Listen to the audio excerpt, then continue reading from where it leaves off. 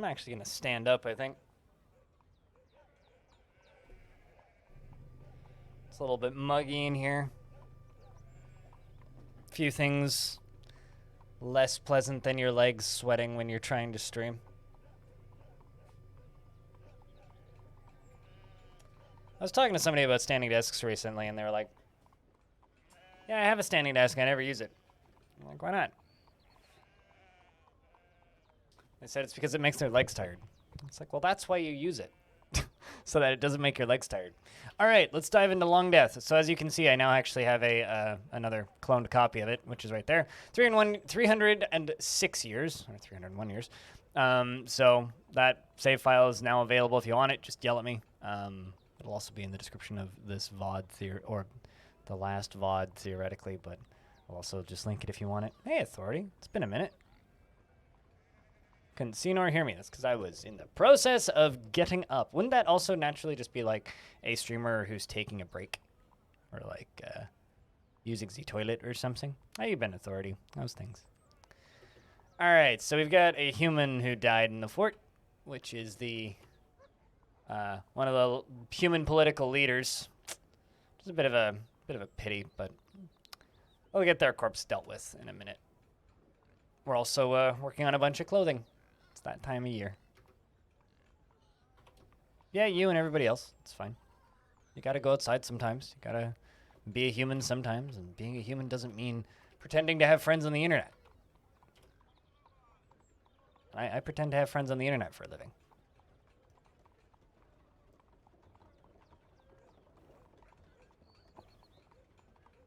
Going outside and doing actual things is better for you. Can confirm. Hope it's been entertaining stuff.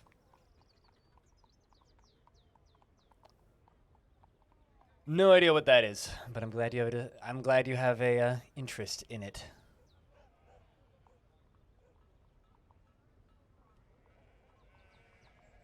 But yeah, we're just gonna let the dwarves put all of this clothing stuff to good use. We got too many materials and not enough bodies that need to be clothed. Another thing that we're gonna try and do today is we're gonna send our messenger out, who actually is my mayor, which means I might need to get a new messenger, unless I can't actually do that. Can I not do that without a king? No, wait. That's not shown here. The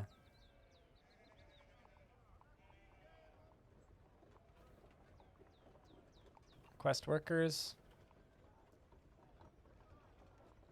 Well, I'm gonna request a bunch of workers today. That's something that we're gonna do, because I need some more old I guess migrant workers to assist and maybe help us create some more children. Alrighty, dwarves. Make that request. Interesting. Where do I assign you now? Oh, right, yeah, it's in the locations menu. Yeah, that's where you assign messenger. For some reason, I thought that was a noble position. But anyway, sending my mayor off to go do that. Hopefully they're quick. Probably shouldn't send the mayor, but I have no idea what it even is. So how can you recommend something to somebody without even a brief description of what it is? Really good doesn't actually mean anything. There's lots of really good things in the world. It could be really good, but about a subject that I could not give two shits about. So even if it is the best in the world of a thing, if it's the best in the world of a thing that I don't particularly care about, I'm still not going to care about it if it's a thing I don't care about, right? Like, for example, I really dislike country music. So if you're like, I found the best podcast in the world, it's about country music, I probably wouldn't be particularly interested in it because I don't really care about country music.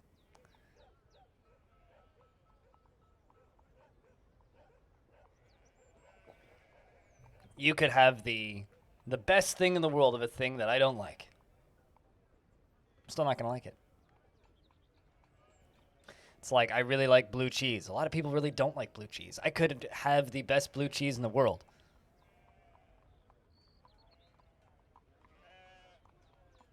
Well, I mean, here's the thing, right? You said that you'd been listening to a lot of podcasts, and you discovered an obsession for a podcast I've never heard of. I asked what that is, and you said it's really good, would recommend to anybody who's got time to put into podcast listening kind of stuff.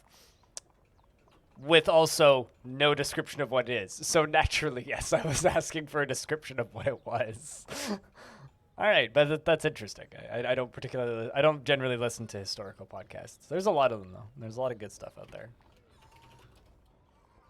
Actually, yes, I have had Stilton, and I'm aware of the fact that you should have a Stilton sponsorship because of how many people you've gotten eating Stilton. Yeah, well, no one showed up. It's not my fault, Frog. Literally, like, I could count on one hand the number of people who talked in chat for the entirety of that hour, so I just swapped to games because, like, it's hard to have a records and chatting session if there's no one really to chat with except for Stones, so might as well get to Longdeath. I think that you're an inside man working at Stilton trying to forward their global branding campaigns, Stone. That's my theory. It's a conspiracy theory, but it's a theory.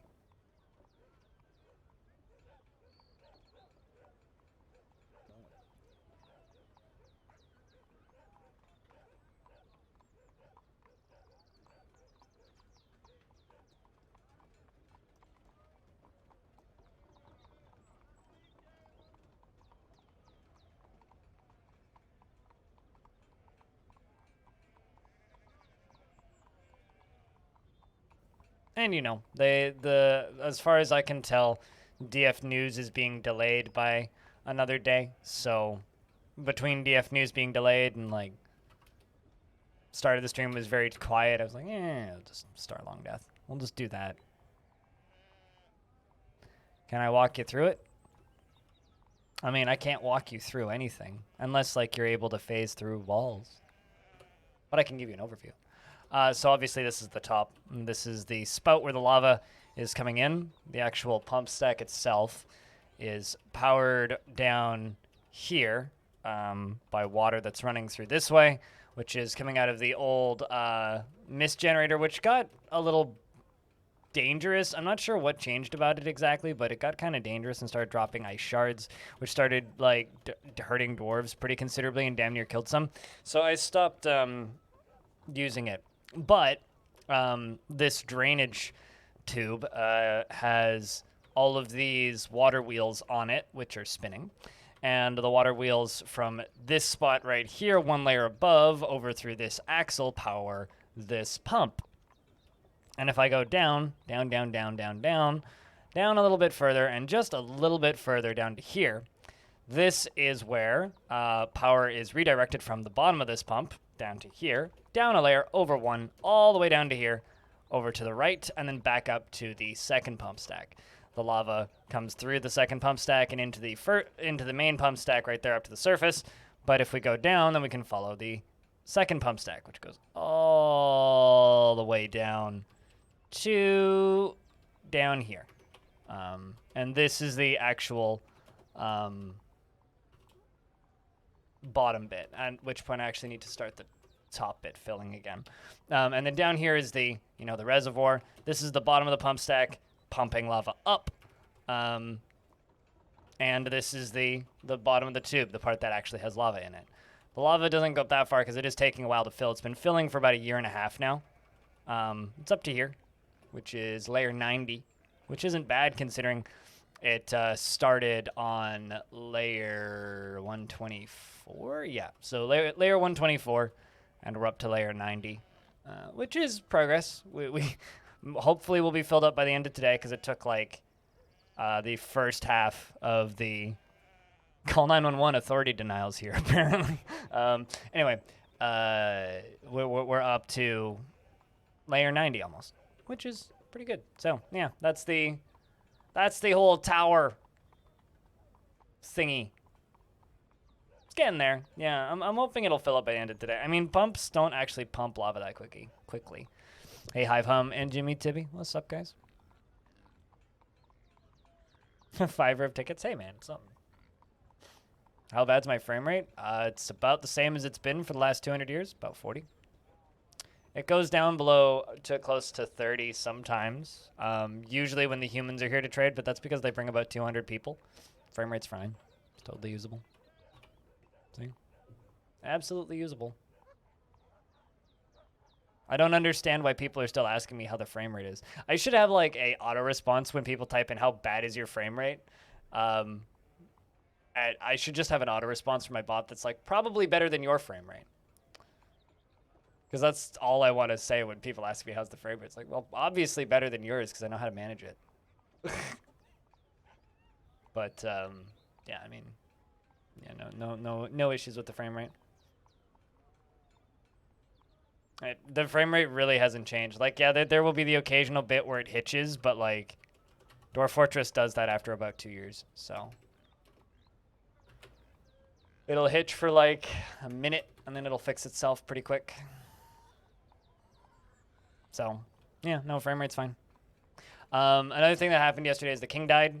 So, unfortunately, our great god king Kade passed away and didn't have an heir, meaning we don't have a king anymore, which is actually kind of lovely because it means we don't have a king anymore. So now we just have,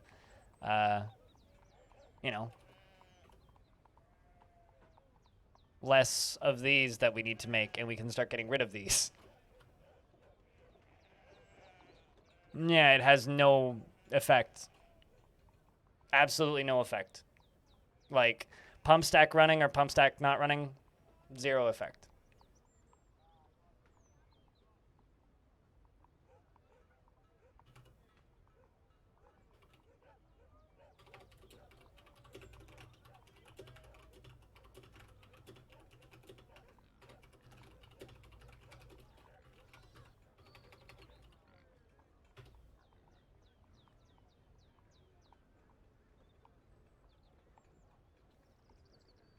So, yeah, no, I mean, the fluid simulation on lava seems to have very little effect on frame rate. I want to try building a small pump stack and test it with water, because people were telling me that basically every single person who I talked to about building a lava pump stack was like, yeah, that's going to wreck your frame rate. And it's done nothing.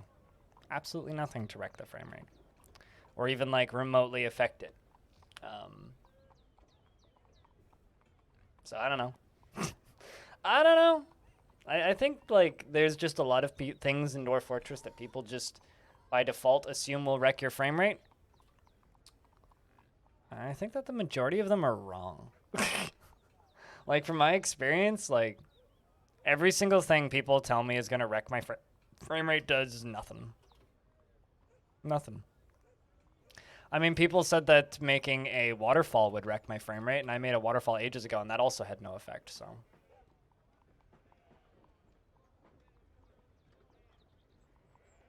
Everybody said that opening up the cavern layers would hurt your frame rate.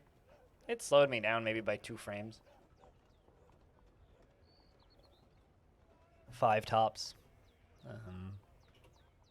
Like, it's been non-issue after non-issue after non-issue after non-issue. I mean, yeah, obviously older versions, but I'm not using an older version.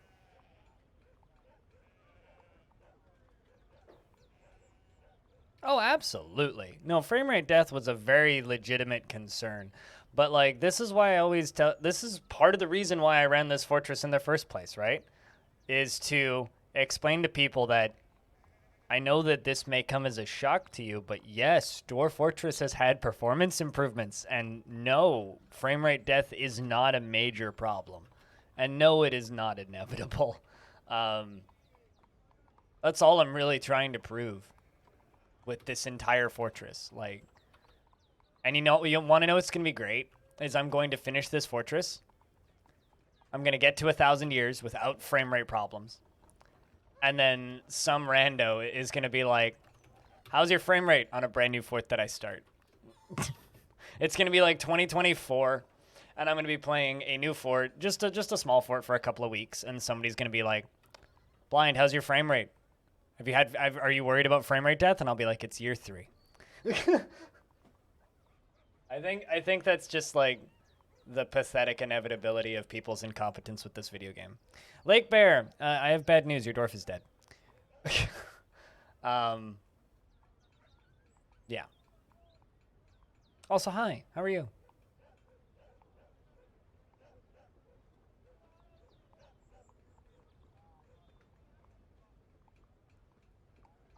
Yeah,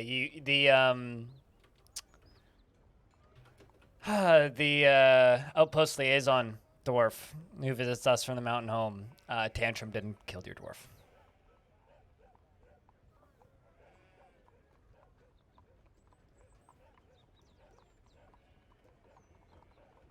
That are rears. I'm just gonna stick with rears old instead of years old because I'm assuming you meant to write years but instead wrote rears, and that is just a really funny typo to me, so I'm gonna stick with it.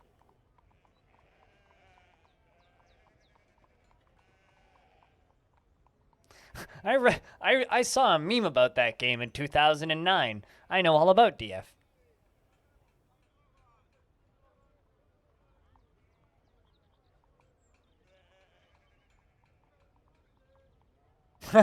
How's your day going? Well, you see, I just received news that my dwarf was beaten to death. Yeah, but like, how's your day? Apologies. I was actually like genuinely sad when your dwarf died. Like, it's funny because like there's dwarves that'll like kind of break me a little bit inside when they pass away, and then there's dwarves where they die, and I'm like, nah.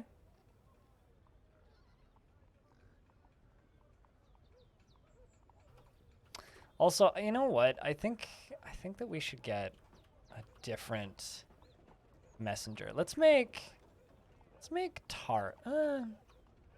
trees the messenger.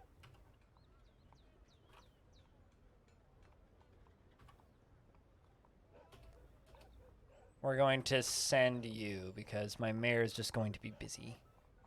There you go. So you're going to go make a request of failed clasp now. Like to see a clip of that? I mean, it would be great if people clipped things on this channel. There's 5, actually.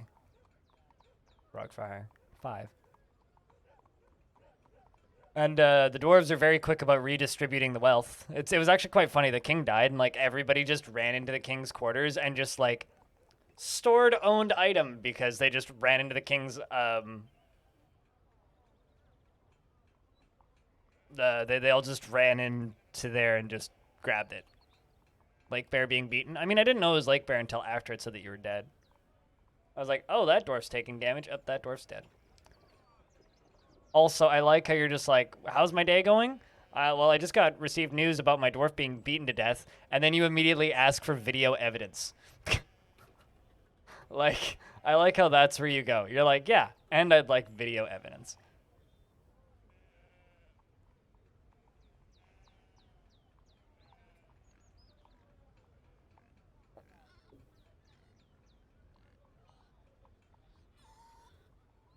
You don't clip things, you're not a gardener? I am a gardener.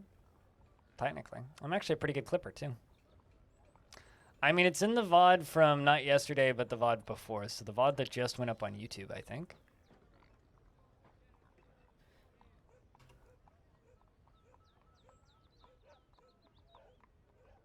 Love how technically you're a new arrival, even though you just came back.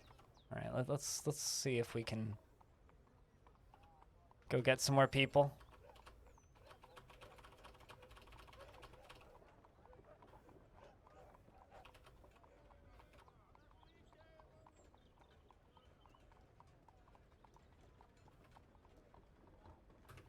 Send you off.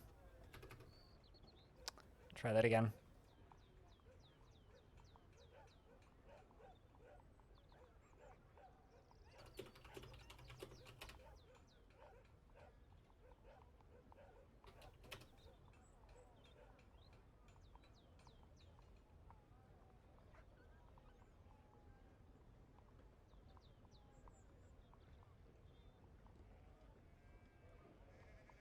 Yeah, so I guess I'm doing a news video tonight.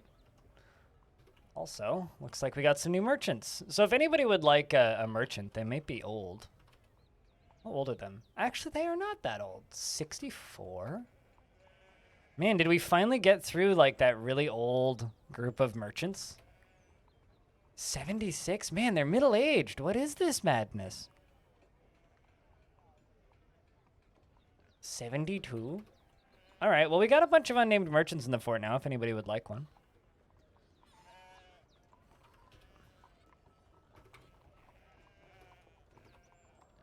Because that's always nice to see. Can you get a new one? Can you remember how many dwarves you had previously? I could look it up, but... Did you bring a donkey? They brought a donkey. I'm gonna eat it. That sounds delicious. We only had one. Gate Nerd, the sequel. Coming right up.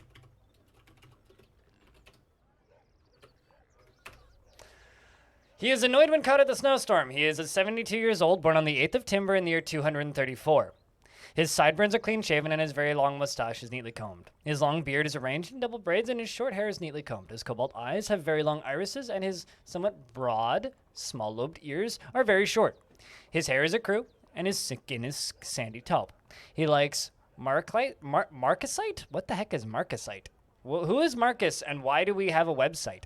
Billin, onyx opal, pig leather, and hemp fabric. Hemp paper and white, and the color white. Boxes and bags and cows for their haunting moos. When possible, you prefer to consume giant kangaroo and sand pear cider and bananas, and you absolutely hate jumping spiders. You personally value cunning, and do not particularly value the truth, and you dream of raising a family. He dislikes abstract discussions and would much rather focus on practical examples. He only forms fleeting and rare emotional bonds with others, and is sloppy with his living space. He's pleased by his own appearance and talents, and he is stubborn. He isn't given to flights of fancy, and he tends to be a little wasteful when working on projects. You are a casual worshiper of Ashen and have no friends. That donkey might be a war hero. You know what's funny is you might not be wrong. You know what? I'm not going to slaughter that donkey. I am, however, going to pasture it with unicorns. Same with a mule that I apparently have. A casual worshiper of Ashens? No, Ashen, not Ashens. I mean, aren't we all a casual worshiper of Ashens?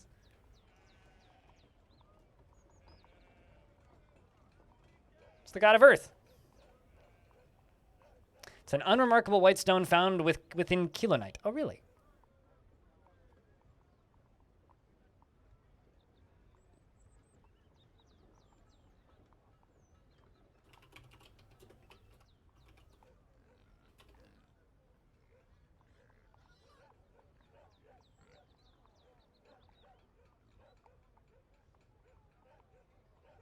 Ooh.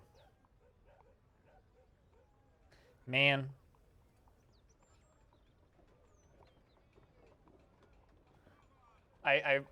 Now I just want to end stream and edit a video for this because this is a really good GIF.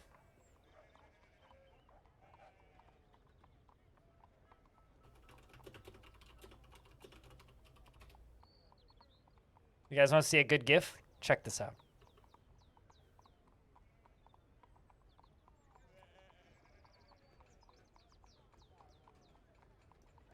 The cat at the back is a nice touch.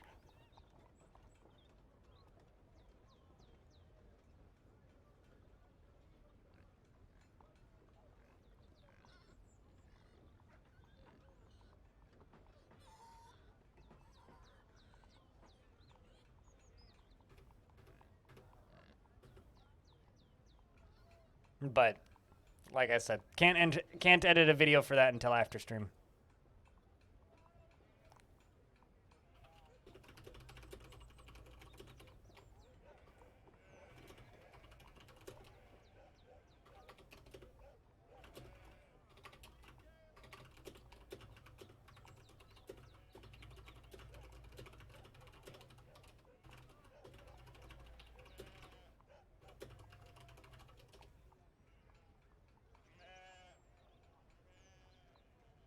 Multiple visible Z levels, yeah.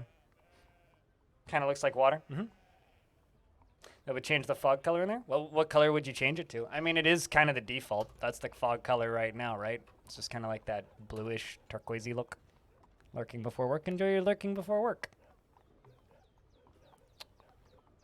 Also, that was way more than I thought. I might have to expel like half these people. Why did so many show up? You know, I'm going to send you back home to where you came. Although you're married. So maybe not you. I'm going to send a few of these away. It's very rare that I actually get all of them. And I don't need 60 plus. So if I actually have that many, then That's more. Okay, you've already been expelled. Let's send you back too. Cool, you're not married. That's fine. So if I have 60 plus, then they can't actually have kids. So it kind of defeats the whole point.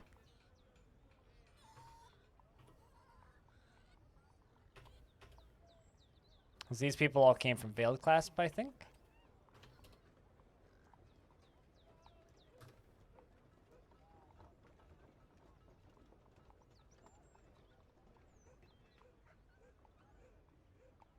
Personal preference? Yeah. I mean, fade to black instead of fade to blue. I could see that. Whoa! A thief has stolen a shoe. It's probably Burb. Probably Burb. Oh, actually, no. I know what it is. Yeah, okay. It's definitely the merchants that I just expelled that came in with clothing and now are immediately leaving with some of the clothing that I made. But that's actually totally fine. They're not actual thieves. They're just the people that I expelled, and because they were just here, the game decided that they were part of my fort. So that's like kind of just a weird interaction.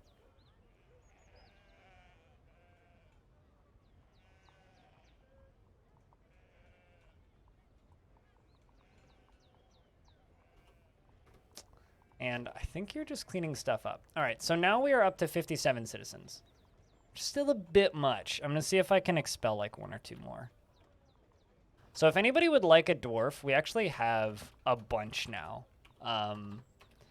They all, from just at a glance, seem to be middle-aged. Yeah, at a glance, they all seem to be middle-aged. Yeah, now we're at 53. That's a much better number. All right. They all seem to be middle-aged at a glance, and I'm sure that they will be decently strong little dwarves. This dwarf never becomes angry after being caught in the rain in the year 300. 93. So yeah, if anybody would like a potentially middle-aged dwarf who can't join the military, we got a bunch of those now. Hey, Levy. You'll take a dwarf? I'll give you a dwarf. I don't think you've had a dwarf in here before, so that would be a new name. 64 years old. Hi, Hum. How great is it to be surrounded by family? Unfortunately, you'll have no family. His sideburns are clean-shaven, his very long mustache is arranged in double braids. His very long beard is arranged in double braids, and his short hair is neatly combed. His nose is short, and his somewhat small lobed ears are broad. His nose bridge is somewhat concave, and his hair is ecru, and his skin is sandy taupe. And listless? Alrighty. But Winston's, it's going alright. It's going alright. Today's kind of like my Friday. It's the last day of my stream week. And then tomorrow is my day off, so I'm looking. Well, it's not going to be that much of a day off. I'm actually going to be working most of tomorrow, but it'll be nice to just kind of chill for a bit. Also, smallish announcement. My voice is going to be in a video game. I'm going to be in this video game. Linked in the chat. He personally finds romance distasteful and finds blind honesty foolish and values cunning and sees competition as reasonably important and dreams of raising a family. Hell yeah. Hive hum. You like to consume giant echidna, tuber beer, and fisherberry seeds. All of which are things we have. Aside from the giant echidna. We have regular echidnas, but no giant. And you hate worms.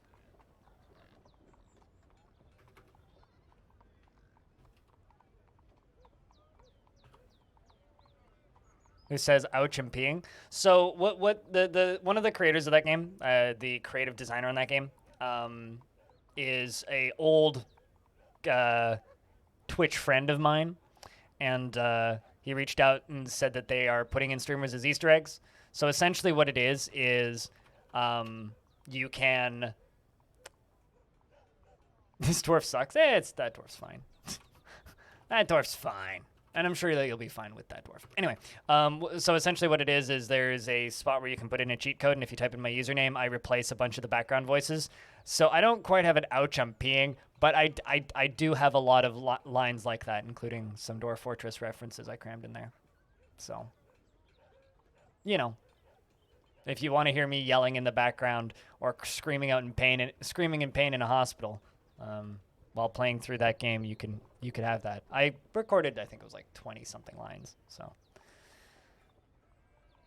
yeah, I don't know. If you end up playing that game at some point, if you find it on sale or if it's something you were interested in, regardless, I wouldn't say that I'm a reason to buy the game or anything, but I don't know, if it's something that you were interested in anyway, to me it was just kind of a neat opportunity. I'll probably stream it with my own voice in the background for shits and giggles because I think that'll be just entertaining. So now I gotta give Listless Onion a merchant. So just keep in mind these are merchants. They don't currently have jobs, but I will give them labors in a minute. These are merchants, so they are basically members of the fortress. Aside from that, they are unable to join the military. That's the only kind of issue with these.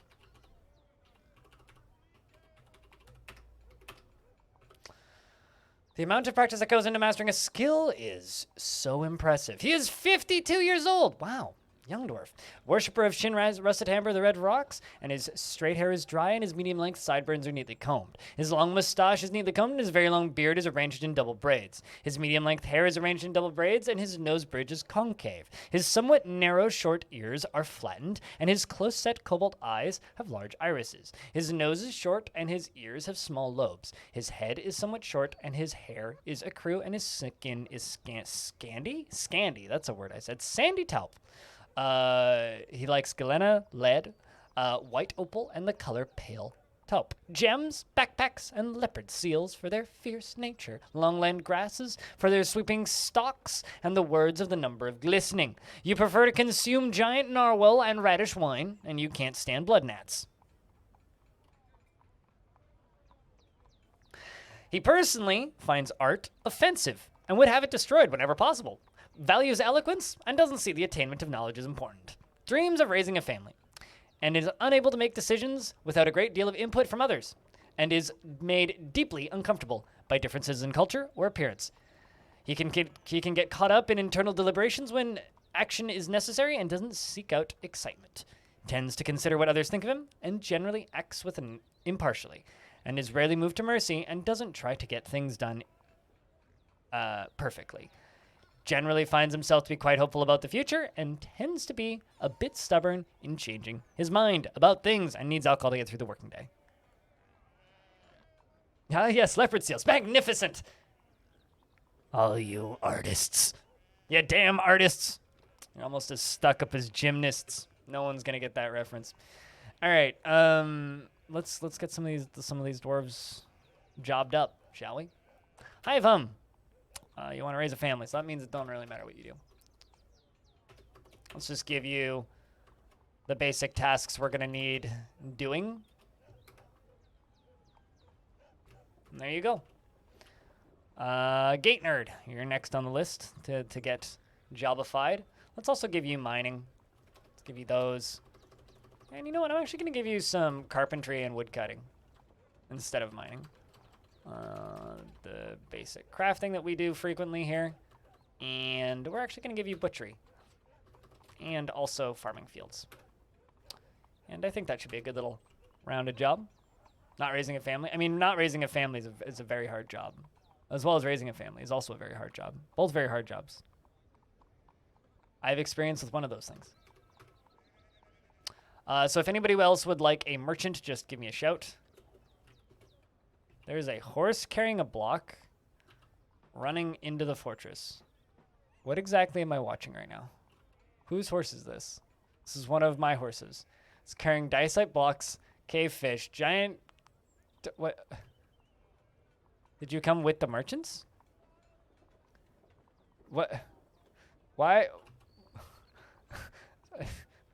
You're also covered in water because you got rained on. Does anybody know what's up with this horse? Like,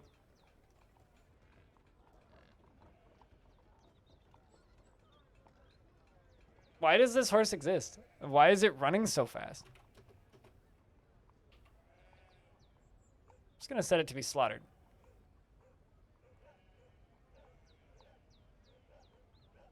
It's still carrying the stuff though. It's definitely a kleptomania horse. Got into the coffee? I mean, there are coffee trees on this map, so maybe.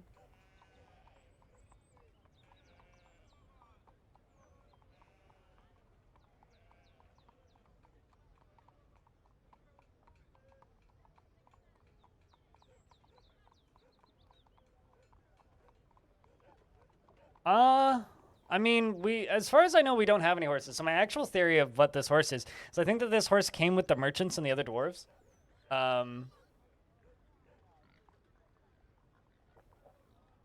That's my actual theory. Is it was part of that crew? I just don't know why it was running around so fast with stuff on it. Anyway, Klepto horse has been captured. And I can crush all of the stuff in there. So main plan for today, as it says in the title of the stream, is we need to figure out what the hell we're going to do next. I know I want to flood the caverns, the upper cavern layer with lava, and use that as an opportunity to clean some of those corpses out, because there's, you know, if you've been paying any attention to the stream, a couple of bodies in the upper cavern layer being this one right here. There's a couple bodies, all the little red things. Those are all bodies, corpses, dead things, blood, and all that, to the point where it's so full of corpses we can't actually go in there without dwarves almost immediately having panic attacks. Digging the tube through it damn near killed my fort. So what I'm thinking about doing is up on a layer around here. Once the pump stack is finished pumping lava, I mean, right now it's not pumping, but that's because we're in the middle of late winter and all of its power supply is frozen. But once this thing starts pumping again, which it's going to in a minute, once it starts pumping again, we're going to wait obviously until the lava finishes filling. Once the lava is finished filling, then we can turn it into less of a tomb and more of a clean, lava-washed place that we could potentially do stuff in. But in order to do that, you know, we kind of need to pour some lava on it. So we're going to do that. I could also theoretically build a lava moat. I could do lots of things. I mean, why do I need an intelligent undead? I mean, I can just do it with dwarves. I actually don't like intelligent undead that much. They have no personality. They're very boring. They're just kind of like drones. And in order to create intelligent undead, you have to kill so many others. It's usually not worth the losses, in my opinion. I mean, if it works for you, that's brilliant. It doesn't work for me. It's not how I get my kicks.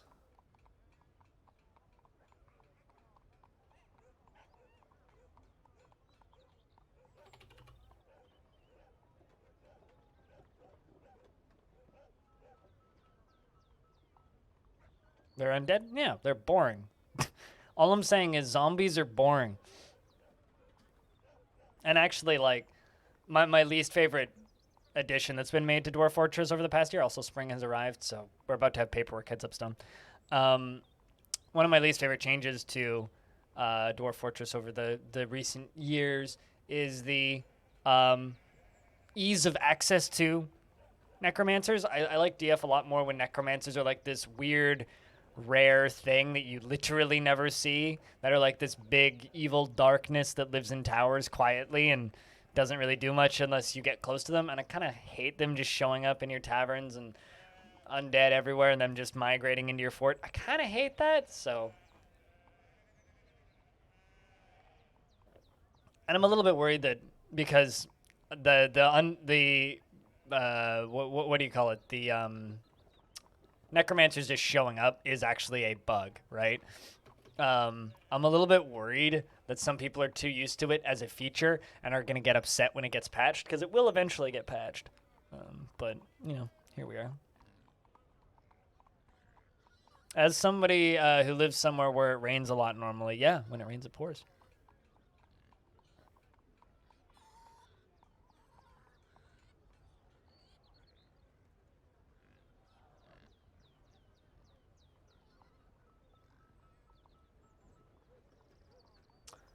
All right, Stone, are you around? Or it's been a minute since you've said anything. Ah, you are. Perfect. No dead monarchs this spring. Nope, because the monarch died last spring.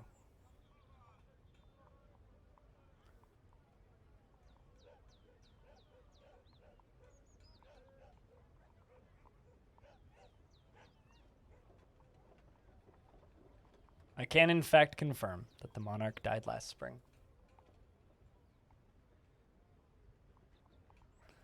Fort Dwarfness, yes. Not quite the name of the video game, but close.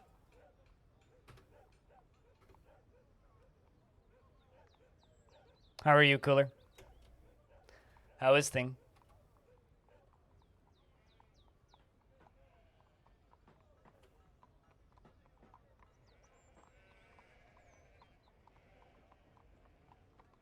Nobody. It appears that the heir was not in the fortress because my monarch had no children in my fort. So if I go to the Eternal Adventure of Time, the new monarch is somebody named Unib Nervabak, who's not in my fort. So, yeah. They're dealing with that outside of the fort now, which is kind of nice. It's nice to not have to abide by all of the demands constantly anymore.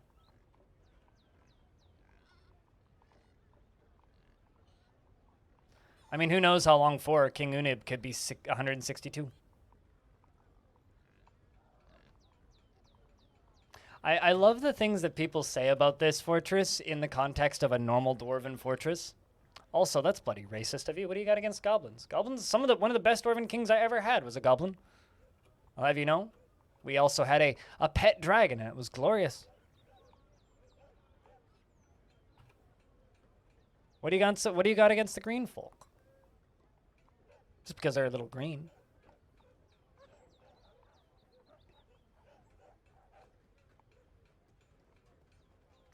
Well, it's almost like it's a placeholder feature for future magics and the way magic is going to work in the future.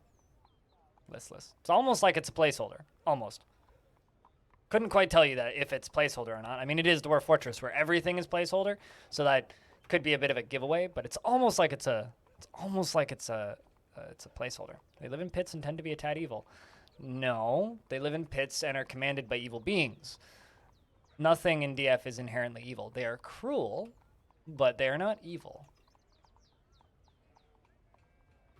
Like I said, mighty racist of you.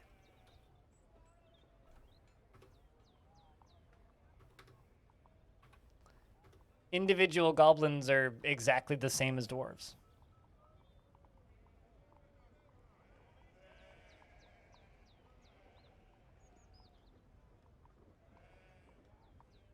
Demons are inherently evil, yes. But demons are demons. They come from hell. I mean, the goblins are often cruel, but I don't want to spoil anything, chat, but I'm kind of cruel. So yeah, no.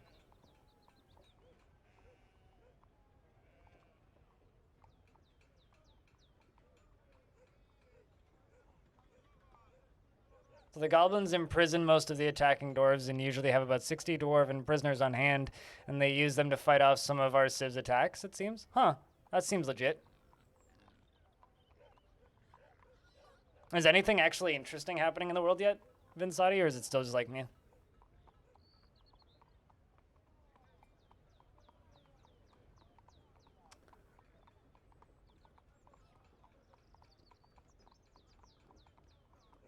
Yeah, construct book pattern, that dwarf, yeah. But yeah, no, I mean, I will always, like, scold people for, like, immediately writing off an entire species in Dwarf Fortress just purely based off of facts taken from other fantasy things. Because to me, it's like, it's plain silly when people are just like, well, as long as it's not this thing, it's like, well, what's wrong with that thing? Also, I do think that Dwarf Fortress is a lovely analogy to have long discussions about racism and bigotry, but That's just me.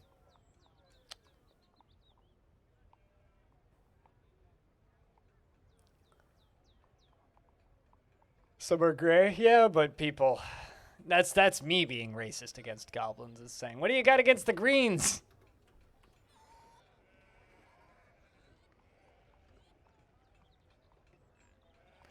Elves are thin, small creatures. Well, thin mass-wise, anyway.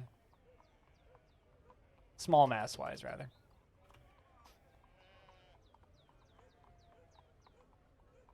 Although, for some mysterious reason, they can wear dwarven clothing for...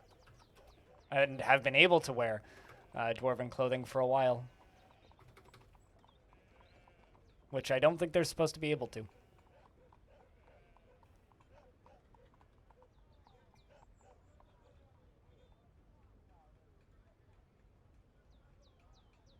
I like this. Ash gray, gray, and slate gray. It's funny that you just put plain gray in the middle. Is that like the difference between gray and charcoal t-shirts? I only like charcoal goblins, thanks. Those green heads are a bit much for me.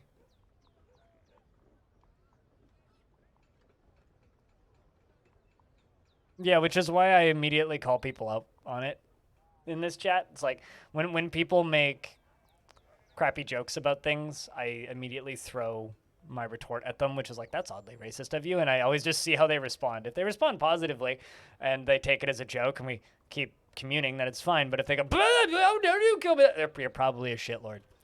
And it's like, there's actually a legit reason for it, but I don't know if you want to get into that. No, the goblins are not actually evil. Here's the thing, right? Goblins are not evil. They are cruel, right? Cruel people tend to, in Dwarf Fortress, tend to be more likely to become villains. If you disable all of the demons, one goblin will rise to the top of the goblin hordes and act as a demon. However, because, and this is the same for all civs, because every single creature has their own, well, not unique, but set of values, combination of values, theoretically, any member of any civilization could decide, I don't like what this civilization is doing, and leave and go join a different civilization. Or get kidnapped and raised with a different civilization and have a completely different outlook and act completely differently than that goblin up at the top. So, power corrupts, and absolute power corrupts absolutely. Cruelty leads to corruption, and cruelty leads to absolute power corrupting absolutely. However, still doesn't mean that all goblins are evil, because if a goblin escapes from that faction and lives somewhere else, they will have a very different outlook than that. However, they will all have that inherently cruel trait. So goblins are not inherently evil, but they are inherently cruel.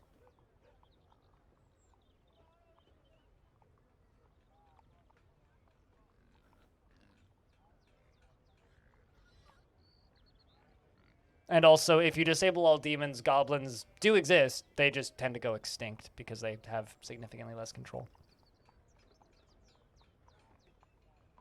Why? Because communism works better? iPhone? It's like, because socialism is more effective. And capitalism was too effective. No, goblins aren't evil. They're cruel. Demons are evil. Goblins are just cruel. But it also depends on what you consider evil, right? In goblin society, murder is legal. You can just murder people because murder is legal. However, in human society, murder is legal if you get away with it. So, how's that any different?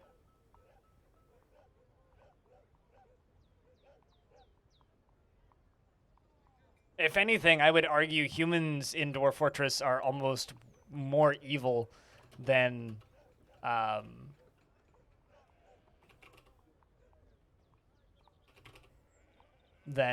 goblins.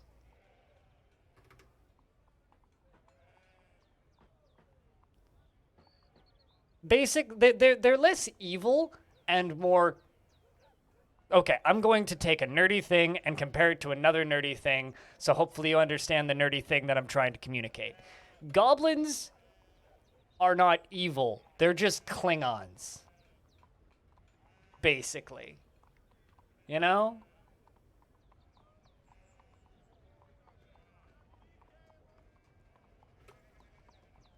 Are Klingons evil? I mean, I know. And that's why you love me, Cooler.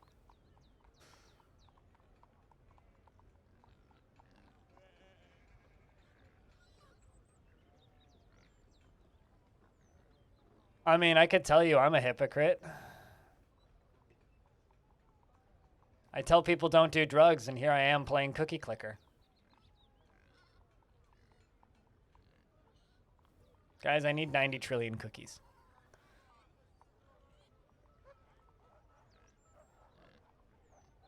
This is true, yeah.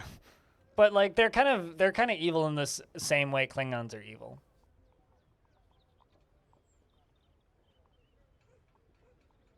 They like war. They like murder. They like violence. They like fighting.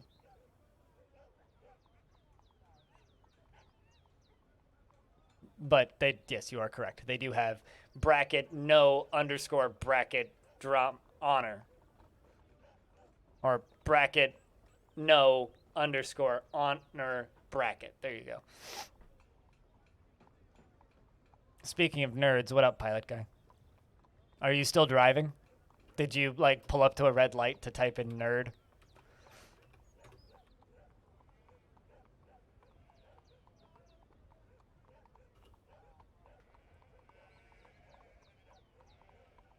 Because murder is legal if you get away with it, obviously.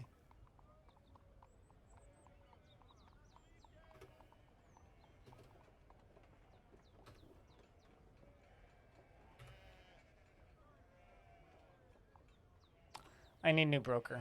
And also my bookkeeper died. I only just realized this, but my bookkeeper died. Hexwrench is getting a promotion. Because Hexwrench has a bunch of skills. Hexwrench, you are now my broker. And that means that you get this little office here. Which is sort of turning into like the broom closet.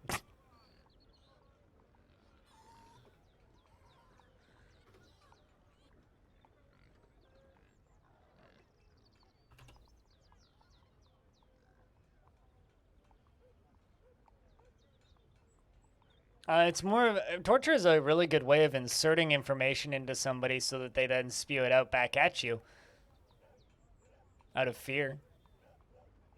Speaking of torture, I started watching Better Call Saul last night. Made it through the first episode. Seems pretty cool so far. Seems pretty cool. We'll report back once I've seen more.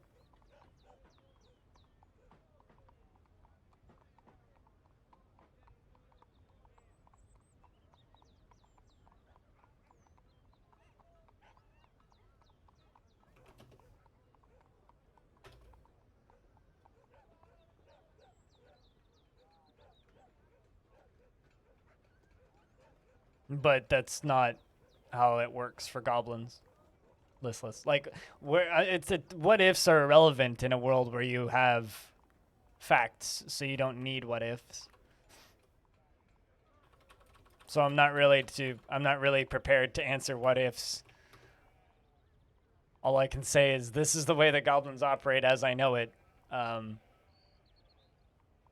they're not inherently evil. The purest evil in Dwarf Fortress, honestly, I would say is probably the player. You are probably the evilest thing in your world if you are playing Dwarf Fortress.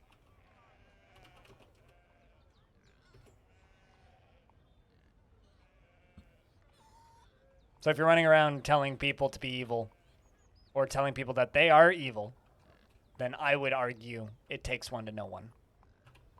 Take someone who's evil to know who's evil. Okay, so they are all sleeping at exactly the same time. What are they doing? Where are they sleeping? Okay, sweet. They all went and picked bedrooms. Excellent. Also, I will be back in a second because apparently I need to use the toilet. Back in a mo.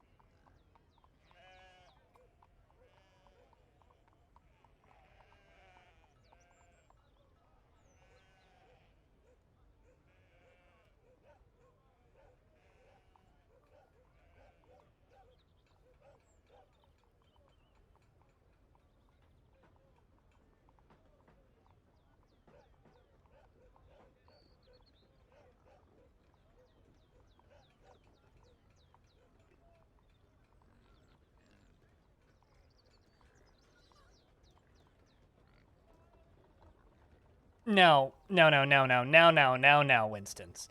That's not evil. That's just dwarven engineering.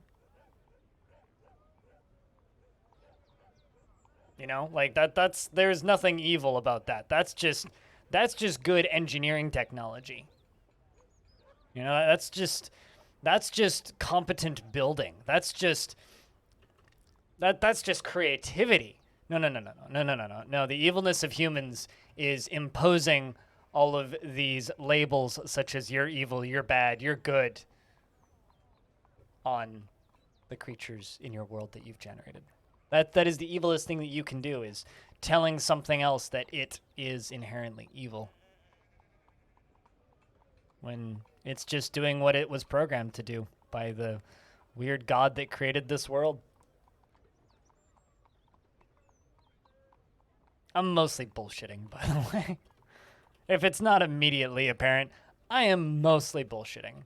Also, I don't know what is wrong with me today, but something I ate last night was a little bit funky, I think. My gut just hurts. It's unpleasant. It's one of those days where it's like, I ate something was in the food that I ate last night. And it was mostly delicious pasta, but now my stomach doesn't like me, so. A weaker person would have just not streamed today, but yet here I am.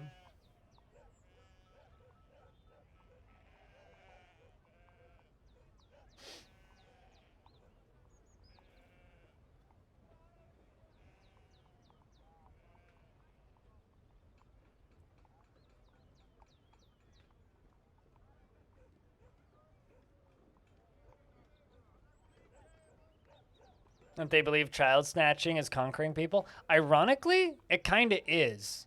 Stone. You remove their young and you raise them as their own, and then who's going to replace them when they grow old?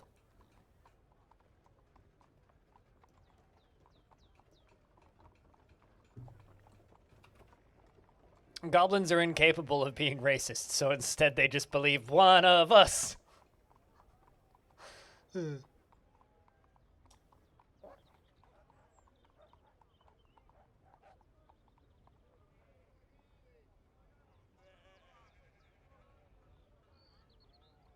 One of us. Speaking of one of us, that is the funniest way to spell invest I've ever seen, Aqua. How are you? I'm gonna try and sit back down now.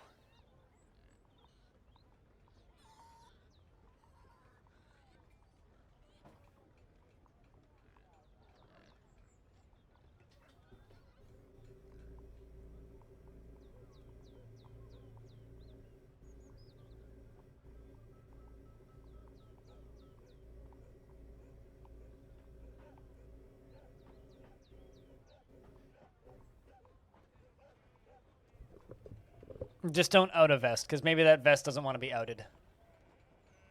Ignorance Without Limits is probably my favorite name of a book in this fort. Just period. Shoutouts to Simplex for writing Ignorance Without Limits. Even though it's not awful, but not very good either. That's such a good title for a book. I love it when the merchants arrive and they're all perfectly in sync. They all sleep at exactly the same time, drink and eat at exactly the same time, and then slowly they fall off of the same schedule.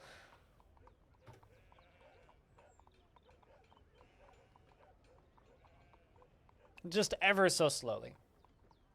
Within a couple of weeks or months, they're on completely different schedules. And slowly die. I mean, that's par for the course. Speaking of socks, did you want a dwarf? They're not that old, though.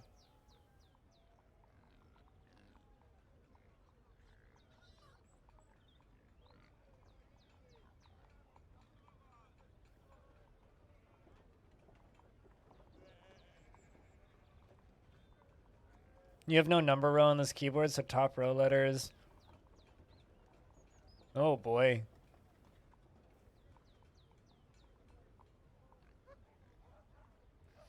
Yeah, okay, I understand that. That sucks.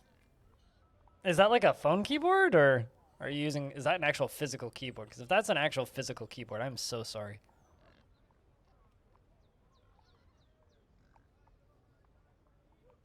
But yeah, this right here, around close to the top, this area.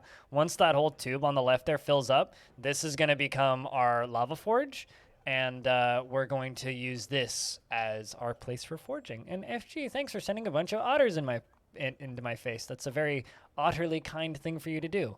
I otter say thank you. I'm running out of otter puns. One of these day or an otter, I'm going to think up a bunch and just have them like written down for whenever FG raids, so I can just make everybody who came in from the raid leave instantly because of how utterly uninteresting I am. Thank you very much for the resub, Apollyon, for 6 months. Cheers.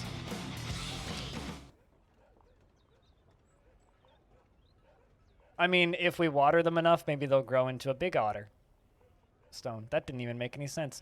Apollyon, thank you very much once again for the 6 months, and welcome Raiders. I hope you guys are doing well. How is that really, like, I don't remember the last time you streamed this long, FG. So how was the really long multiplayer session of Humankind? And welcome everybody who came in from the raid. And Frog, thanks for the $1. Cheers. We're playing Dwarfs. This game is difficult to explain, and this is a very, very, very old save file. But there's a screenshot of the Steam version, which is way more understandable for people, which just came out, or rather a GIF, which looks like this. This is new as of this morning, which looks very nice. You know, it's dwarves running down into a trapdoor. Obviously. Did you bork the game? Oh, really? You guys broke it? How badly? How did it break? But thank you very much for the raid.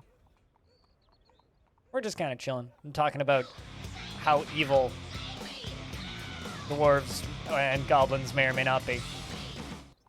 You know, those are the first notifications of the stream. So cheers. FG, thanks for the 27th month. God, have I known you that long? Good lord. It's a long time. I'm slowly pouring lava into this giant tube. That's what we're doing today, and I'm trying to fill the whole thing up with lava so that I can then redirect it and set a lot of stuff on fire. That's what we're actually doing right now, is this we're waiting for this lava to fill up this tube, and it's currently on layer 85, and it needs to get to +5, so it's about a quarter of the way down. FG was playing Humankind. Yeah, I know I've known you longer, but that's why I was like, have I known you that long? Because 27 months, that's a long time.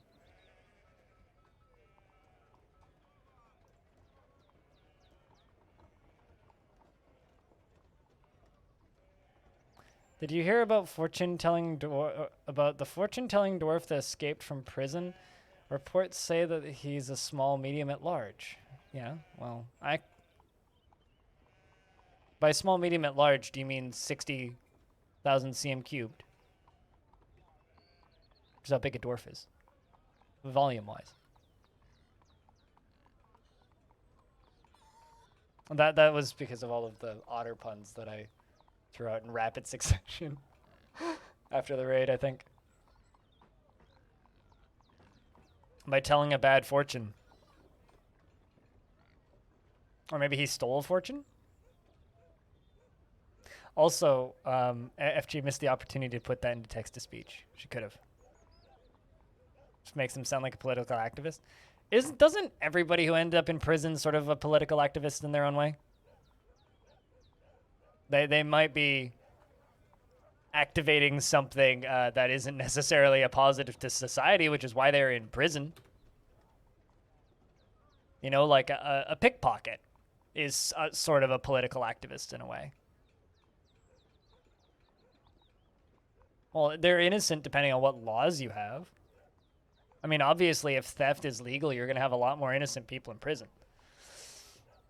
It's like all of those people that suddenly became innocent that are in prison in states or areas in the world where weed becomes legal. It's like, well, I was arrested for selling weed 30 years ago, and I'm still in prison for some reason. And then they're like, well, too bad, you're still in prison. That's actually like a struggle like Canada's dealing with now, too. And we've been trying to figure out, like, all of these people who got arrested for dealing illicit material that is now completely legal and sold in storefronts up the street from the prison that they're in. And there's a lot of people kind of going, huh, Radio-Free Olive has grown to become a child. I can now walk around.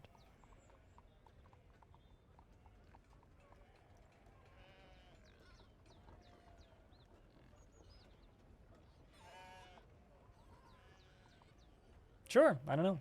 But yeah, anyway, how was the, to anybody coming in from the raid, how was the Humankind multiplayer session? How was Humankind? Did it hold up? Was there many menu bugs? Was it a solid experience or a less than positive experience? Kodiak, thanks for checking out a gift sub. Cheers. Kiri steamrolled you. Why am I not surprised? I feel like that's what we're gonna need to team up against Kiri when we do a big multiplayer session on the 13th. We're going to have to like coordinate against Kiri or we're in trouble. Also, seriously, thank you very much for the raid. It was a kind of a quiet start to the stream. It was a little lonely over here. And thanks for the gift subs, guys. And the bits. And the resubs.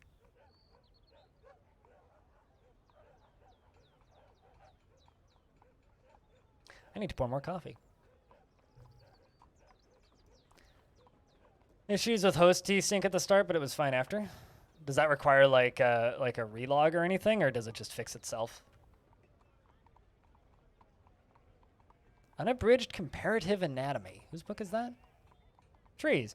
It concerns the Thanks for the 20 bucks. Woot woot. Cheers. That's a lot of money. Thank you.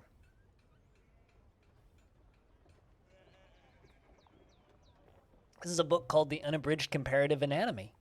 On the item is a manual entitled Unabridged Comparative Anatomy, authored by Trees. It concerns comparative anatomical studies for use in medicine. Writing has a very serious tone. Overall, the prose is not awful, but not very good either. Also, a banger of a title. Yeah. Chat, can I get a big round of beers for the 20 bucks from Woot Woot? Because thank you. Seriously. Hey, Infinity. Level 2. Aipu or something. Yeah, to use somebody else to host the map, basically? Oh, okay. Well, I mean, I don't know. It doesn't sound so bad.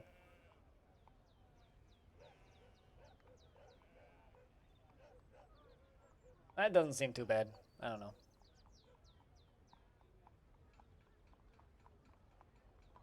I'm a little worried about desync, but I'm sure it'll be fine. I'm sure it will be fine.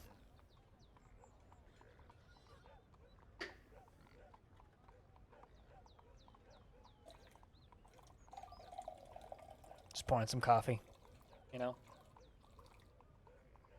Also, FG, I don't know if I've said this to you on stream anyway, but I really like your animated emotes. They turned out real nice. It's been real neat kind of seeing what people do with the animated emotes where, like, some people are just like, yo, it's an emote that I already have, but, like, it's animated now, and we still have the original one, or we replaced the original one, and then there's people who are just like, yo, let's just do something completely different. Like, I don't know, I was just worried that people were just going to be really obnoxious with their animated emotes. And yeah, for every good animated emote, we have garbage like this thing, if I still have it. No, I don't. Actually, my Evil Trick sub ran out. I need to resub to him. But for I was going to make fun of one of Trick's emotes, the one that's just his emote, but it's sliding. It's like for every good emote, we have like just like a plain boring one, but I don't know. I really like the fully animated ones. They're nice. And then there's me where I have completely different emotes. But yeah, today's mostly just going to be watching the big tube of lava fill and just make sure nothing goes wrong.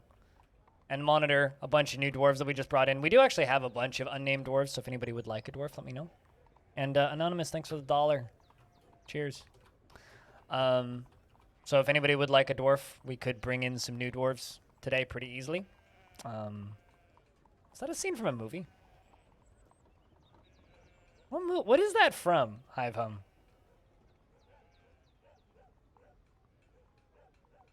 Yeah, Trick G is the one that I was going to make fun of, where it's just like, yo, it's just sliding. Although Trick G's rave is great. I like that one. How many dwarves did you have in the past? I need to know for numbering.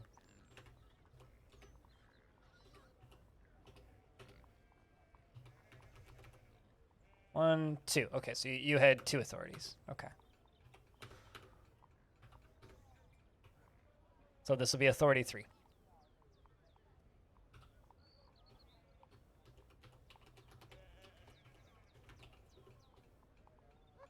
What the heck happened there?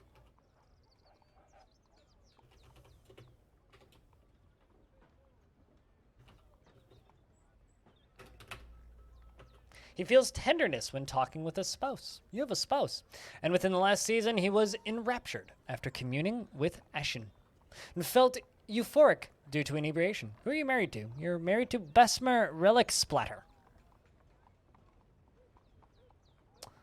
He is 75 years old, born on the 12th of Felsite in the year 232. He is incredibly muscular and his hair is dry. His very long sideburns are neatly combed and his very long mustache is neatly combed. His very long beard is neatly combed, and his very long hair is neatly combed. You're pretty neatly combed, I will say. You like Casserite and gold green jade, crystal glass, and naff paper, gems and crossbows and toy hammers and sheep for their tendency to flock. You prefer to consume giant snail, cherry wine, and absolutely hate blood gnats. Personally, he's disgusted by the idea of loyalty and finds artwork boring. Needs dreams of crafting a masterwork someday. Chat, thanks for the little hype train. Cheers, guys. I actually haven't seen Dyer's animated emotes at all. I have a feeling that center beard one gets used for horrible crimes. Horrible, horrible crimes. Thanks for the 3 subs and the $22 in bits. Cheers, chat. Must have a comb in inventory. I think they just use their fingers, but he generally doesn't think before acting and is currently more thoughtless. He actively avoids exciting or stressful situations and does not generally seek retribution for past wrongs. Prefers to be alone and lacks confidence and in his abilities. And he is quite ambitious and he is somewhat fearful in the face of imminent danger. He's currently more fearless and he generally finds himself quite hopeful about the future, and doesn't often feel envious of others. He has an active sense of humor and generally acts impartially, and rarely is moved to mercy, and likes to keep things practical without delving too deeply into the abstract. Generally acts with a narrow focus on the current activity. You're a novice classmaker. Interesting. Let's give you mechanics and some blacksmithing. And no, you don't need any fish garbage. We'll give you soap making and lye making as well as some farming tasks. And we'll give you stone detailing and mining. And also glass making. And there you go. With a Y, not with an I. Just remember, why lie? I don't lie. I just made that up, but that actually kind of works. Why lie? I don't lie. Lie made with a lie made with a Y is nothing but the truth or something. I don't know. I'm just making shit up.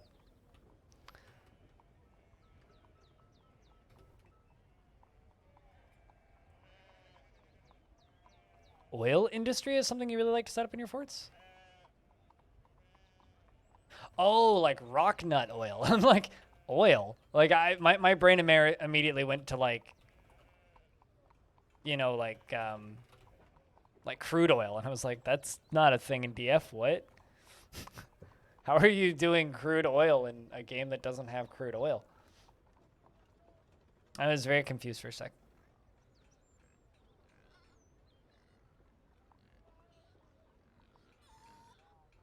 Well, rock nut oil exists.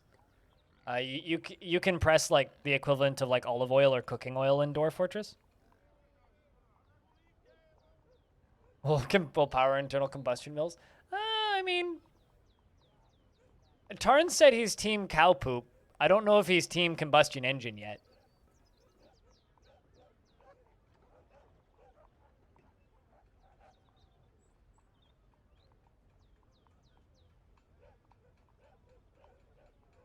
Yeah, what the heck does that mean? Hold on. In midsummer of 278, 6th of Malachite, merchants from the Confederacy of Sport visited the eternal adventure of time at unknown site and suffered great hardships. They reported irregularities with their goods. Merchant. Oh, actually, I know what this is. I know exactly what that is. I could tell you what that is, too. That was approximately the year that the humans, I think, stopped visiting.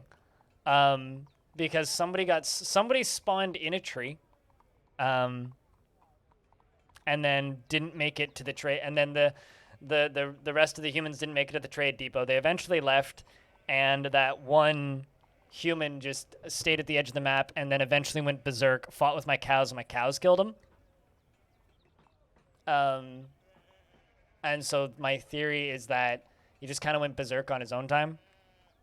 Because he didn't make it to the center of the map. And the reason he didn't make it to the center of the map was because he was stuck in a tree. And then I found all of his stuff in a tree. I'm pretty sure that's what that was. Or that could have been what that was.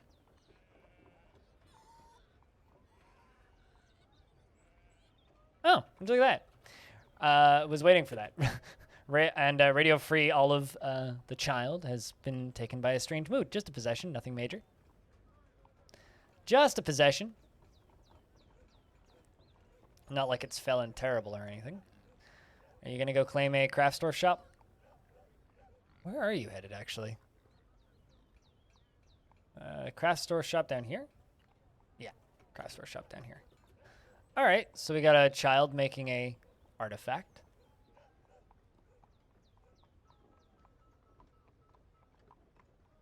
Oh, I don't think there is a crude oil mod. I just thought that Authority was saying they were using a crude oil mod. Sucks. That's what I thought that Authority was talking about. I didn't realize that Authority was talking about rock nut oil because, let's be honest, nobody talks about rock nut oil.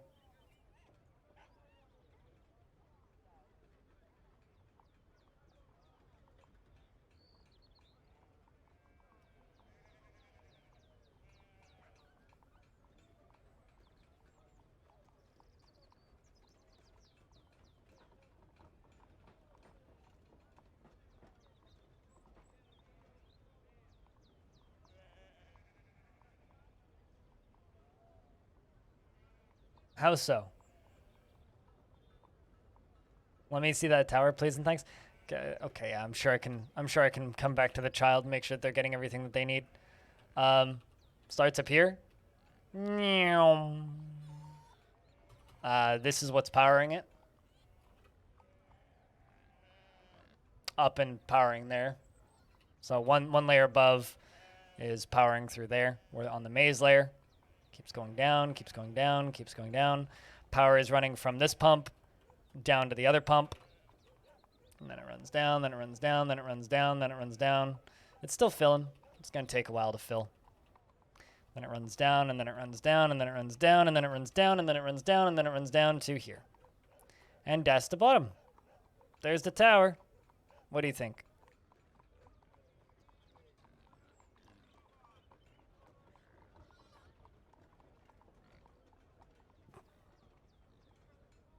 It's a great trade good and can be used for soap in a pinch. True. Yeah. I mean, it's probably the most dwarfy thing we've made in this fort. So, yeah, it's pretty badass. Fortunately, I don't think stuff is going to be able to get through that. But anyway, this is where it's pumping from, all the way down here. So this stays pretty bloody deep.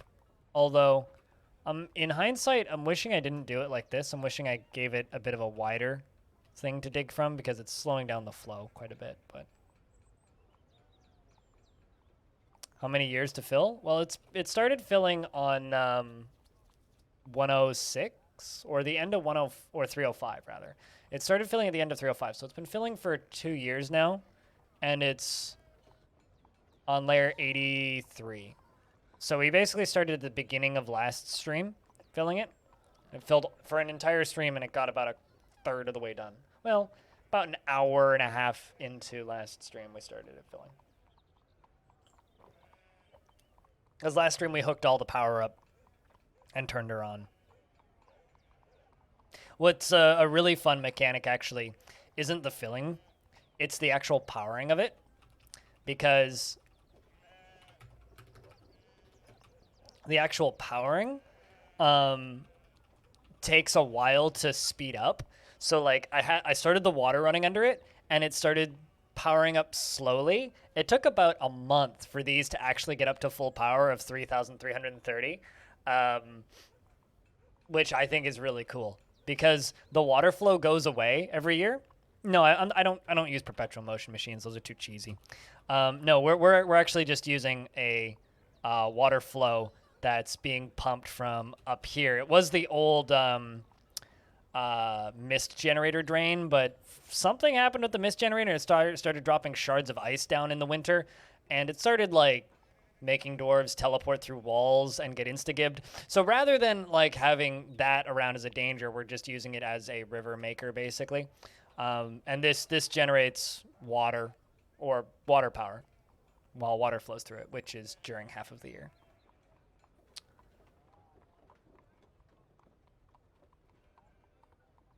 But yeah, no, I put perpetual motion machines in kind of the same area as like atom smashers and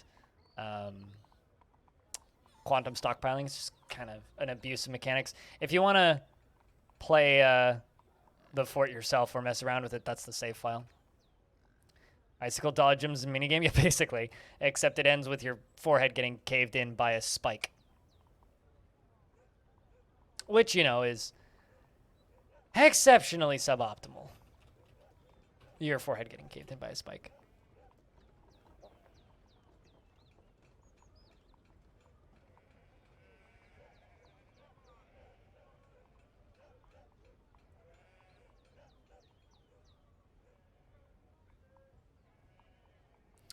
And Radio Free Olive, who I was about to check in on, has found everything that they need for their artifact, which is apple tree logs, electrum bars, rough sards, 2 pieces of cow leather, silty clay, cow leather, and a whole yak worth of bone.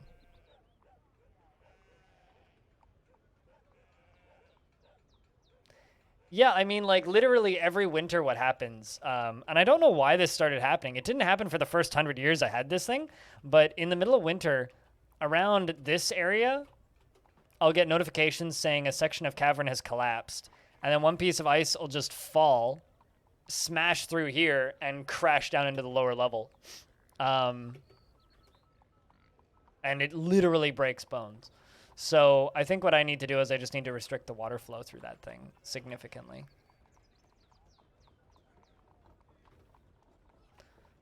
And also we fixed Jess again from the looks of things.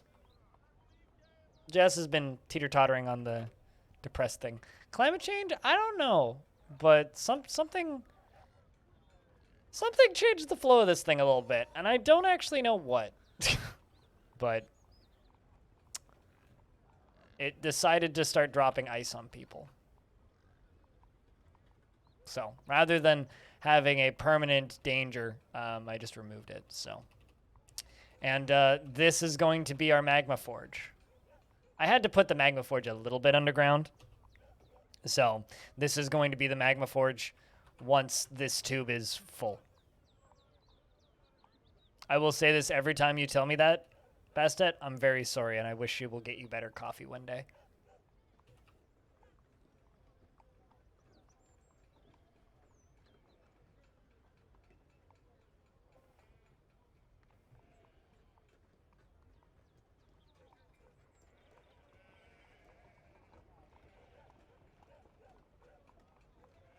I will say what I've said every single time you've told me that, which is, I'm so very sorry, and I hope she brings you better coffee one day. But, you know, one of the best kinds of coffee is free coffee, so, you know, take what you can and run, right?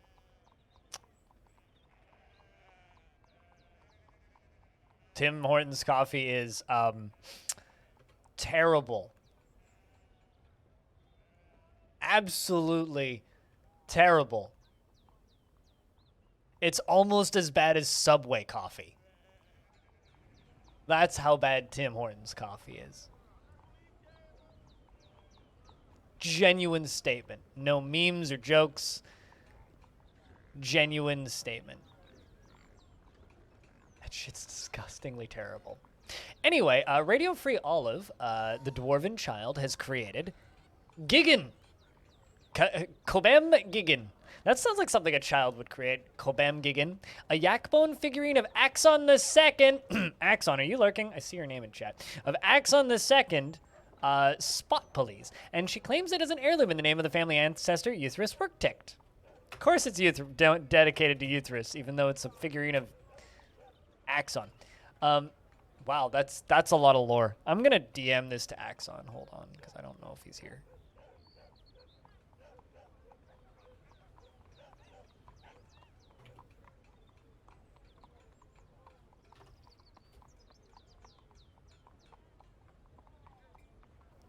This is a Yakbone figurine of Axon the Second. All craftsmanship is of the highest quality. On the item is a masterfully designed image of Axon the Second Spot Police, the dwarf in Yakbone, by Radio Free Olive. Axon the Second is laughing. The artwork relates to the fey mood of the dwarf Axon the Second in Longdeath in the mid-spring of 238. It is encrusted with baguette-cut sards and encircled with bands of cow leather. This object menaces with spikes of silty clay, cow leather, and apple wood. On the item is an image of Zatan, beached floor, the buck rabbit in Yakbone. Zatan, beached floor, is in the fetal position. The artwork relates to the starvation of the buck rabbit, Zatan, beached floor in Longdeath in the early autumn of the year 12. Wow, that's a deep fucking lore pull. On the item is an image of a black cap in cow leather. On the item is an image of Disco Waffles, the dwarf in Electrum. Disco Waffles is laughing. The artwork relates to the fey mood of the dwarf Disco Waffles, Murky Salves, in Longdeath in the mid-spring of 50.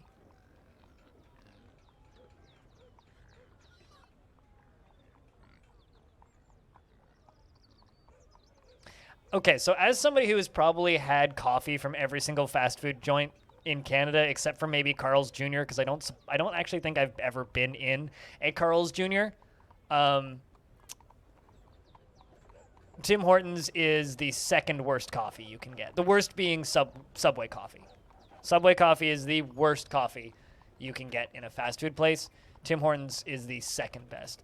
And when I talk about like quality, I'm talking about like flavorfulness. I'm talking about taste of the roast. I'm also talking about things like the average quality of what they've prepared. So like how good it is when they actually hand it to you. I'm also talking about just how watered down it is, how crappy it is, like how quickly the cups fall apart.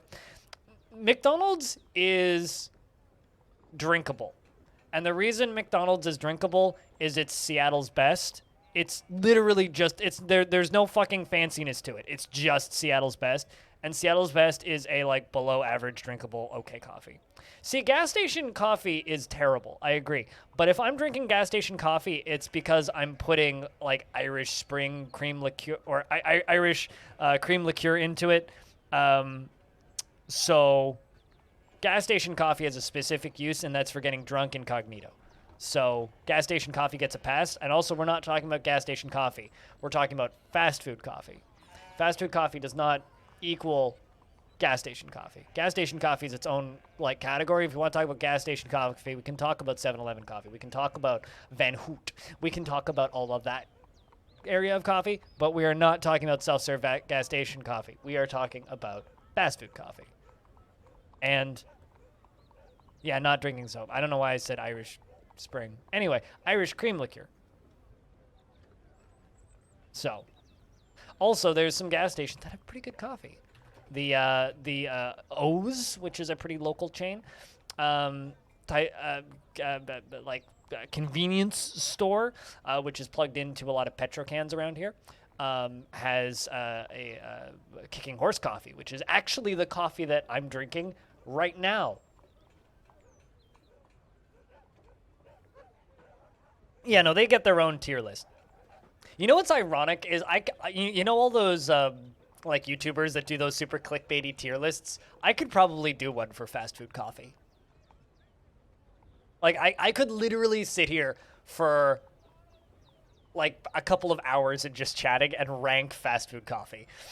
You know, I've never actually been in a Wawa, but that's because we don't have like Wawa's like a Midwest thing, isn't it? Like you really don't get Wawas up here on the West Coast at all. So I've never actually been in a Wawa. So I wouldn't be able to speak to a Wawa. I know that Wawa exists, and I know that Wawa exists because of podcasts mostly. Thanks, Giant Bomb. McDonald's tea bags are drinkable, yeah. But the reason why I actually give like McDonald's, at least like Canadian McDonald's, I don't know if American McDonald's is like this, but Canadian McDonald's, I give them like a +1 on their coffee, even though it's not so good. The reason I give, it's an American convenience store chain, Infinity. The reason I give McDonald's coffee, especially in Canada, a +1 is they have by far the best cups. Like every other fast food place, they'll give you that paper cup. You know that awful paper cup with like the plain ass, like simple lid, right? Very thin, burns your hand, you need a sleeve. McDonald's coffee cups are triple layered cardboard, so they're insulated. They keep your coffee hot. Like you could get a McDonald's cup and like not drink it for 2 hours and it'll still be like drinkably warm. Like they stay warm. They hold heat in. They don't burn your hand. Like their cups, mwah, wonderful. It's the only nice thing I'll say about McDonald's at this point. Yeah, in Canada too. Well, I mean, we have like 7-Eleven is a convenience store chain. And I'm pretty sure 7-Eleven is global, so it's not unique to the US.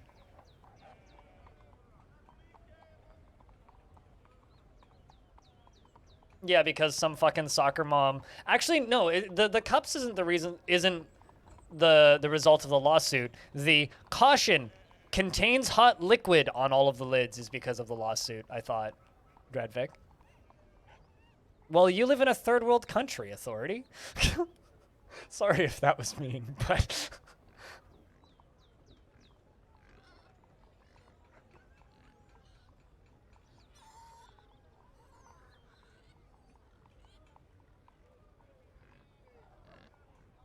Has always been hot. I would actually, as somebody who used to work at McDonald's, the tea is poured at illegally hot temperatures. You're not legally allowed to serve beverages that are over 200 degrees Fahrenheit, and they pour them at 210 for steeping. 7-Eleven is absolutely a first world problem. It's like the most first world fucking problem, my dude. No, 7-Eleven is American. Very fucking American. You know what's ironic about 7-Eleven is they're supposed to be open till 11, 7 days a week. All of them are 24 hours, so the name's actually false advertising now. Oh, man. We are making progress on the fill of this. We are making progress. Look at that. Already up to layer 82. Hell yeah.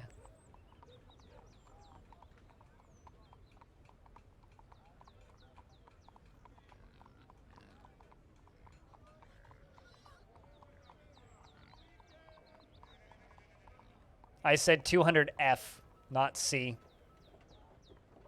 Fahrenheit. I stated Fahrenheit, not Celsius. I think it's like 99 Celsius is the legal limit, which is like 104, I think.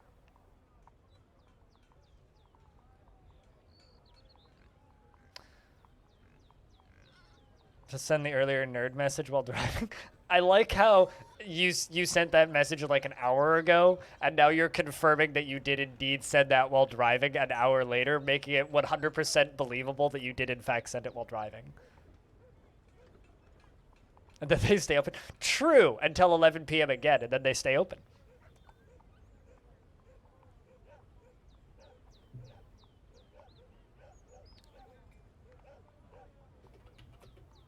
And looks like we have a new royal treasurer. Irisi.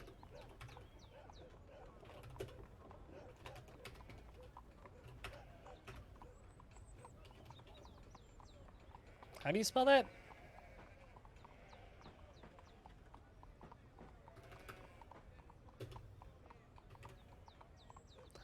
Irsilet.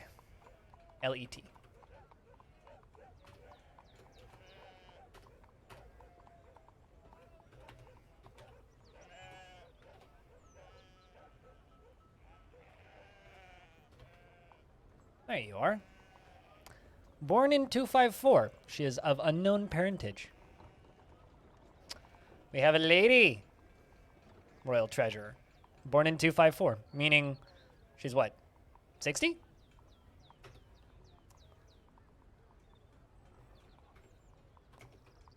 Well, I look forward to you being our royal treasurer for potentially 20 years. Her hair is extremely long and tall, and she is very muscular. Her brass eyes are bulging, and her ears are somewhat tall, and her hair is mixed with gray, and her skin is sandy taupe.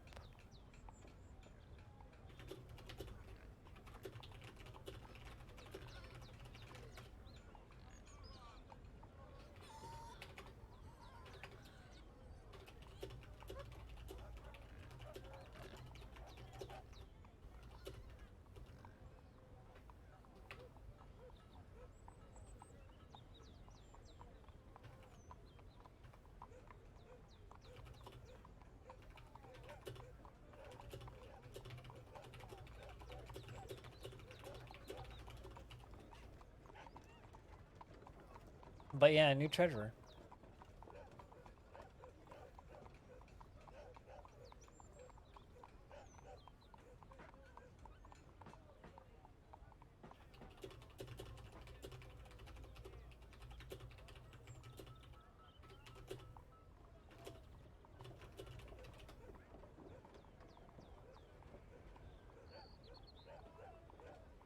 I'm just like venting my woes at Clino, and then Clino comes into chat to laugh at me. This guy. How was your evening last night, Clino? Sounded like a party. Humans have arrived to trade. Treasurer. It's all about the accent, right?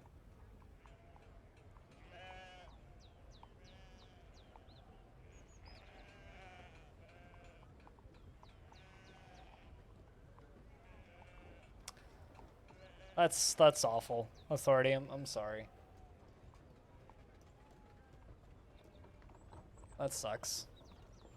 This is kind of a political thing, but I want to share this just because I think it's funny. Just because I think that we should take a moment to laugh at these fucking morons. So, this is a photo of a protest that happened yesterday in Vancouver, okay? This is a photo of a protest that happened yesterday in Vancouver. These are the anti-vaxxing protesters in Vancouver. So these are the people who believe that you shouldn't get vaccinated. Now, they are a bunch of fucking morons, and you should get vaccinated. But what I will say is there's so few of them, they have to social distance. Get fucked. You shitbags. Nobody likes you. There's so few of them. Look at how few of them. There's like 8 of them. I mean, there's more than 8 of them. But there's so few of them, they can't even fill up the road. Pathetic.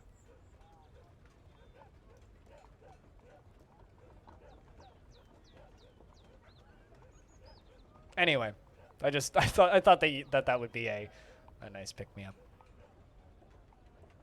Pretty much, yeah, absolutely pathetic. It's terrible.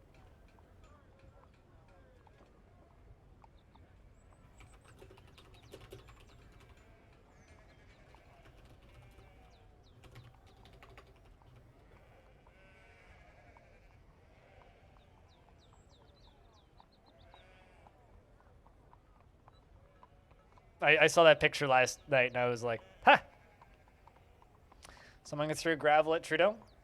Unfortunately, that's what comes with being a politician. People are going to harass you for existing.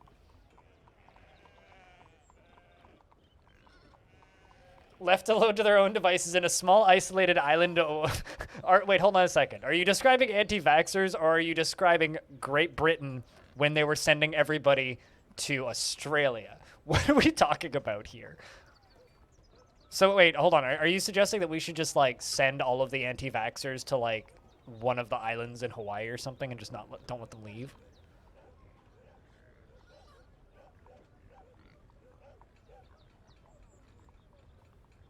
On behalf of the Merchants Guild, let me extend my greetings to your people. There is much to discuss. Our apologies about the previous Royal Treasurer. Such violence will not happen again. What requests do you have of our merchants? And now I need to decide what. I'm just going to request all the metal, I guess. Greenland? I don't do Greenland dirty like that. There's like actual natural wildlife and stuff that we need that's on Greenland. Isn't Geronimo abandoned by now? But then they get to like take over like, you know, a nice island nation. I'm sure there's got to be like less populated islands than. I don't even know where that is, Von Rollins. So you know what? I'll agree with you. That seems worth it. Not Hawaii. That's a nice place. It depends on which island in Hawaii. Maui's a fucking nightmare. Some of the other islands though are quite nice. And Arisi says, on behalf of the Merchants Guild, let me bid farewell to you and your stout dwarves. Yeah, I would say it depends on which island you're talking about.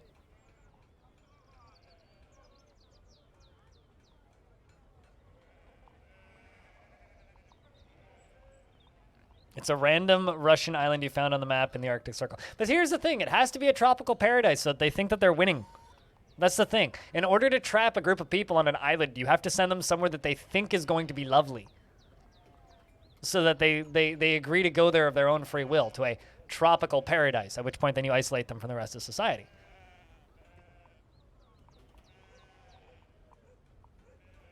And it looks like Peter got Bikini Atoll. I don't know where that is, but I'm sure that'll work. Your favorite sign from the protest yesterday?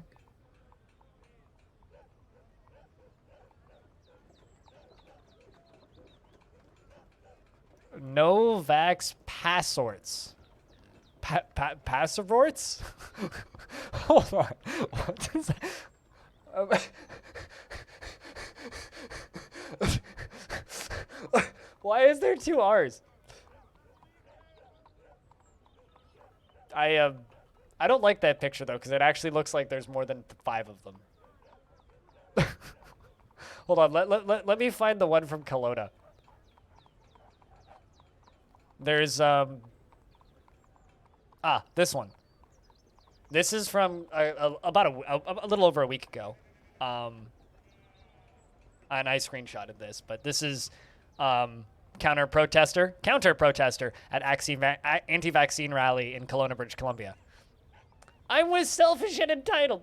Also, like, I'm pretty sure this is actually Captain America, but like Canada edition. So I don't know what he's doing here, but anyway, selfish and entitled. That's I think this guy's glasses really kind of make this outfit though.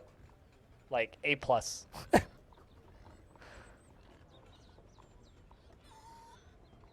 That's photoshopped, you can tell by the pixels. Is it? Oh yeah, maybe. It's still funny. I fully support the photoshopping of anti-vax protesters. Photoshop the hell out of them.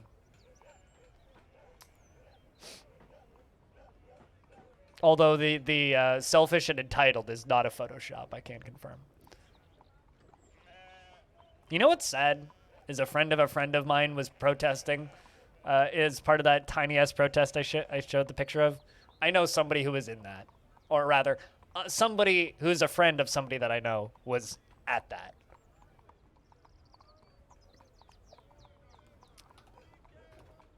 Which is kind of pathetic. As somebody who has his vaccine passport now, yeah. Needs more toque. It's summertime, though.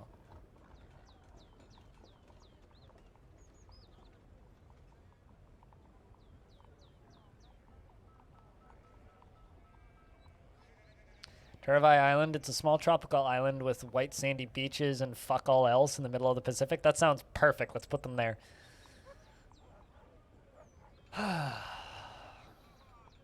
Of let us be plague fleas. Yeah, pretty much. Yeah, I don't know. Protesters hurt my brain. Yeah, like right now, it's fucking 25 degrees Celsius outside. Long time no see. Hey, what's up? How's things? I'm still here. That's the beauty of being a consistent streamer. Is whenever you do feel like watching me again, may that be in 2 weeks or 10 years, I'll probably still be here because I'm crazy enough to still be here. Passed your driving test today. Well, congratulations. You've achieved something in your life I've never done.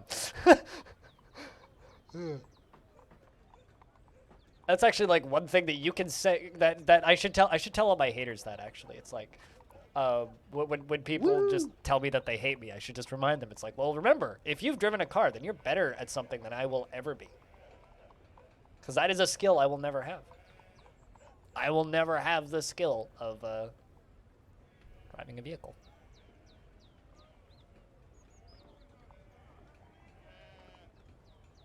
Is it just, did you crash? No. Okay, here, have your driver's license. I'm kind of curious. What is these? No parallel parking, no parking between two cars. You must be pretty rural then. Just drove around the block and came back. That sounds lovely. I'm assuming you can parallel park though.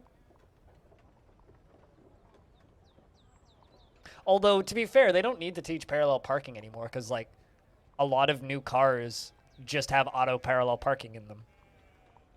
Like Teslas will parallel park themselves for one thing.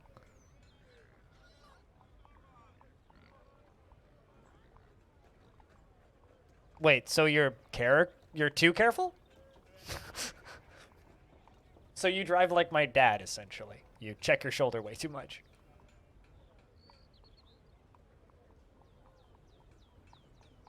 You could parallel park for extra credit? Bonus points on a driver's test? What?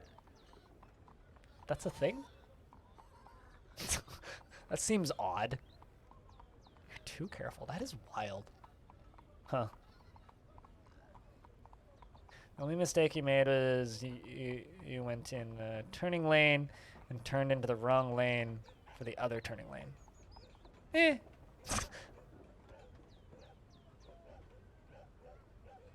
I guess it depends on like where you are, right? Like if there isn't a lot of places to parallel park, then you did not get the credit, but just like for risk of like losing a credit.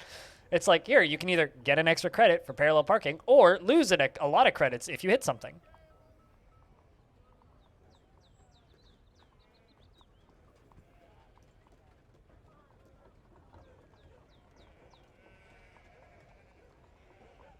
My grandma had cat-like reflexes when dealing with idiots on the road, and then she totaled her car, and now she can't drive anymore.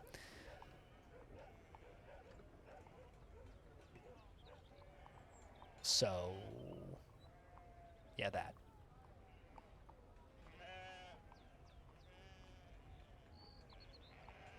Yeah, I mean, if you're somewhere, like, I mean, here's the thing, like, about my eyes, right? Like, I legally can't drive anywhere in Canada. But something my eye doctor actually asked me way back when I got my eyes tested and I did the visual field test and they said that, yeah, you can't legally drive in Canada, was if he gave me a note and I took the driving test in the Northwest Territories or rural Saskatchewan, he said it was likely that they would waive that. So he said if you really want to get a driver's license, you could probably go live in the Northwest Territories for 6 months and take a driver's test, and they would just give you a license. Which is like, They're like, yeah, well, they don't ever do eye tests up there. I'm like, that doesn't seem wise.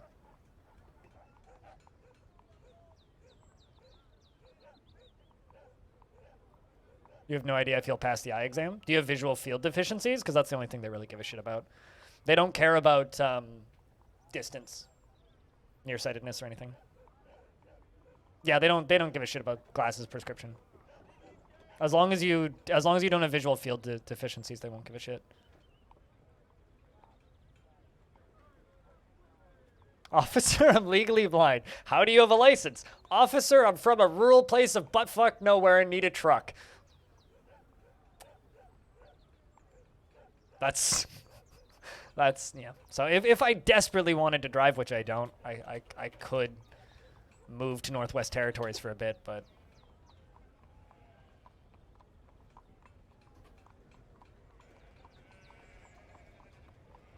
yeah, you'll probably be fine, Kanizo. You'll probably be fine. I don't know why you wouldn't be.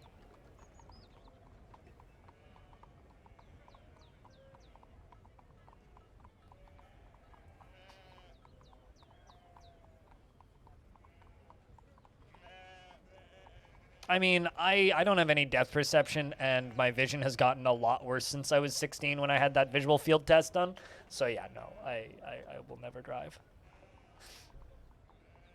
Now, by doo-doo, do you mean doo-doo, or by doo-doo, do you mean no worky at all? Because mine no worky at all, and my left eye is doo-doo. So, my right eye just straight up no work.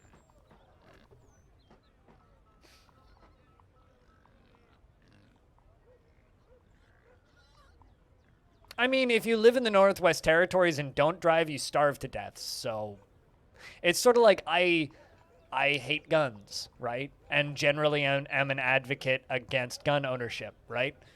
However, if you live in the Northwest Territories and don't own a rifle, you will get eaten by a bear. Or worse. So, it depends on where you live. If you live somewhere where you need to be able to drive, they'll let you drive, even if you maybe shouldn't be. Because odds are, you're not going to be hitting somebody else. Because you're in the middle of goddamn nowhere.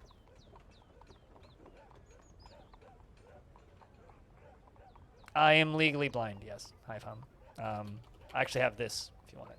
Although it's kind of out of date. I need to update some things in that document.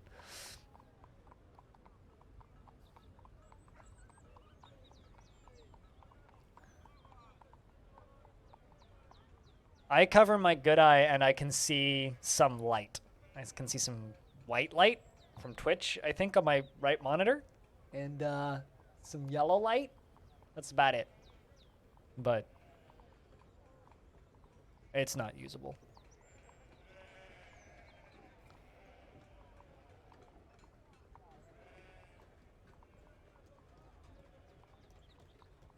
New banner, I can say with certainty 5 years later you have no art experience.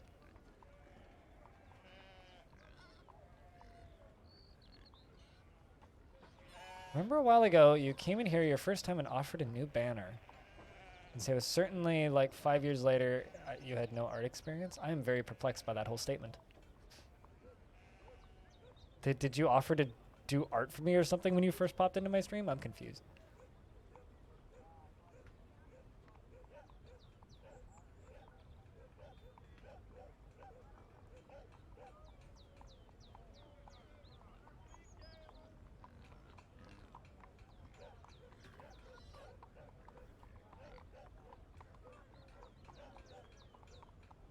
Oh, I mean, who cares? What's in the past is in the past.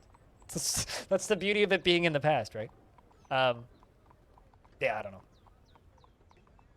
It's all good. If you're trying to make good for something in the past, yeah, you're totally fine. Don't even worry about it.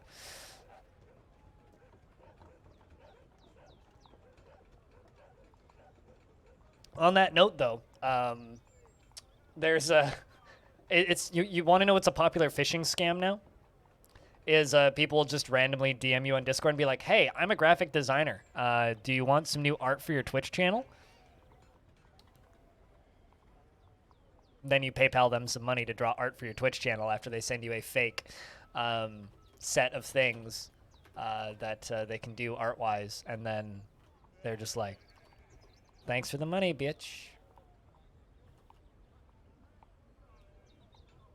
Links are dangerous unless they link to my YouTube channel. Those links are safe. Or, I mean, that link might be dangerous in that it would lead to a significant loss of time. Free time for you because you're too busy watching all of my YouTube videos.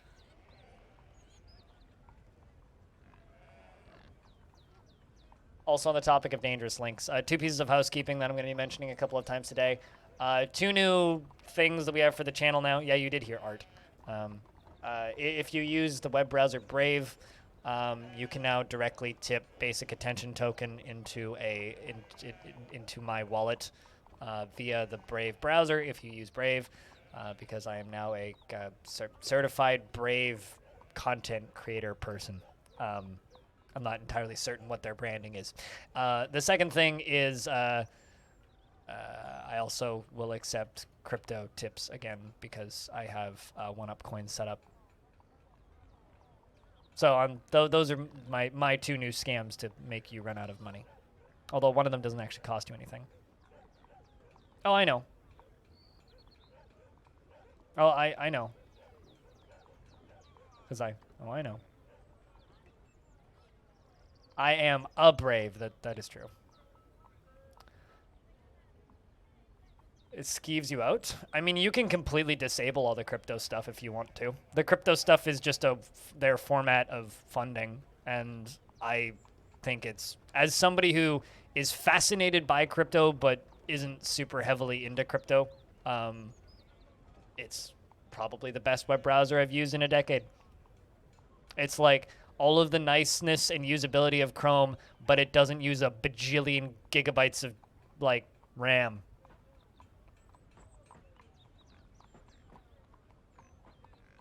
And it comes with free built-in crowdfunding, which is kind of rad.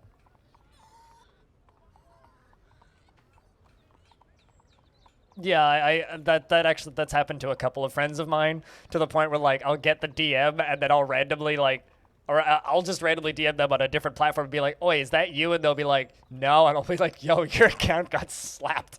Go get it back." I hate Firefox because Firefox is super crashy for me. It's always been super crashy on every single thing. It depends on which cryptocurrency you're talking about. Also, if you think crypto is a global warming factor, you should look into how big of a global warming factor Visa and MasterCard are. I used Opera years ago. But yeah, the cost per transaction on credit cards is almost as high, if not higher, than crypto in a lot of cases.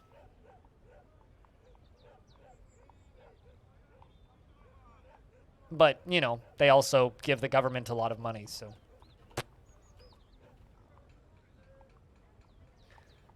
Also, when you're not talking about traditional blockchain stuff and you talk about more modern coins, it's actually really not that bad. Internet Explorer, I remember using Netscape. Netscape Navigator, which got bought by the Mozilla Corporation. Netscape Navigator was the shit back in the day, man. Like, it was the shit. Netscape Navigator was great. Let's just keep watching this tube fill.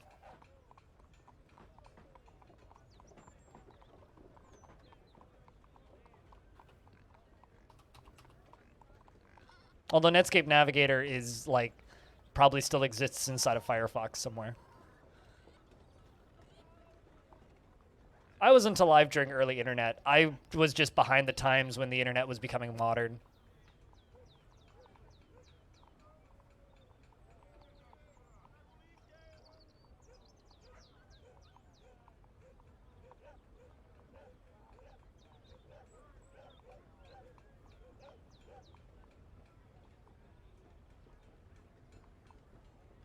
But, yeah, no, my first experiences on the internet was Netscape Navigator.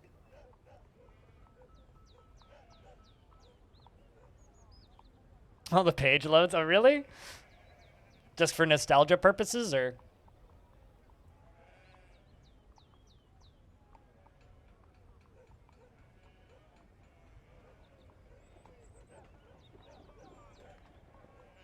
Or does it actually have some form of practical use?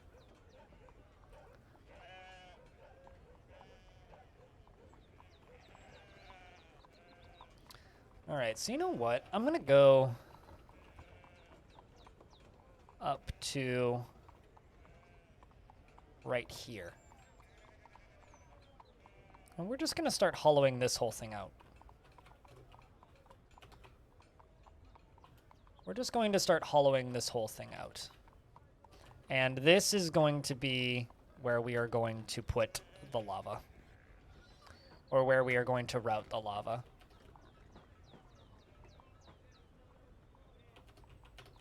So have to be very careful to not accidentally dig through the edge of this.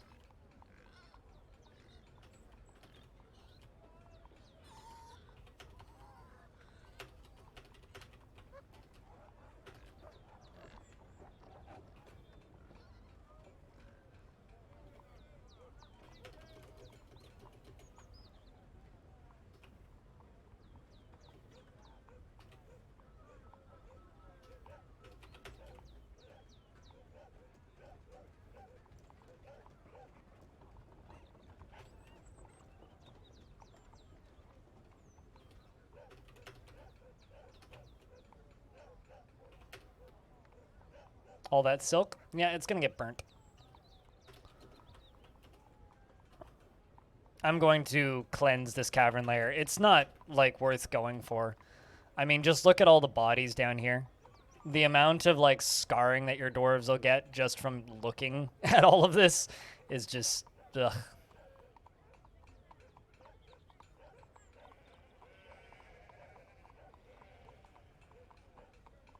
What, like download.com and SourceForge and all that shit? Infinity?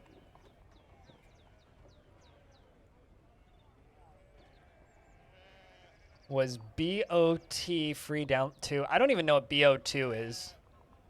Why does my brain think Black Ops? I mean, isn't that how you learn how to be safe on the internet? Is like, oh man, yeah, that's not gonna get you very far. Black Ops 2. A BO2 free download. I definitely downloaded StarCraft from a link like that once. It was like a freewebs.com link. 2 cows! I remember 2 cows! I mean, what else? Here's the thing. I have this massive lava pump now. I might as well build some super over-the-top method of pumping lava somewhere now that I have all this lava. Oh, yeah. No, I think there's like 2 in there right now, actually. There's at least 1 forgotten beast in these caverns currently. Yeah, this one. An enormous feathered snail. It has wings and it undulates rhythmically. Its plump feathers are fluffed out. Beware its deadly dust. It hasn't left the tree that it's in since it spawned. It basically ran right there and it hasn't moved. I think it's actually stuck there. Like, I'm pretty sure it can't get out because it's like completely surrounded by trees. Tree, tree, tree. And then there's tree and tree and then tree and then tree. It's like, I'm pretty sure it's like stuck there, but yeah, that one's there. This was a forgotten beast, and then I dropped this big square rock on it, which I'm very proud of, I'll have you know. I remember when I used to stream OpenRCT2 as well. There's still YouTube videos of it on my YouTube channel if you dig.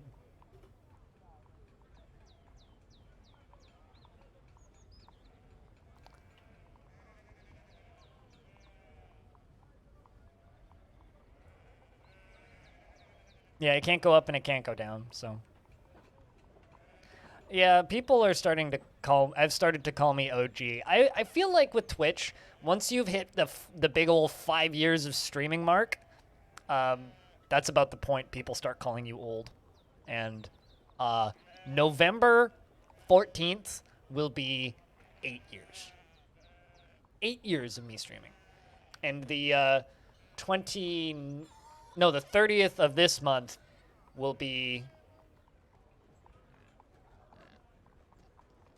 3 years of being a Twitch partner. 3 years of being a Twitch partner, 8 years of streaming in the next month.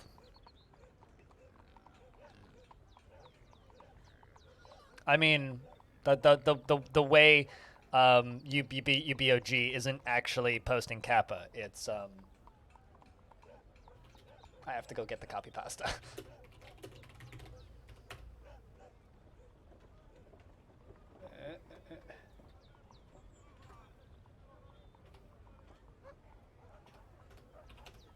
There you go. That's being OG.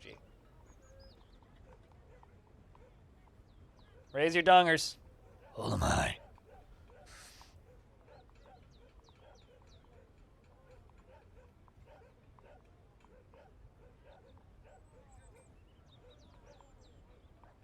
I still don't really like Kappa, but people got better at using it, so. Now I direct my hatred at, like, Kek W.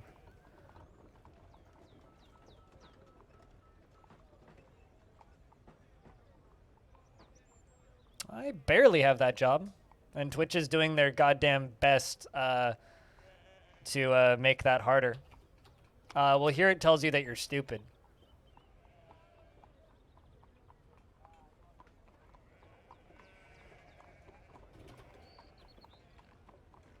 Or rather, it lets us all know that you're stupid.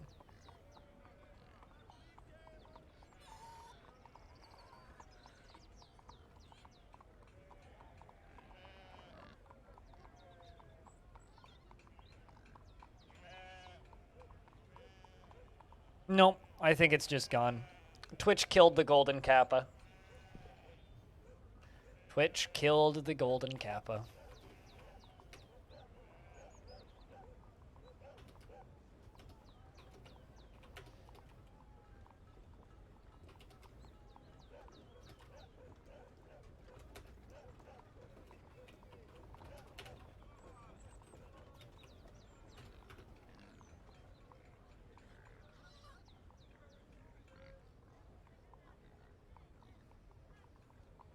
What happened to my rules, Google Doc?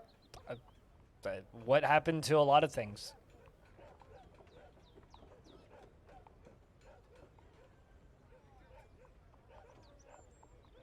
Having like I've kind of come to terms with the way that rules work on Twitch, where it's like, do we actually live in a world where I have to tell you that I will ban you from my channel if you're sexist, racist, transphobic, homophobic, or just an asshole in general?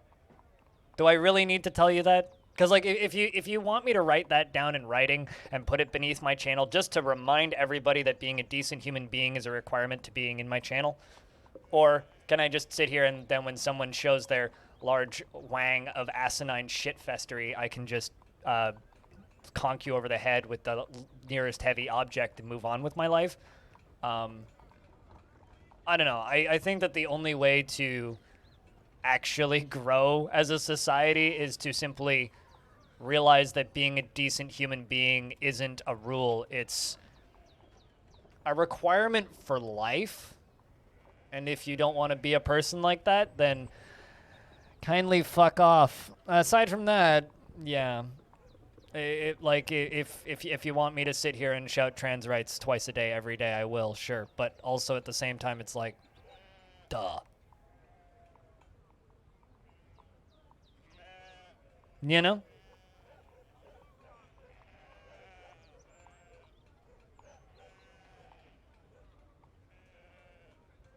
I thought that Kek was just like laughing in a different language.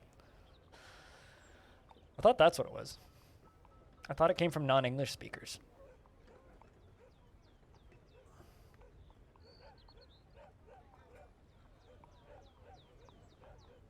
But I could be wrong.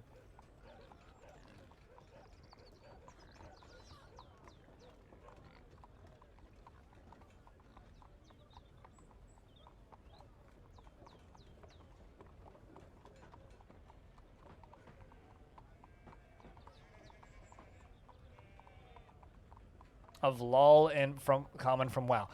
Okay, I mean, sure, I would buy that theory for $1.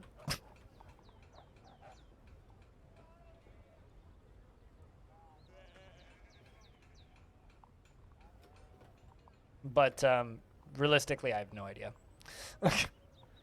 Realistically, I have no idea.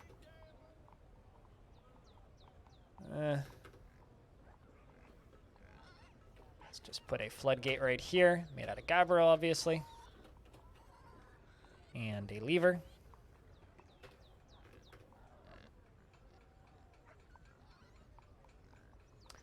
This is where we're going to pour out the cleansing fire once this whole thing is done.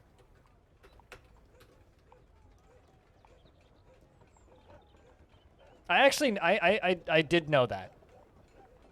Yeah, spamming W is laughing.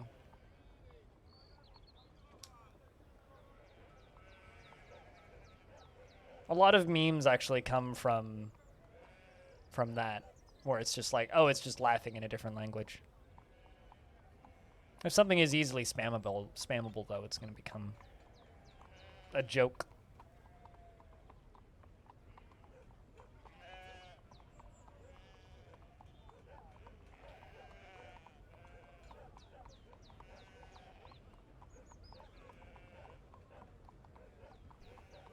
Yeah, I mean, being on the internet for a little bit, you'll learn funny little bits and pieces of different languages.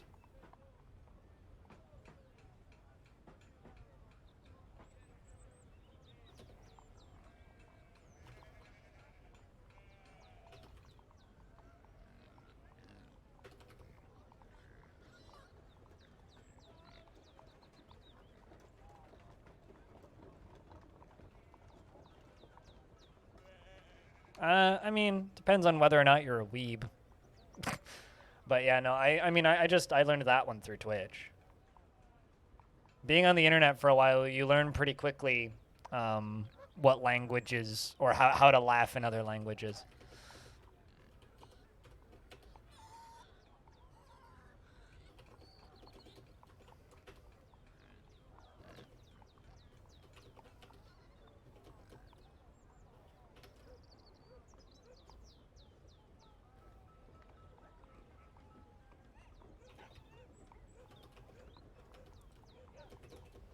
Here, I thought I was removing extra bits when I'm actually adding in extra bits. Like a happy part of the internet? Well, I mean, the other thing you learn about being on the internet while being on the internet, Daff, is how to swear in other languages.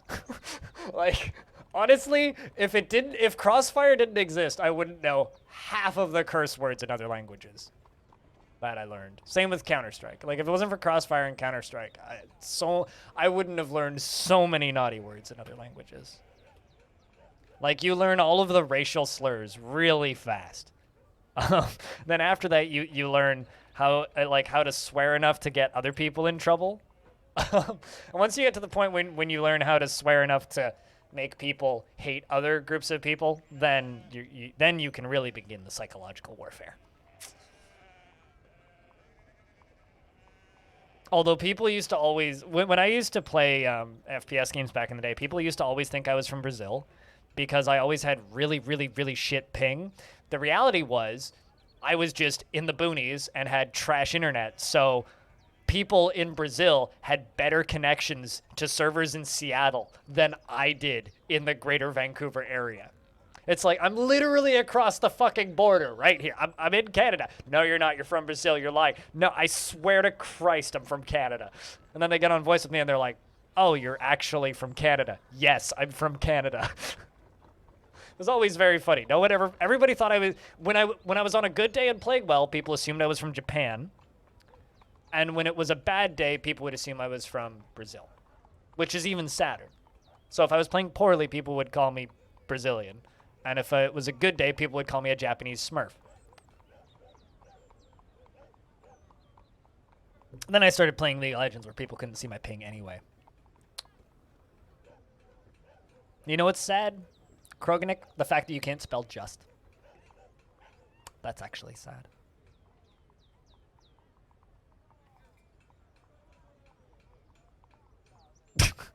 I mean, that's kind of what it means.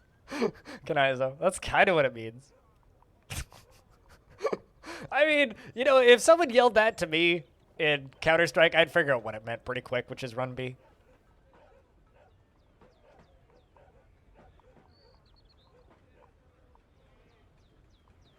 Meaning eat shit in Japanese. Yeah, but you have to spell it in moon runes so that we know that you're serious.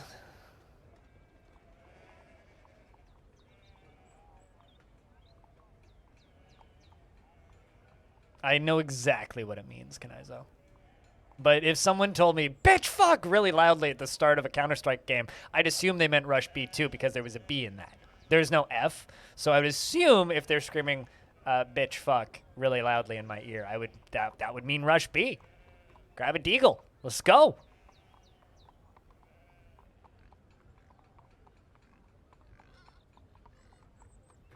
Deagle or an op, depending on what side of Dust 2 I'm on.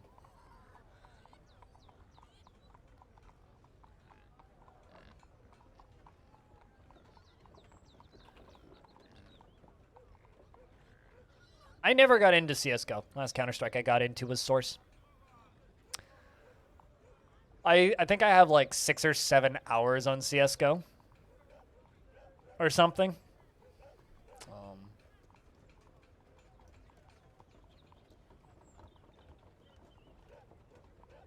So, I mean, yeah, it just not really for me.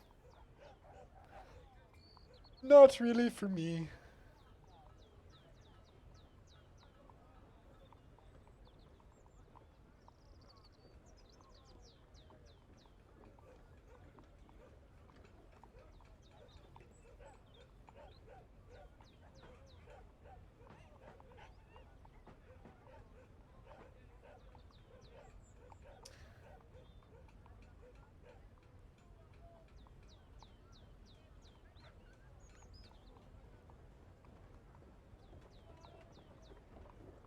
Yeah, literally means eat poop, quite literally, if I'm not mistaken. Like, hold on, I'm gonna put this into Google. I'm gonna put swearing into Google Translate and see what it comes up with. Google Translate. What actually does that direct? You know what? You know, Best Hate. You know what that translates to according to Google Translate? Translates to screw you. So either Google is being polite or someone lied to you. Fast 10. Now, is Google just telling me to not swear at them? Because I don't actually know here. Someone please confirm.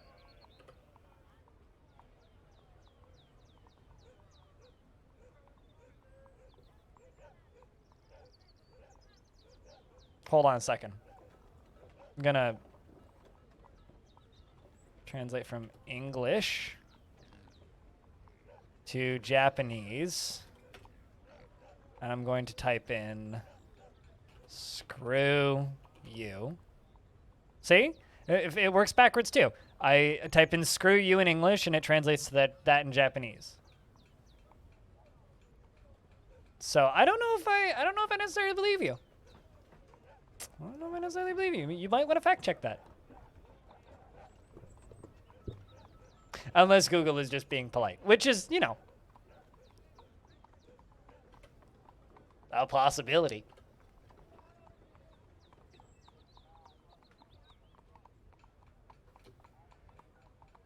Or is this one of those weird Japanese words where tone of voice and context matter?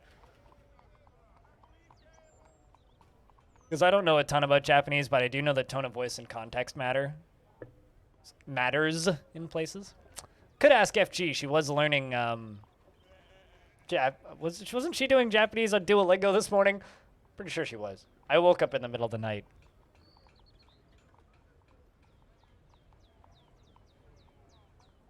I mean, I know nothing about Japanese, so I'm not the person to ask. I'm just pumping stuff into Google Translate and asking questions.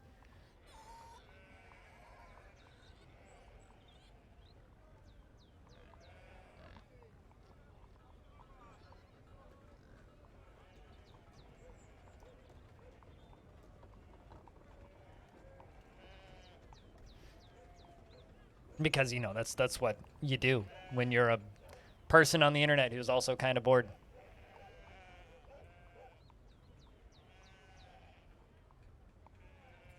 Man, I can't wait until we get to layer 62.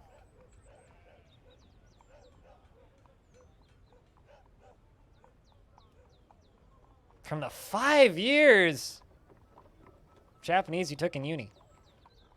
Wow, that's a lot of years.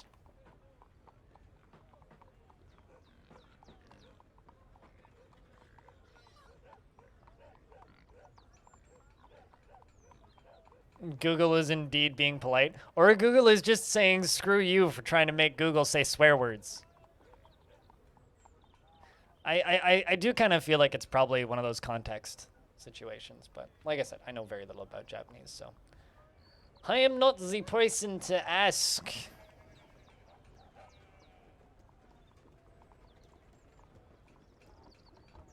And just the majority of the people who use that word use it in the context of you know,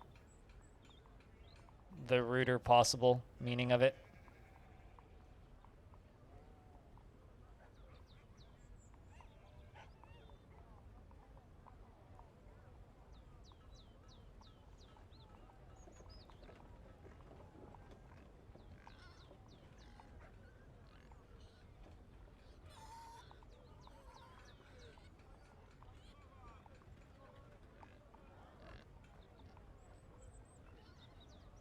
Just watching this fill.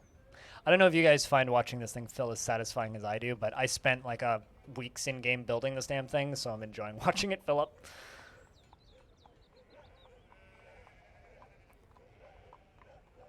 That you stopped and you forgot most? I understand that. I mean, I used to be almost fluent in German at one point in my life. I don't remember any of that.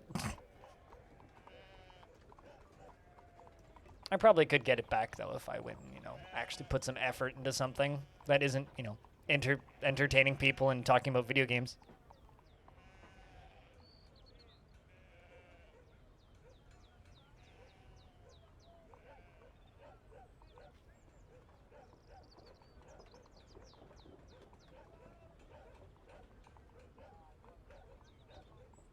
Maybe then I'd actually have friends. Who knows?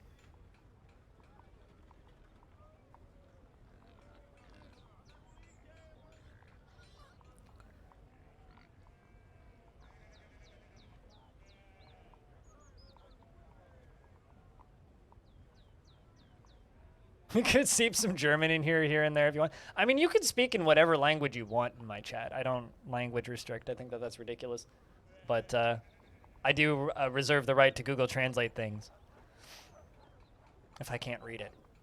Also, for whatever it's worth, I've never really been able to, like, write in German, but I can read some German, and I can understand German if it's spoken to me.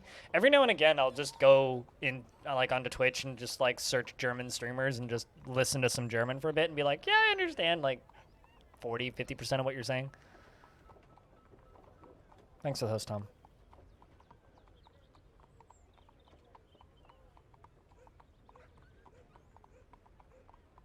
I've got some good German teachers. I don't know if they'd necessarily want to teach me German. They'd probably just be like, here's a discount referral code to Duolingo. And then I'd be like, well, fuck. But, that would also imply that I wanted to learn German. In reality, learning one of the Chinese dialects would probably actually be the most helpful language learning thing that I could do from where I live currently. Now that Twitch killed it, it is what it is. I mean, I wouldn't worry about it too much. Here's the thing, right? When I talk about, 60% of my monthly views coming from auto hosts, which is true, which I've lost, and it sucks, that comes from a total of, 4 channels, which are really big, that I've known for years that auto host me. So, if you don't stream all that much, or if you're just, auto-hosting to be nice, it's still cool, but it's, whatever. Also, I should probably update on this. Tom is one of the few people in the world that I've known for more than half my life.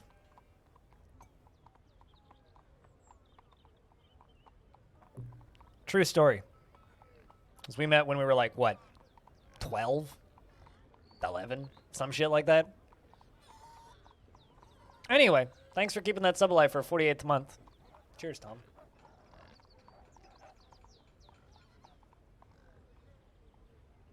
It's funny, because, I've had other mods DM me when you've popped into my chat before, Tom, and been like, who's guitarist Tom, and since when did they become modded? And I'm like, well... well, before you, actually.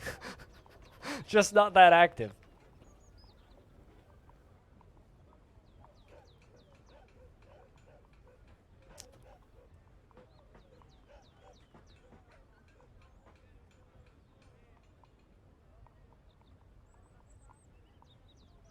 That's the fanciest hat you've ever seen. Wait until people start leveling up from the crown to the hat that's after the crown, which is no hat. And then they get glasses.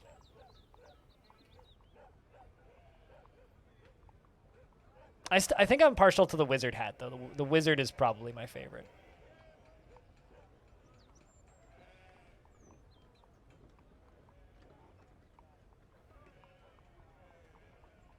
I'm pretty sure you followed me a year or so before I actually started streaming, when I was just fiddling with it. But yeah, I'm pretty sure Bryce said something dumb, so I modded you so that you could time out Bryce. Who, by the way, I haven't spoken with in about Oh God, 5 or 6 years. It's been a long time since I've talked to Bryce. Hey, H2O. I don't understand any of that. I'm pretty sure it was literally just to time out Bryce was the entire reason I modded you. Although these days, like if Twitch was the way it is now back then, you probably would have gotten a VIP badge. Hello, H2O. How are you? Hope you as well. I also don't know what that means. Hi, fun. No hat. It's new meta. Yeah. And then they go through the same hats again, but with glasses. So you get to do an encore. Although I have sub badges all the way up to 9 years. Although apparently Twitch added sub badges up to 15 years. Actually, hold on. I need to fact check that. How far do sub badges go now?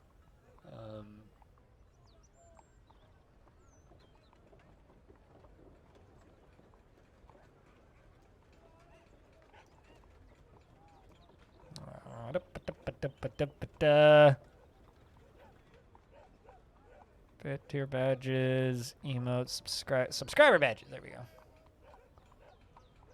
Up to 10 years. Also, they're going to... So, get this. They have them available up to 10 years. Right? And they're going to add more on that date.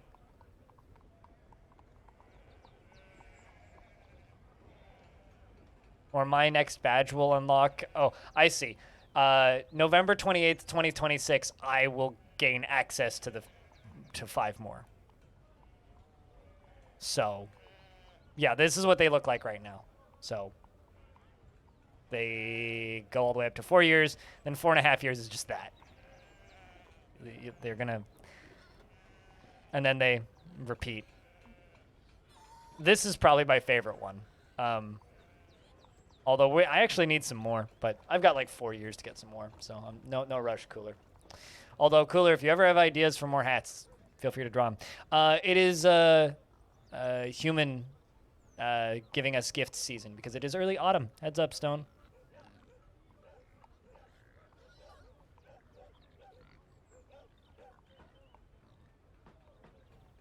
They contact you either way. Well, at least you know that you're gonna know.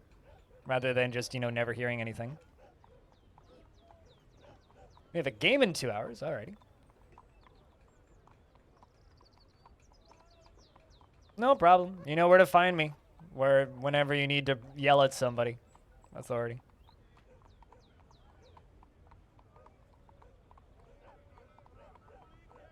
But yeah, no, Tom, best of luck with that job interview. A lot of people have had job interviews in this chat recently, and I think almost all of them got the jobs. So I don't know if that's a good luck thing, but something.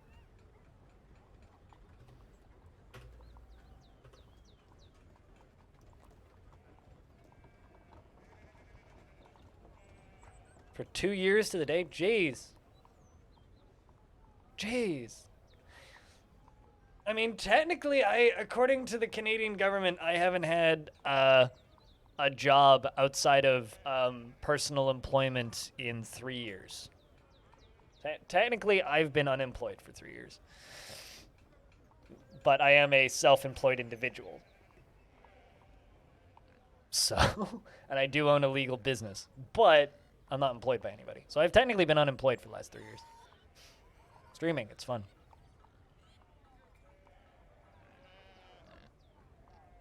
Self-employed is better than nothing. It's a hell of a lot better. Better than my old job. That's for sure.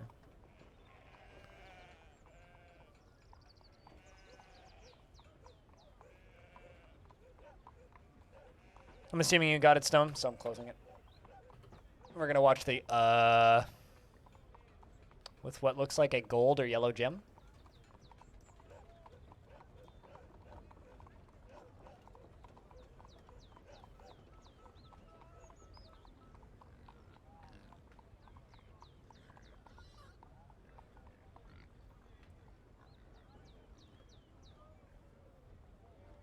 At least not publicly. This is why you go start working on some sort of open source project or start developing a hobby video game. It's so that you can just keep programming. Also know that there's actually a programming directory you don't have to program with the chickens. Because, like, the science and technology directory is just where all the 24/7 streams are, right? So it's like bunch of programmers and then just like chickens and ducks and livestock and fish tanks and all that crap.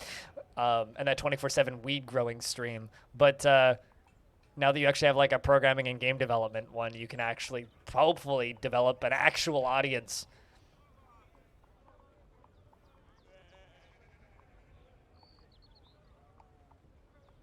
Oh, science and technology didn't exist, or the programming and game development directory didn't exist until like 3 or 4 days ago. Like it was after you did that stream. Like they only just made it. It was like this past week they added it.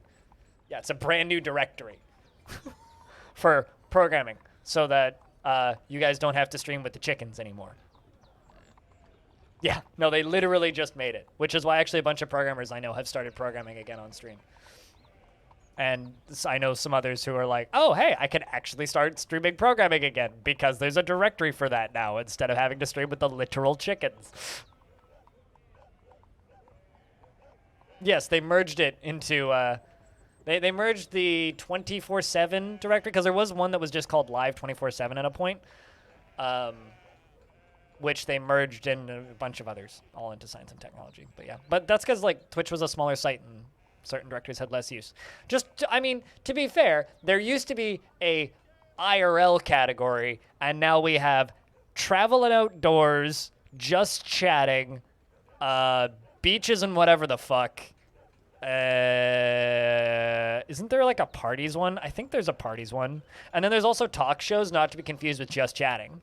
And everybody just goes to just chatting anyway, so who fucking cares?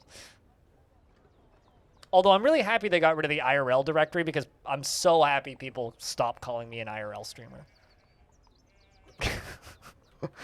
I mean, it's beaches and it's basically the we made a directory so that you stop bitchering directory. Bitchering? Bitchering. That's a word. I'm adding it to the dictionary now. Actually, hold on. Urban Dictionary. Urban Dictionary. Bitchering. Bitchering. Bitchering. A very loud and annoying form of complaining, combination of both bitching and bickering. Bitchering. There we go. It's not a word, but there is a definition in the Urban Dictionary with 15 upvotes. So you know what? We'll take it.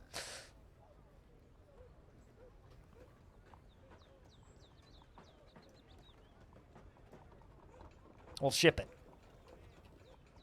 Babes in hot tubs? I mean, it's there's not as many babes as you'd want in that directory anymore. It's actually like neckbeards in hot tubs and the occasional babe.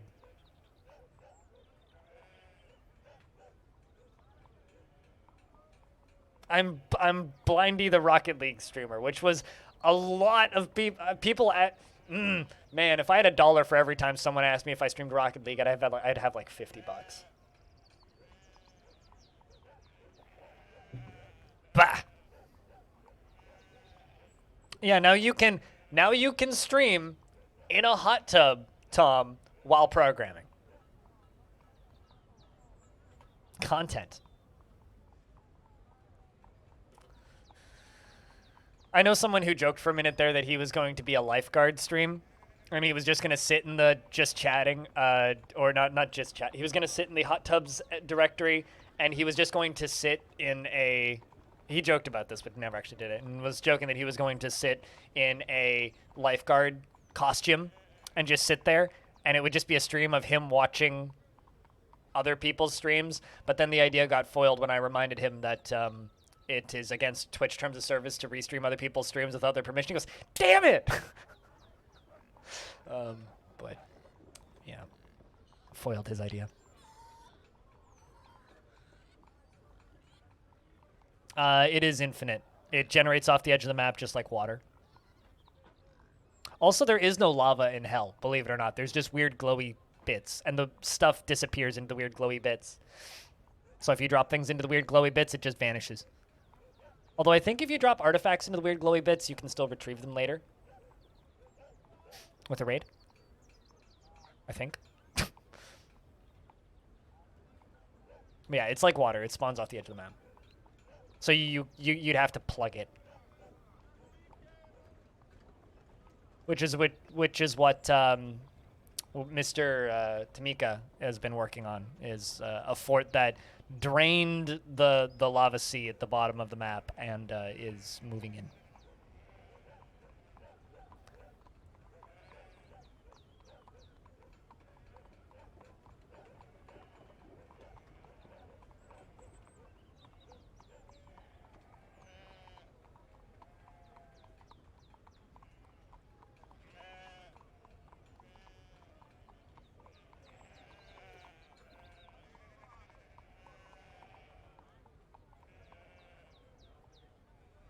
I think, I don't know.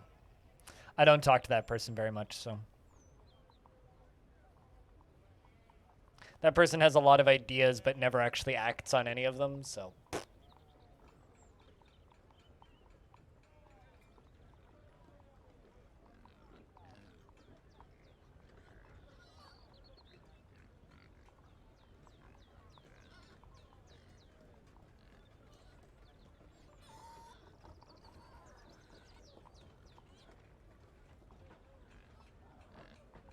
Yeah, I know what you mean, Infinity. One of your favorite movie streamers filled a kiddie pool in spring in Calgary. Was chilly, got in fully clothed, and every donation he put more. Probably made more money in like a 5-minute period than I have this year, I would assume. Also, that sounds awful. I'm not gonna lie.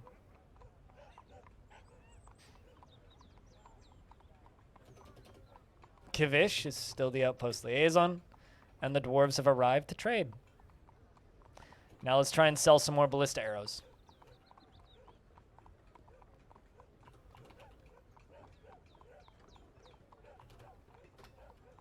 Because look how many ballista arrows we still have. There's about 2 in there, if you count it.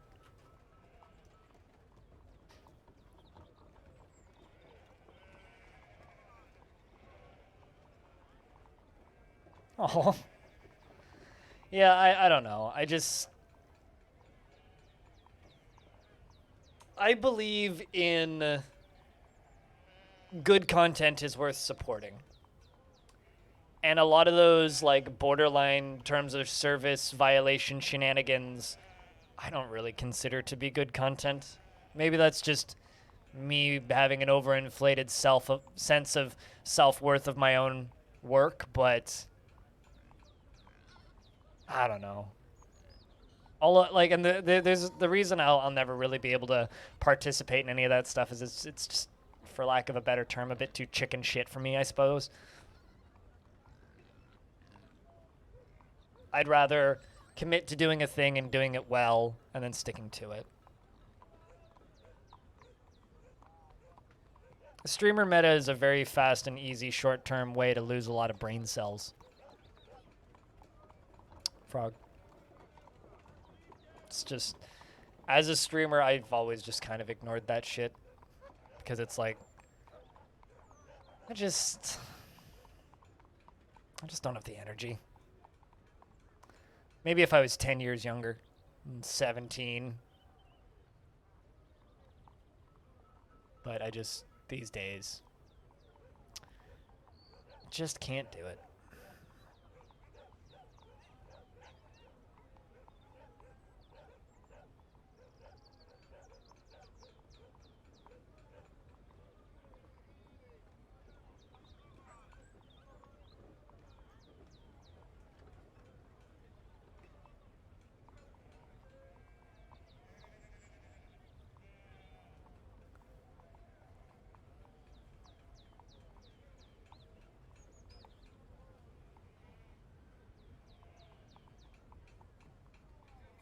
You know, like, I joke about Twitch streamers being internet panhandlers, right?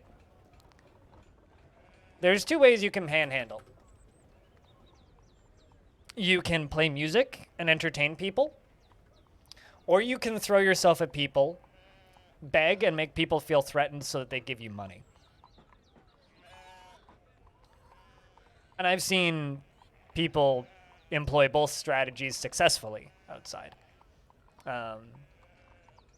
One of them is providing a sort of a service and a benefit. The other one is obnoxious and could get you in trouble for invading people's personal space. Both are effective. One requires more skill than the other one, and one requires more tools. But that being said, like, a lot of that streamer meta, to me, just kind of feels like not begging, but pressuring. Sort of, yeah. It's like it's like subscribe or I will give my cat another shot of vodka. It's like, no, I won't actually do that. Please, not total sarcasm, not serious. Anyway, it just that's how I feel when I watch a lot of those streams. And I'm gonna use the one that Aqua Funkalistic Booty Wap said. Person sat outside in a small kiddie pool filled with cold water covered in clothes, and the more money people throw at them, the more clothes they put on. You're not really putting yourself in harm's way, but it's the concept of putting yourself in harm's way, and you guys need to protect me with your money. Money is nice.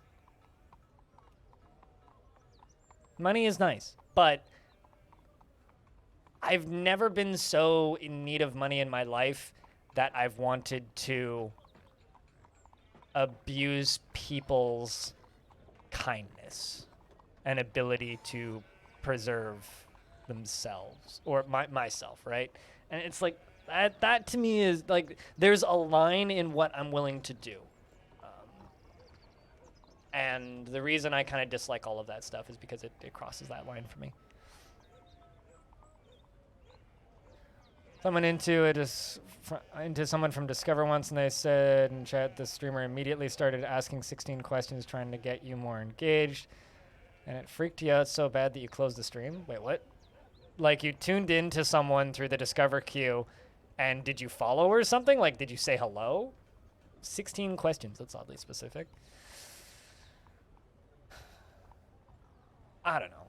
I mean, like, also, to be clear, like, you shouldn't stream like me. Streaming like me turns you into a relatively irrelevant, quiet streamer in the corner who plays super niche games with a small, dedicated audience. It doesn't make you big and famous nor rich. But I sleep at night, except for when the insomnia kicks in. Just said something in chat? Huh. Did they also ask you for your mother's maiden name and your credit card number and your social insurance number or social security number? What's your tax identifications number, your mother's maiden name, and your date of birth?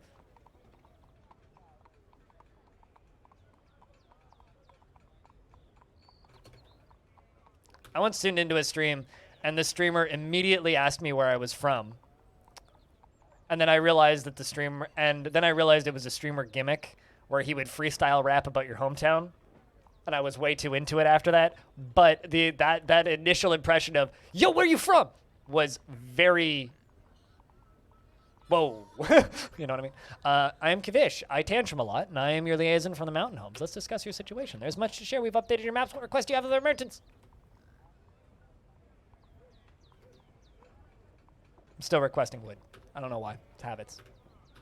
Muscle memory. That would scare you when you would close the stream. It was a good gimmick, though. Like, it was in his, like, bio. It was like, tell me where you're from, and I'll write a rap about your hometown. And it was like, huh. It was pretty good. Also, like, he had his hometown in his stream title. So, it, like, his username was, like, his first name, and then from, and then the town he's from. So it's kind of like, it's part of his gimmick, I suppose.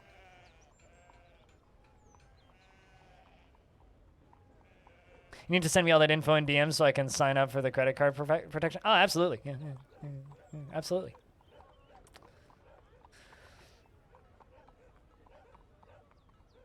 You've had streamers see you pop up lurking in their chat and call you up. What?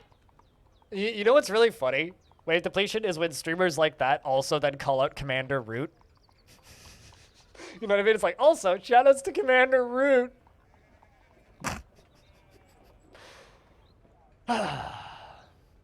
Shoutouts to my boy, Commander Root.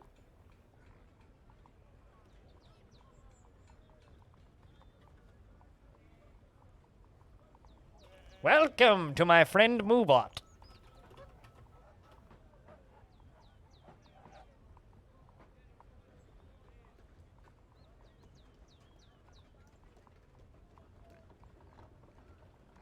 I mean, unlike back in the day, Nightbot isn't anywhere near as prevalent. But remember back in the day when your best friend Nightbot would be in every stream with you?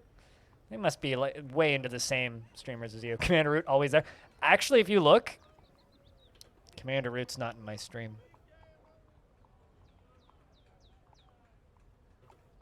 Commander Root's not watching here. It's actually true. Commander Root, if you go to his channel page, it says, I lurk in a lot of channels. Sorry, I'm not actually there. I'm just collecting data. There's a very specific combination of words where you can say, Commander Root, hello, I like you, but can you please leave? Is basically what you have to type in, and then the bot just pops up and says, okay, and they leave. Because you can opt out of the data collection. And you know what? I'm kind of okay with that. I didn't really want... And I realize that there's a lot of data collection bots, but if I'm given the option to opt out of them, I do. You could just ban them, but no, I didn't ban them. You literally just go to Commander Root's account, and it's in the description of the Commander Root account. Who runs C-Root? Commander Root runs Commander Root. Commander Root was an OG streamer. He did a lot of programming streams back in the day. German guy. He used to run do a bunch of programming streams of like building tools for Twitch. Then eventually just made his account into a bot to crawl for Twitch stats and runs a 24/7 Path of Exile stats stream on his account. So there's it's a 24/7 Path of Exile stats stream and a Twitch stats screen. Yeah, he keeps track of like sub counts and stuff. But yeah, no, I personally don't particularly want things tracking me without my permission. If they ask first for my permission, I'm then more okay with it. But the fact that Commander just decided to do that and spread throughout all of Twitch and track me without asking first, that weirds me out a little bit. So if given the option to say nah, I will say nah. Yeah, he was a freelance contractor for a Twitch a while back. But like that was early days of Twitch. I want to say he left Twitch when what do you call it? When the Amazon buyout happened. It was because of the Amazon buyout. It was like he was a contractor at Twitch pre-Amazon, I think.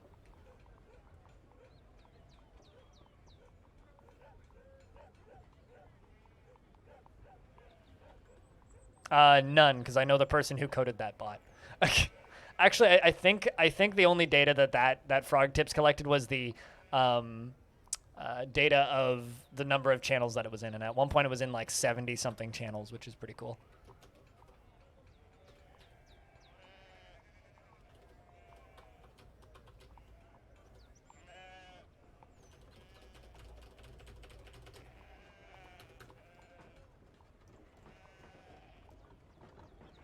Frog collects all of the data, but Frog keeps it in a very safe place where no one else will find it.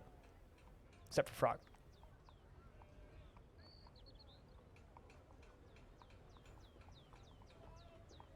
Yeah, no, actually, I always tell people never to post Steam keys in chat. They instantly claim them and then resell them on resale sites, which is kind of horrible, actually, if you think about it. But yeah, no, I try and ban all of the bots as I see them. If I see a bot that's been active in my chat for a couple of days, I usually just ban them. Like, if I start to notice something that's very obviously a bot, I will usually just ban it. Because in my experience, that's just kind of the best way to deal with bots. Is just ban them. Or ask them to leave. How can I tell a bot versus a lurker? Usually bots don't ever follow. And like V_K is one. or electric longboard was an old one. You've been a bot this whole time. So does that mean you're technically botting in RuneScape right now, then, Ergo? But no, my accounts are legit, man. Anyway, but yeah, no. Usually they don't follow, and they often have a abnormally large amount of followers and an oddly low number of total views. So if I click on your account, Lump, I can tell that you're not a bot because number one, you've been subscribed, but number two, you've been following me for a while, and number three, you don't have any followers and only 6 views on your account. An account that I know for a fact is a bot, that is jumping from channel to channel to channel to channel to channel is going to have a lot of followers usually. Like there is a bot in my chat right now, which is Interactivity Bot, which, as you'll note, has been gifted subs a couple of times but has never followed. Another really easy way to check if something is a bot for me is I will look them up in my bots database, and if they have a large, like an oddly large amount of actually I think I found one.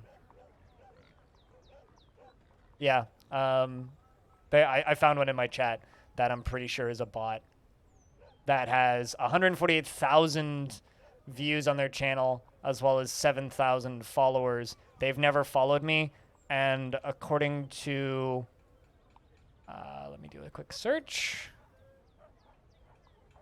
According to my bot, they have 7,367 hours in my channel, which means they're probably a bot because they've never said a word.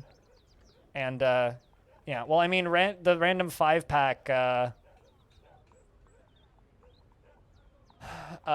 random 5-pack and 10-pack and 100 gift subs, they land on bots. Yeah, so bots get gifted subs all the time. But yeah, no. Yeah, there's an account that's in my chat that I'm pretty sure is a bot. There's a few that I'm pretty sure are bots, but let's find out. Let's go to your account.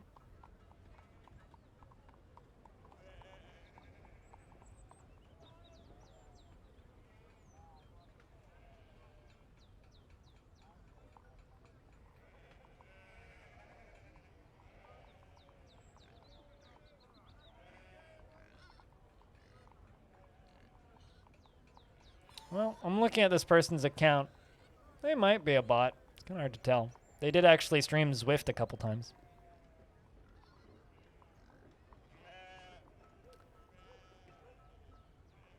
I don't know. Like, I wish that they didn't pop up in the viewer list.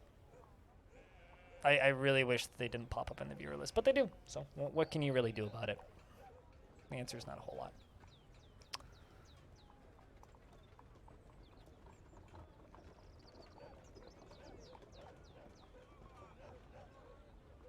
The answer is not a whole lot.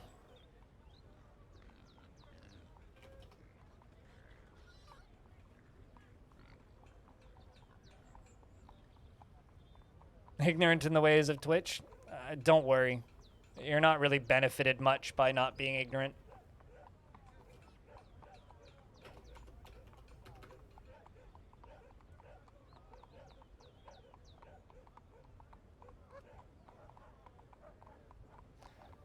No. That's not what I said. I mean, bots don't like count towards the total view count. I just wish they didn't idle in chat.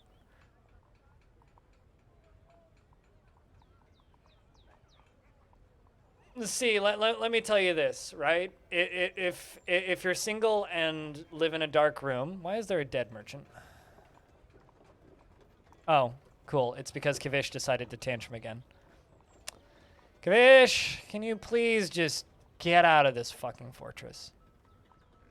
I'm so tired of this stupid, god damn, asinine, little fucking outpost liaison who keeps killing my dwarves. We've got a psychopathic murderer visiting once a year.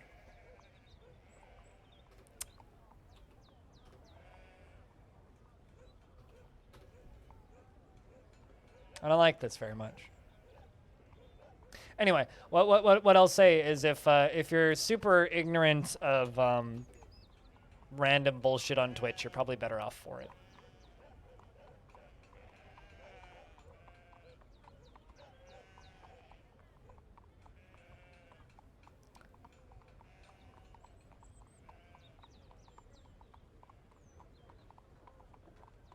I don't have add quote as a public command.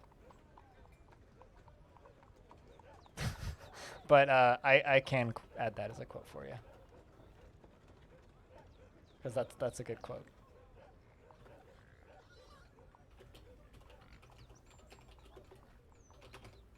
That is quote 342.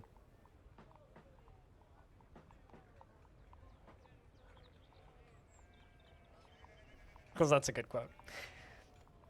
If you're single and live in a dark room, why is there a dead person? Okay, so yeah, no, if you're single and live in a dark room like me,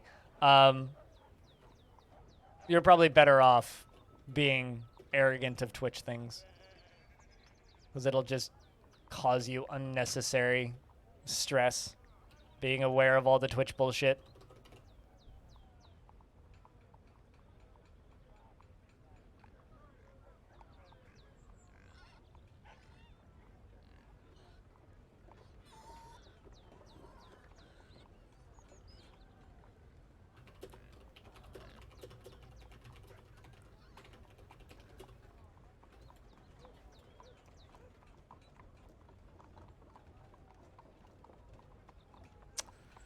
I love how it's a mangled corpse and the person who murdered this corpse is now just standing in front of it.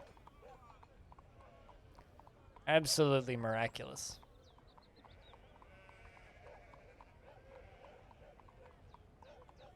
Well, now you can amuse other people into the future and beyond.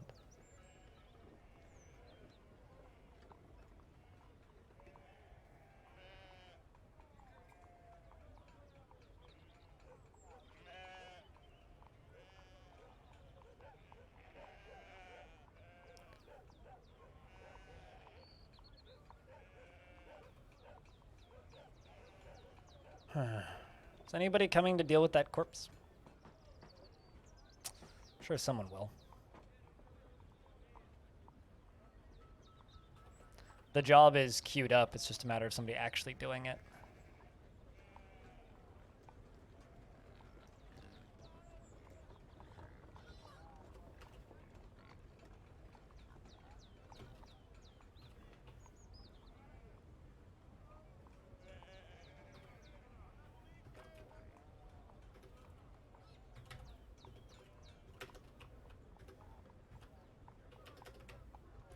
I always accidentally hit the bed button instead of the coffin button.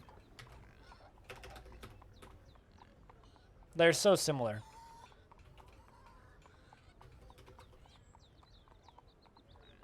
They are just so similar. God, it's warm in here. Or rather, it's muggy in here. It's just sticky.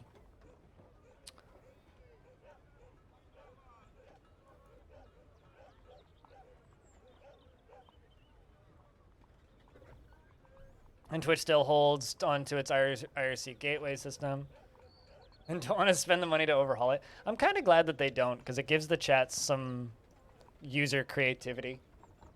And it still makes Twitch feel similar-ish to what it was before the Amazon buyout, you know? Like, it kind of helps keep that memory alive of... I don't want to say better days on Twitch, because like that's only true to a degree, but it helps retain some of that community feeling that Twitch has. What's the difference between a coffin and a bed? One has a lid, yes. One has a lid, and generally you only get into it once. As somebody who has actually dozed off in a coffin before, at a convention, nonetheless, actually. I fell asleep in a coffin at PAX. As somebody who fell asleep in a coffin once before, I I can confirm coffins make good beds. So, okay. Have you heard of a company called Tiny Build? Lump. You might have heard of a company called Tiny Build. Anyway, Tiny Build published a game called Graveyard Keeper. And the last PAX I went to, which was PAX West 2019, had a massive, as they always do, obnoxiously orange booth. This was Tiny Build's booth. And this booth was showcasing a Graveyard Keeper coming to the Switch, in which they were showing off that you could lie in bed while playing the game. Anyway, because of this, they had a bunch of Switches, and they had a bunch of coffins. And I'd been on my feet for like 2.5 fucking days straight, and I was exhausted.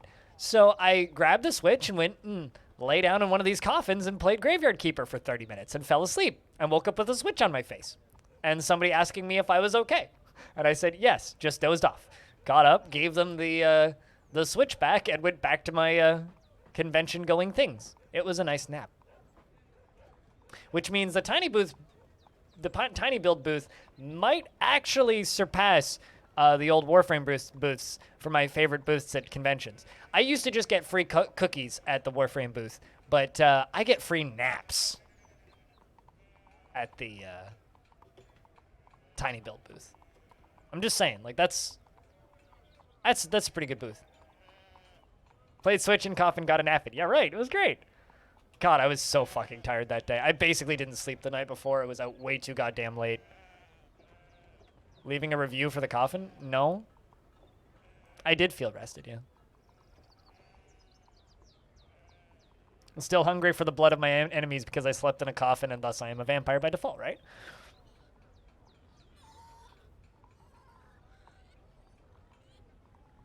Only Warframe can provide cookies. What about...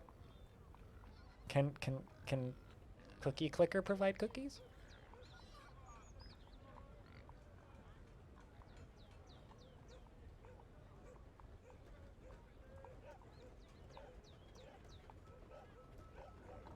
Many cookies. Trillions, even.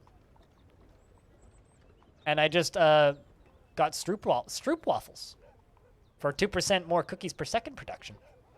Hell yeah. Why would I stop? There's still more achievements to get. Look at all these question marks yet to be achieved. I've only got 14% of the achievements. I had 86 on the web version at one point. So, 86% of the upgrades unlocked. So, I got a ways to go. Besides, I paid $5 for it. Damn straight I'm going to play it. Besides, I can play it while I'm streaming. It's like having a fidget cube. Oh, it's very far away. Give me 6 months. I'm not very optimal when it comes to playing Cookie Clicker.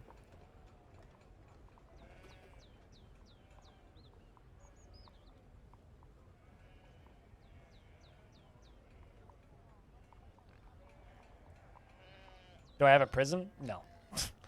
No, I did, but I ascended. So I'm right below time machines. Well, I have 4 time machines. Antium condenser is next, which is 170 trillion, and I got a ways to go before that. Or before I can reason. I mean, if I let it run all day without touching it and not buying any upgrades, I could probably get the next thing, but I need to make my... what do you call it? I need to make the time machines better first. But before I can do that, I need to make my portals better, because I only have 12 portals. I really need like 50 portals before I really move on, so.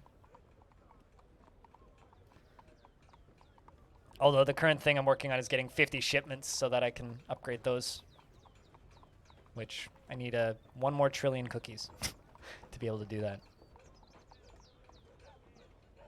Yeah, Cookie Clicker, it's a thing. I really like idle games. I don't play them that often. Not because like they ruin my life or anything, but just because like There's better things I could do with the 5 minutes I spend on them. Or the 20 minutes or the 30 minutes or whatever.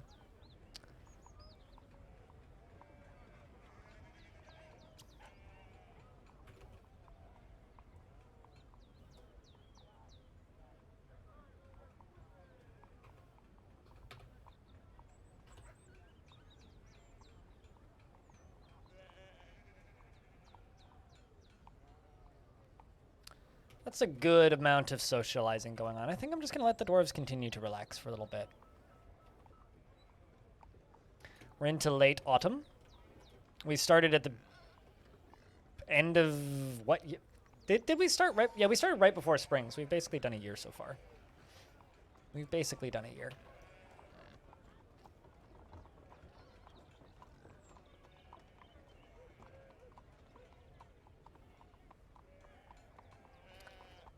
And all the way down to here. And that's just spilling over. Spilling over and in. Keep at it.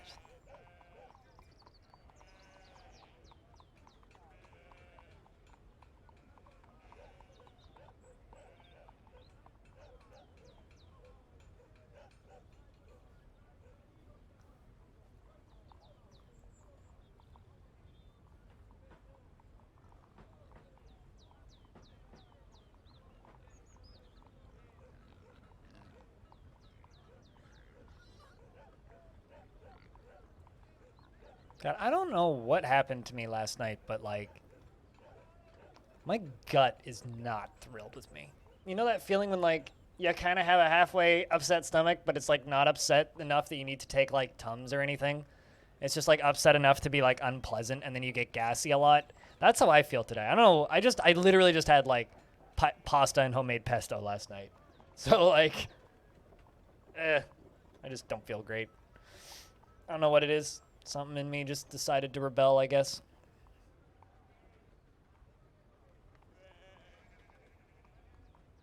Maybe it's the temperatures. Up to layer 73. Maybe it's the pesto? I literally made the pesto yesterday, or 2 days ago, and the first day it didn't hurt me. So maybe it is the pesto, I don't know. I also made the pasta myself, so it was fresh pasta. Made it in a bowl, made the dough and everything, and did like, I sliced them as thin as I could. I did like strip pasta, so they were about 1 centimeter wide, about that long. So it was homemade pasta and everything. I made the pesto 2 days ago, and I've eaten the pesto once already, and I was fine the first day. But was the bowl fresh? Yes, I cleaned the bowl.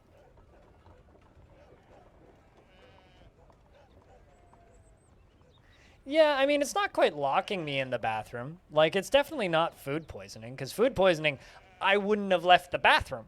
But, like, I didn't sleep very well last night, so that might not, that might also be a part of it. But it's like, I didn't sleep very well. And, I just kind of have, like, a slightly upset tummy. It's, like, just slightly upset.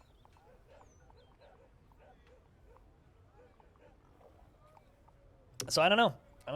It's weird. It's weird. I don't like it.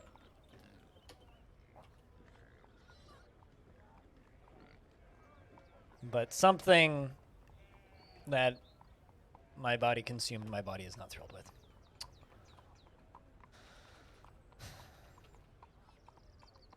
All right, so this is now dug down and I think fully set up.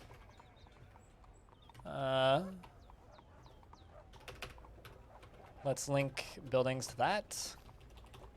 Let's start walling this area off. And then we will dig down and then push it up.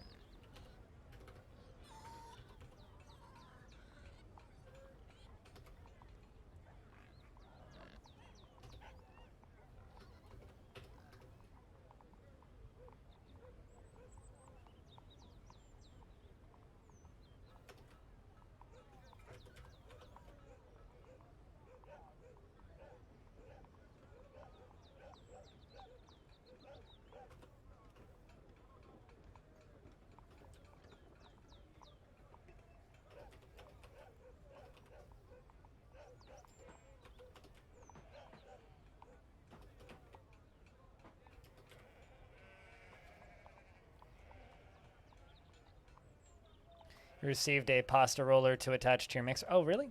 Oh, that's cool. Also, I just realized I'm doing this backwards. Actually, you know what? I just completely changed my mind. We'll just keep it on the one layer. We'll keep this just on the one layer.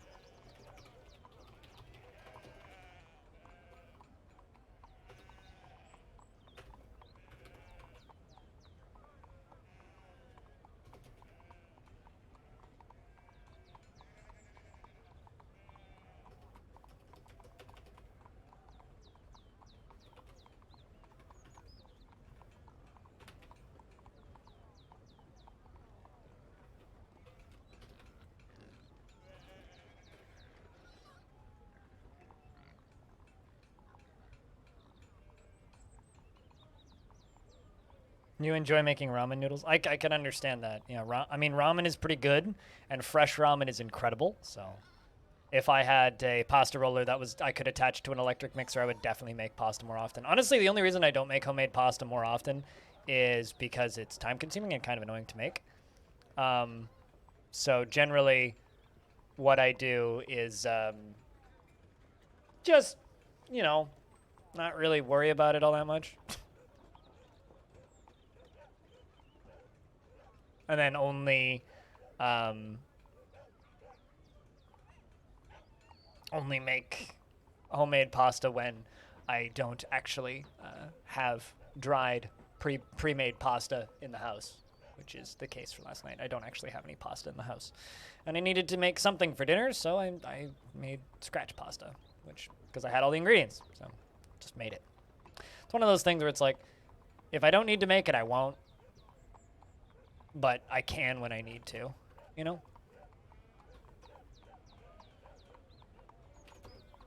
Is that an artifact or anything? I don't actually know.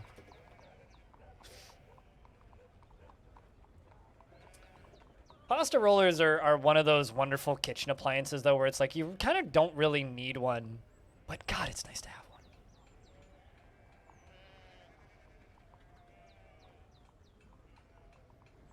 It depends on what brand it is. If it's the brand I'm thinking it is, I'm sure you could find a video.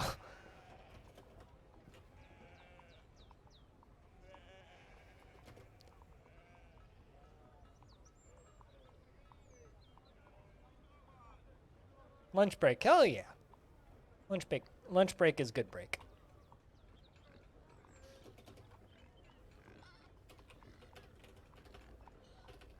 What's for lunch break today? Kodiak?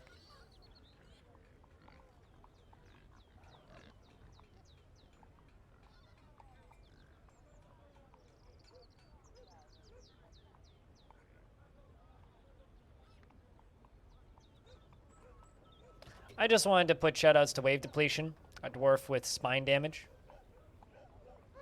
Pretty major spine damage. Still doing construction work. Shoutouts.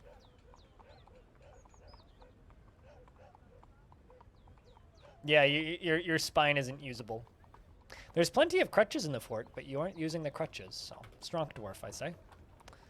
Strong resolve on that.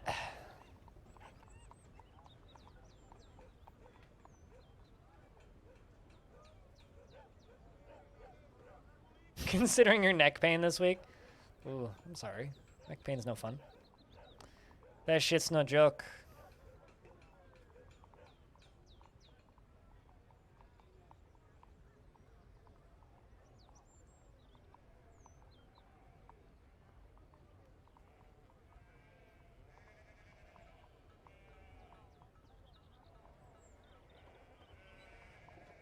That shit's no joke.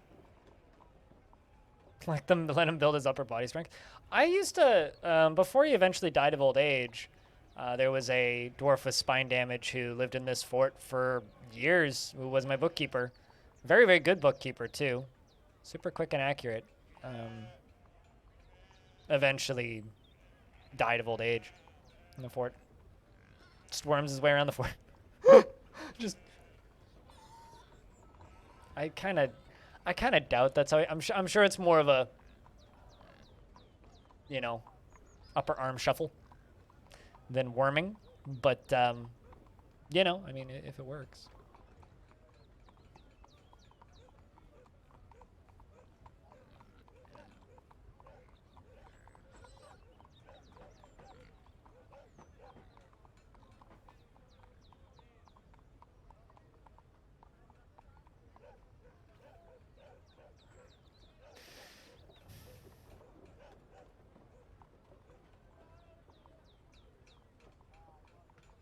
Man, one of these days we're actually going to get all of those ballista arrows sold. There you go. Somebody's linking that building to trigger.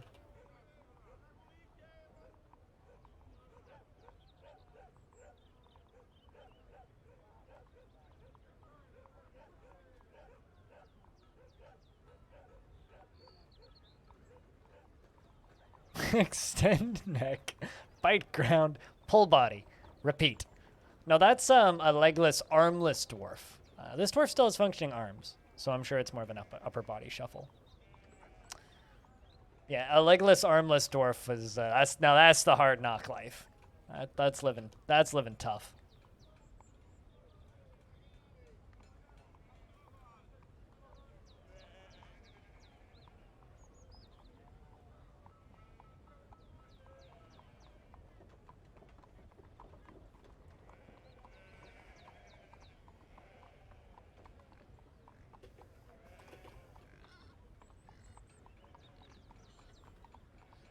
You had a vampire like that? What? With no arms and no legs?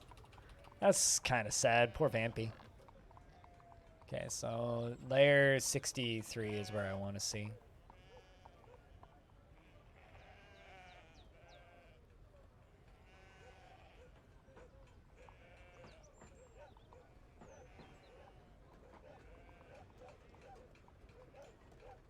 Because that's where it levels off with the other thing. I just swore that my phone went off, but it didn't. Paralyzed from neck down. See, you should have paralyzed him from the neck up. Then he would be much less dangerous. Thanks to the captain of the guard. Just clocked him in the top half of the neck, right at the top of the spine. That's pretty effective aim from that captain. Shoutouts, I guess.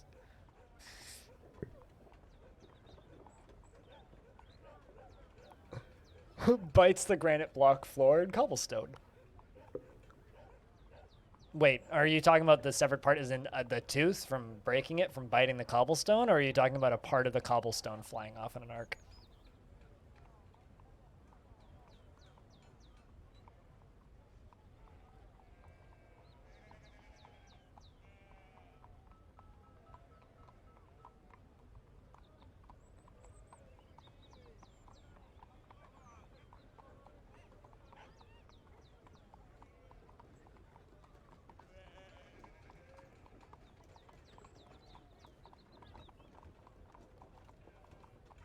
Managed to keep it sane by having the hospital in a tavern. Oh, and did they just like dump alcohol on him? By the bucket load? The dwarf, you thirsty? Here, have a keg. I mean, actually have two. Also a third keg. Chug, chug, chug. They're just like doing keg stands over the paralyzed vampire the whole time.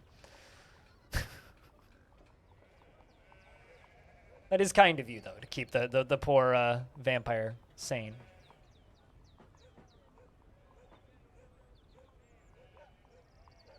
Alcohols, dances, and poems.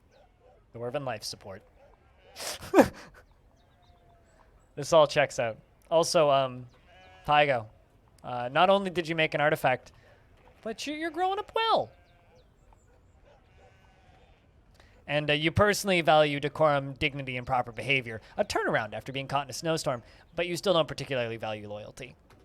You dreamed of creating a great work of art, and that dream is now realized. What did you make? That's a good question.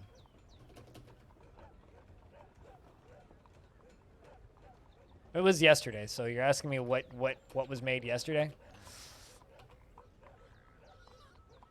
Blameless Blue this moon.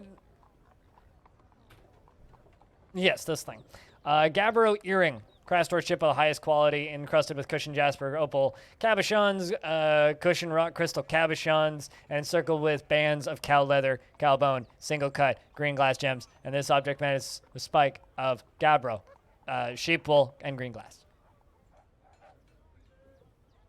That's what you made. Not the grandest of artifacts, but... You would like to practice martial art? Well, go join one of our wrestling squads. We have two, and they're both training right now.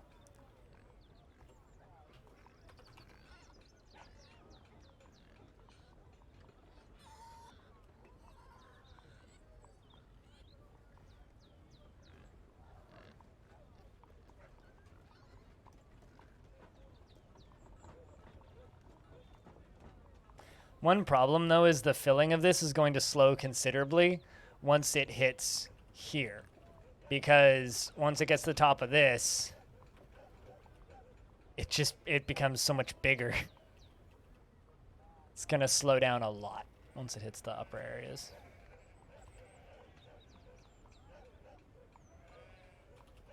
You are already one of the commanders of one of the miscellaneous squads. Freeways.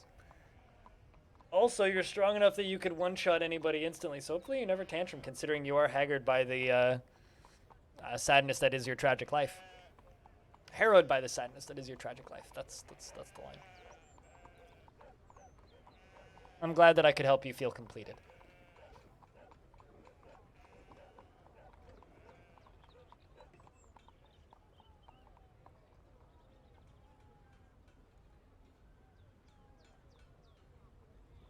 Ugh.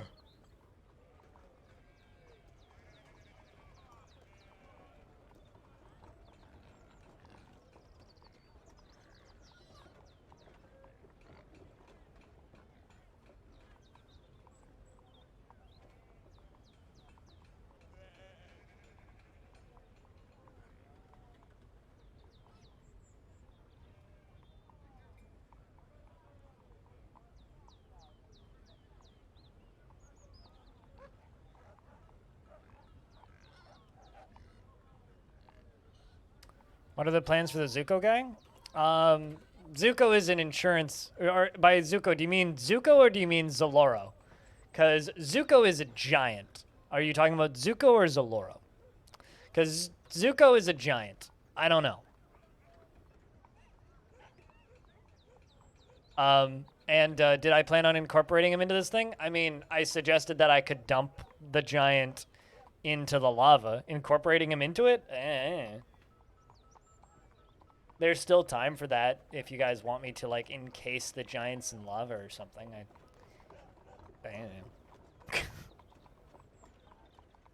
Not currently, no. I think people just really want me to sacrifice giants to lava, which is kind of what I was planning on doing. Just waiting until it fills up and then dropping them in. I don't know really what else to do with them, I'll be honest. But if you have better ideas that don't involve killing my own dwarves or making my dwarves watch them kill things, then I'm potentially all ears. Also, winter is upon us.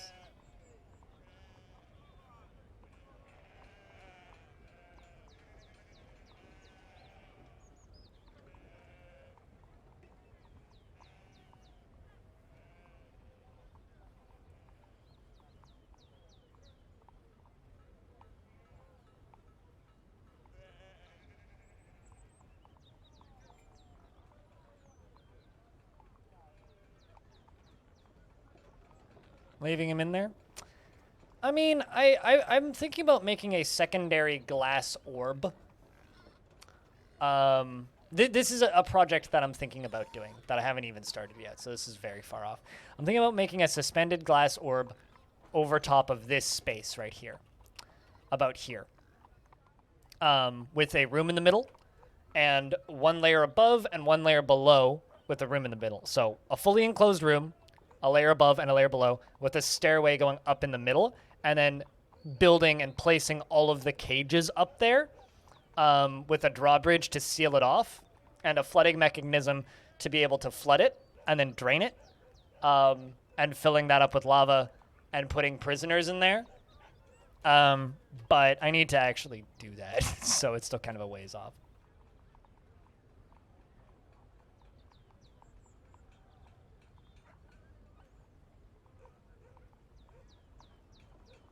You make a statue of Zuko with the boulder. I mean, that would be very easy to do. Very, very, very easy to do. I mean, the next major plan is to fill, once the tower is full, fill this thing up with lava, and then dump it through these little spots around the edges into the caverns to flood the caverns here with, sorry, I have to do this with the proper drama. Cleansing fire. Anyway, something to do with that. So we're going to do our best to remove everything with cleansing fire. I thought about screaming, but then I also then realized that there are people with headphones listening. So, including myself. But yeah, no, we need to do cleansing fire and remove all of these corpses. That is priority numero uno. Once... Well... Huh. Does anybody remember the eternally burning boy? Well, I found the eternally burning boy. Again. I'm glad that it's sitting there. It's not burning anything there. That's actually really nice of it. But yeah, no way. The plan is to send stuff or send the powers of cleansing fire out to the rest of these caverns. From snail to slug? I don't know if that's a promotion. Losing a shell seems like a demotion to me. Tiny Goliath appears to be doing some research, which is nice.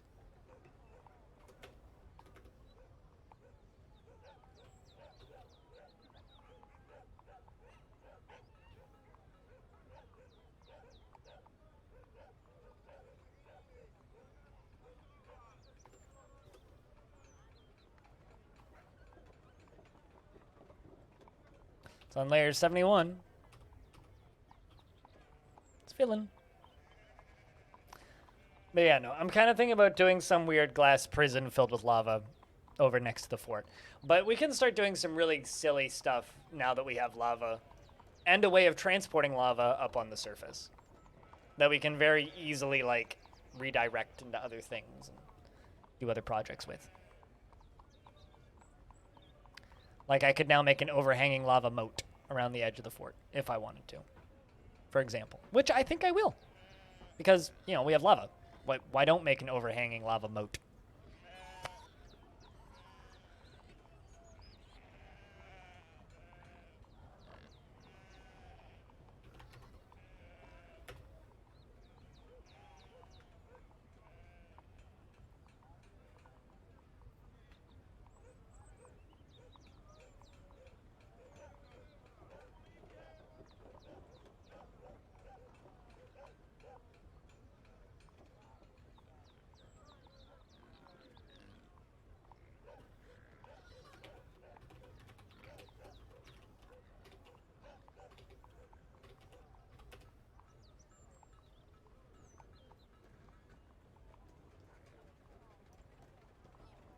Partly fermented grapes, they don't taste bad, but they have an almost fizzy taste. Yep, that would be partially fermented.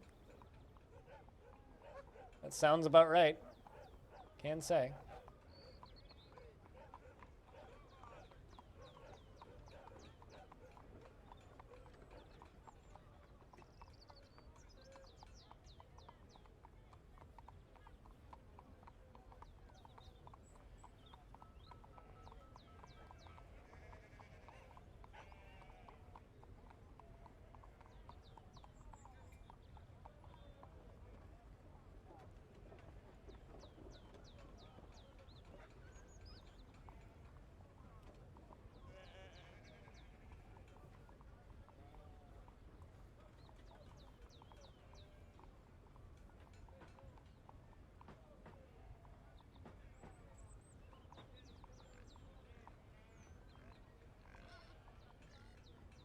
Could handle more lava?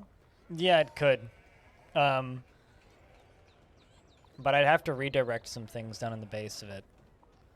The problem is there isn't enough lava flow coming in, which would mean I would need more lava to flow in through here. Or alternatively, if I widened this passage, it would probably get more lava. But I'm not sure if I can do that. Well, actually, yeah, I can do that safely. I could do this safely, he says, famous last words. Yeah, well, let's add some more lava into this thing. This will be safe, right?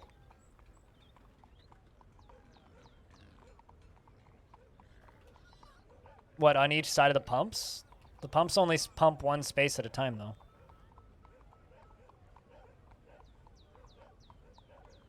I think you're a negative Nelly about many things, Frog. But generally, that's my job title, is to be the negative Nelly, so...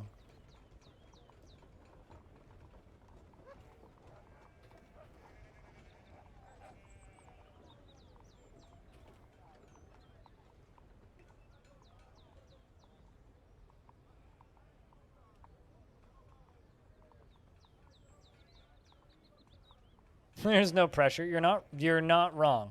This is completely accurate.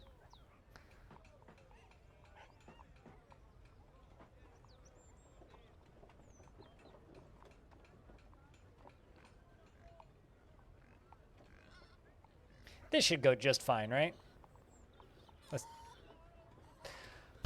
That happened at the exact wrong time. Chunks of ice fell. Also, I think the pump stack's going to power down in a minute anyway because it's that part of winter where the pump stack shuts off.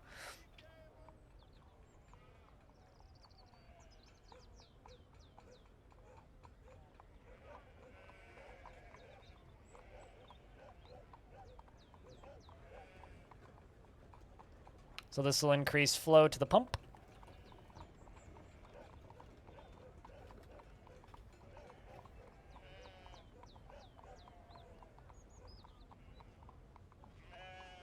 With engraved images of the dead invaders, that sounds like a lot of micromanagement, but kind of a neat idea if you put the time in.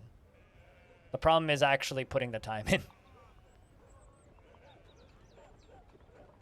Yeah, but yeah, I would say that idea sounds pretty cool if you put the time in.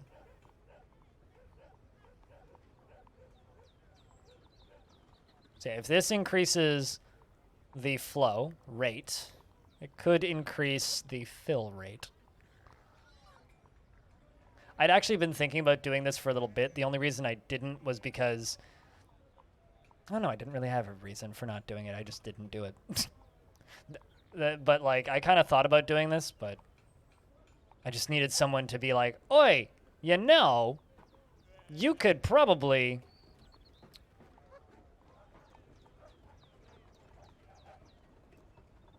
I've had ideas like that in the past, Kodiak, which sound really cool in concept, and then you actually go to start doing it. Like I had an idea once where I was going to engrave an image of every dead dwarf in the fort with an image of themselves and something cool that they did. And I kept it up for like the first handful of dwarves, and then I had like 40 dwarves die all at once in a big fight, and it was like, well, I don't know if I'm gonna keep doing this now.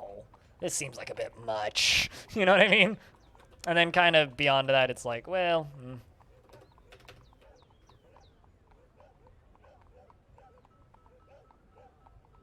Immediately, then it gets annoying.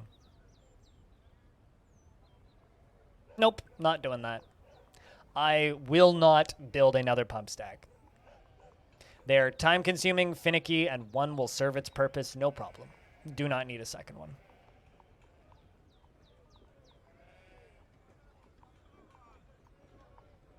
Mostly because I have just no interest in building another one. I actually really dislike pump stacks just because I find them obnoxious to actually build. So I do not find making pump stacks fun. So making a second one sounds really boring, and I really do not want to do that. So no, I will not make a second pump stack.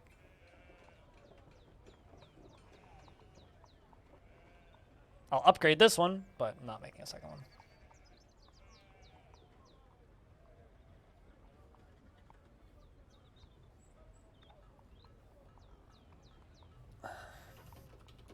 Which is what I'm doing. I'm upgrading this one. Yeah, absolutely. Considering I had to build half of this pump stack twice because a bird decided to die at the top of this one.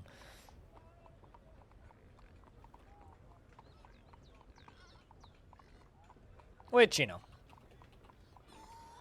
not obnoxious at all.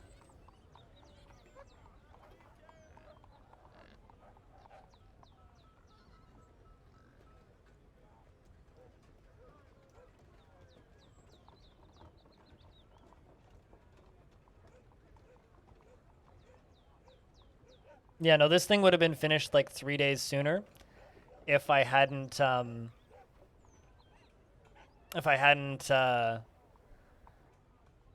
had a dead bird fall on the top of it and break a bunch of it.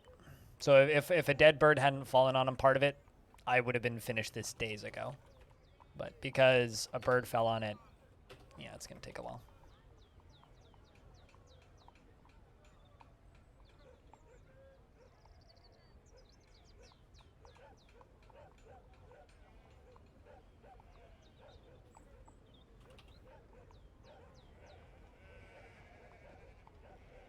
Seems to be pumping a little quicker now.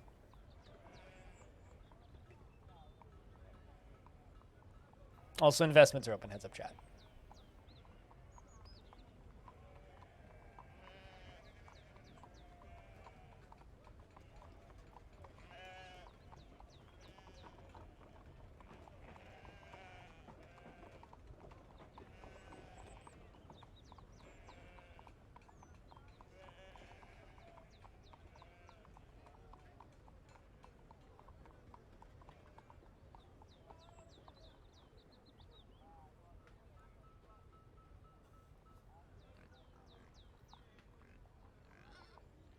I have like these mild hiccups and I'm trying to clear them.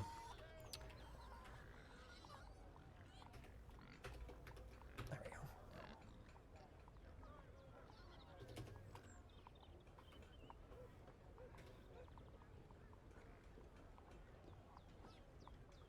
I've done a handful of them. I find them finicky. I try to avoid doing them unless I really need to, and I don't particularly like building them.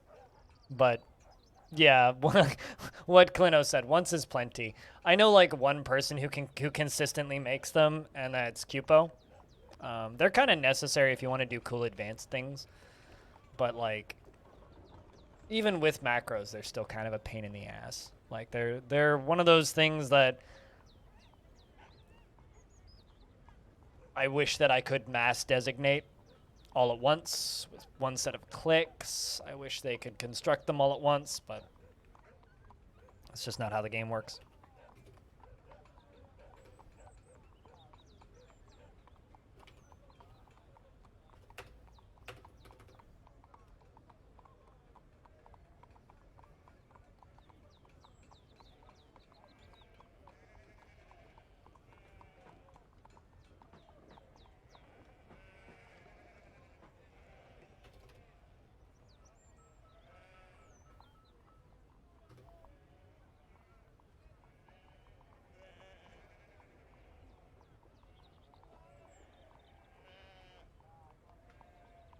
And there we go. We are all built up. The pump house.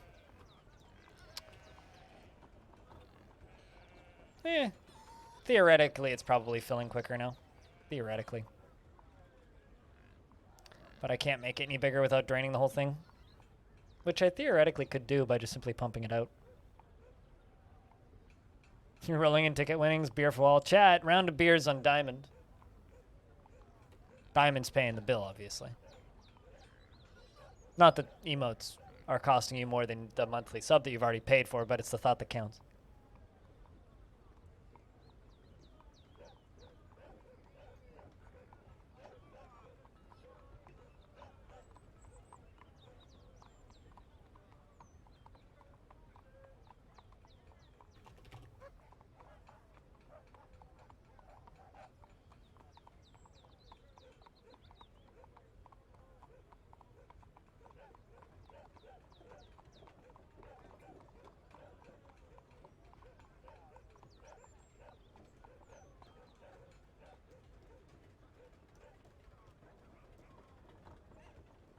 Only whiskey from you? You don't gotta be that guy, just post whiskey. I'm not gonna change from the post beers in chat thing, though. Just because you can't, you now have access to a whiskey emote doesn't give you the right to be an elitist. Come on.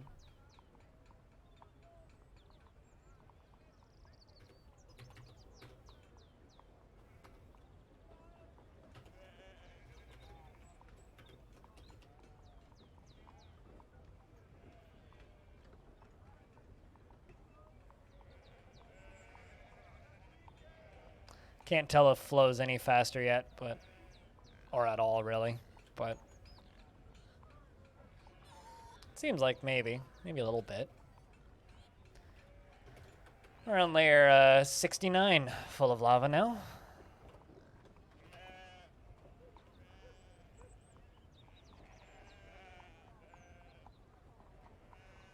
Yeah. Yeah, see, that's a way to do it, Clino. Clino, do you ever embark on a volcano and then leave and then re-embark on the same spot so that you can have a erupting volcano? Because I like doing that sometimes. Be like, why are you blocking the laser? Although I do admit that Crypt Bois kind of does look like some sort of weird MMO raid boss.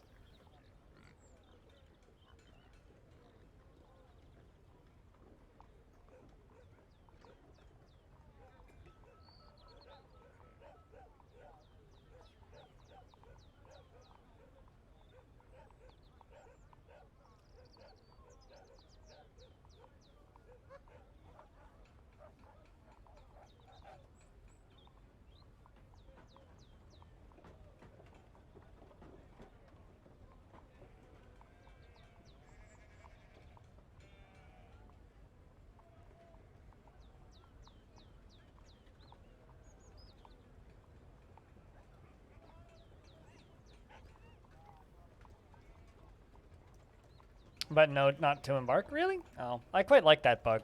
That's one of my bugs that I feel like is more of a feature than a bug. Because it's just so nice having a actually erupting volcano on your map. Like, I really wish that volcanoes could erupt over time. Like, I wish that lava levels shifted from time to time. Because, I don't know. I guess all I'm trying to say is, I want earthquakes, eruptions, and tidal waves. Real bad.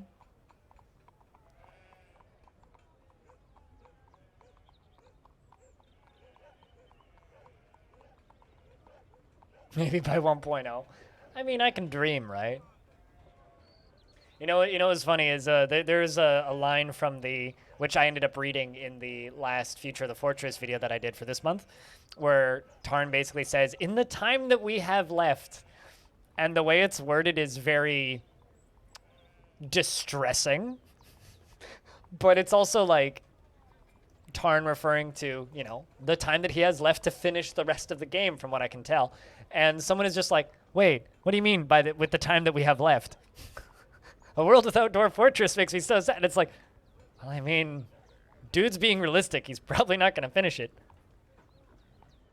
Tarn is actually like a very blunt, realistic person. Every time I've talked with him, he'll always say one or two things that's like, whoa, you are actually very nihilistic about like our future as a species. Holy shit. But aren't we all? That just makes him relatable, I think.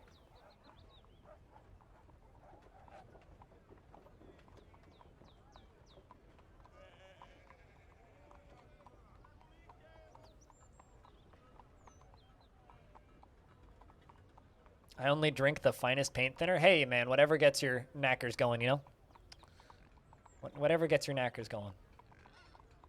So what you're saying is, Haas, is you're a big fan of all of the bleach emotes, then?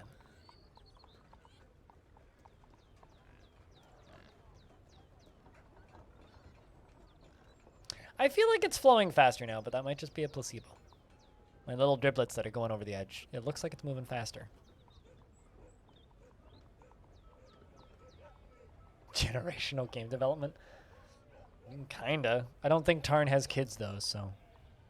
Obviously, Scamps is going to continue to develop Dwarf Fortress.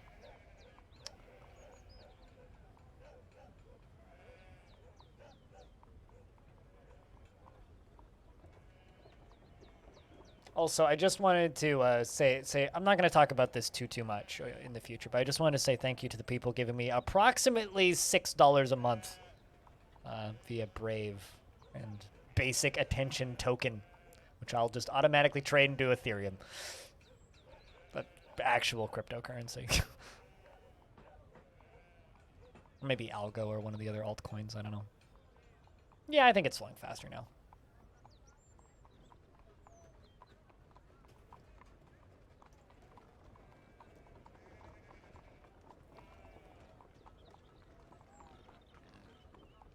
Well, I'm now verified on Brave, so if you use Brave, you can literally just give me cryptocurrency for free. That's it. And the ads that pay you money on Brave are just when you make a new tab. Let's open a new tab until I see one. Things like this. Like, that's literally all you see. And they don't even pop up every time. Most of the time you see, like, pretty photos. So, I don't know. I like it. It's a nice browser. But if you're allergic to cryptocurrency stuff, then yeah, it's obnoxious. But I actually get Dairyland milk ads on it kind of frequently when I make new things. It's very strange. I open it up, it's like, really? Dairyland is giving Brave money? All right. Haven't bought milk yet this year, so I guess they're trying. I keep saying almond milk into my microphone, and they're like, oh no, we've lost one. Gotta get him back. Big Almond is winning.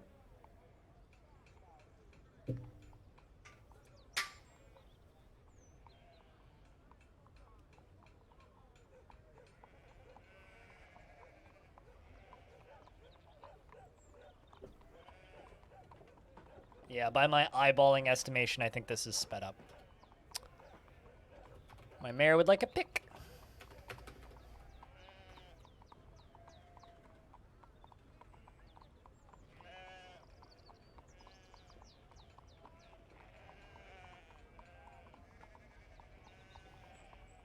And the other annoying crypto thing that I want to shout out is I also now have a method of accepting tips via cryptocurrency, via 1UpCoin. So for some reason, if you want to send me Litecoin, you can do that. I'm not paying for their premium service, which lets you send the other funny coins, but I'll see if people actually use it first. It's not like it's hard to turn a cryptocurrency into a different one if you want to get rid of it. So for some reason, if you made a mistake and spent too much money on Doge, you can send me your Dogecoin by transferring it into Bitcoin and sending it to me. Good thing I don't live in California. Riptress. On the almond I get, the almond milk that I buy is local. So, good thing I don't live in California. That's the one thing that's nice about being in like the greater Vancouver area in Canada is one thing we got too much of is water.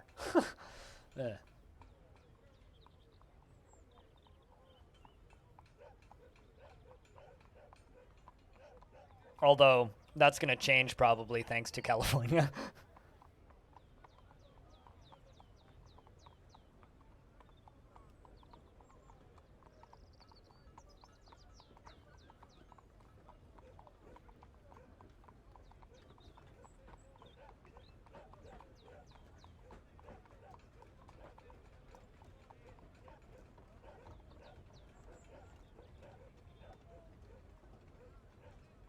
Yeah, looks like I just kept going.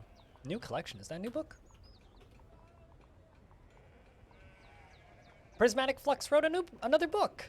It concerns the compilation of many summaries into a single text. The writing is reasonably serious. It's not awful, but not very good either. Neat. We got another new book. New collection.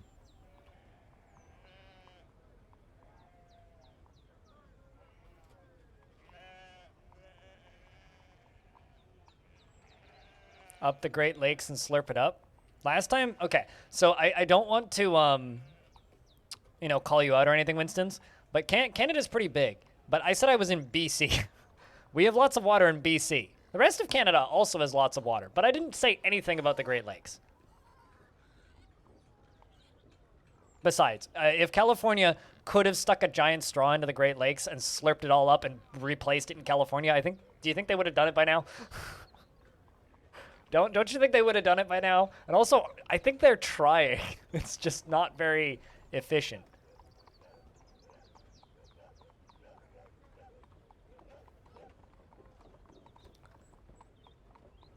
It's funny. Regardless of people ask me, Nikita, how bad California gets, I always know people that are moving to California. Rhinestone. What up?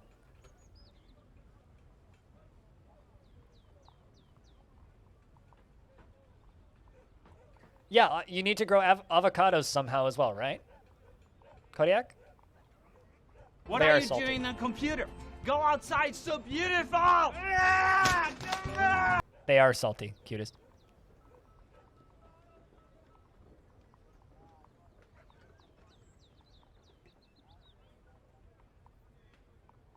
Yeah, we have trees and rocks as well. Yeah, and rocks and trees and trees and rocks, as well as rocks and trees and trees and rocks. And if you keep looking, even more trees and even more rocks. We're talking about water coughs in Phoenix. I mean, like I've said this to you many, many times, Rhinestone. You choose to live in Phoenix. You've decided to live in Phoenix. That is your life choice. So if you choose to live in Phoenix and you're like, huh, I have no water. Weird. It's almost like you live in Phoenix. I'm just, yeah. It's expensive to move. Yeah, touche. I understand that. Actually, it depends on how much stuff you want to bring with you. If you go full crazy and just move, moving's real cheap. Just costs gas. Or if you drive a Tesla, it just costs I was gonna say Spotify subscription, but like,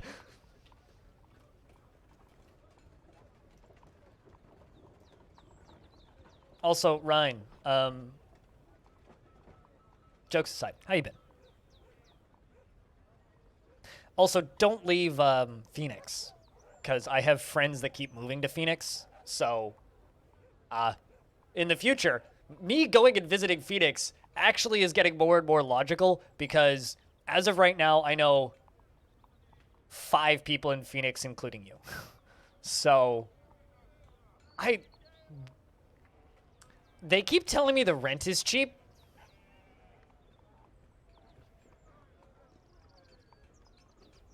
One of them moved to California for a bit and had a job in California, then moved to Seattle for a bit and got a much better paying job in Seattle, and then got an even better paying job just outside of Phoenix, which was the job he did first, but they offered him twice the salary to do the same job to come back. So now he's back in Phoenix.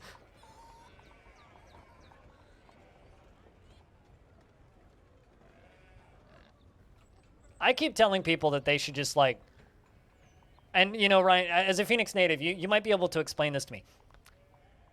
I know this is very much like a stoner shower thought, so keep that in mind.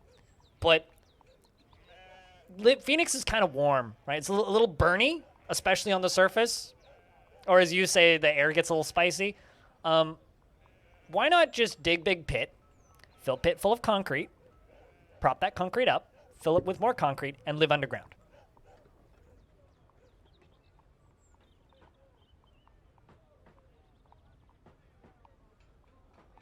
Oh, there's lots of fish in the Great Lakes. What are you talking about?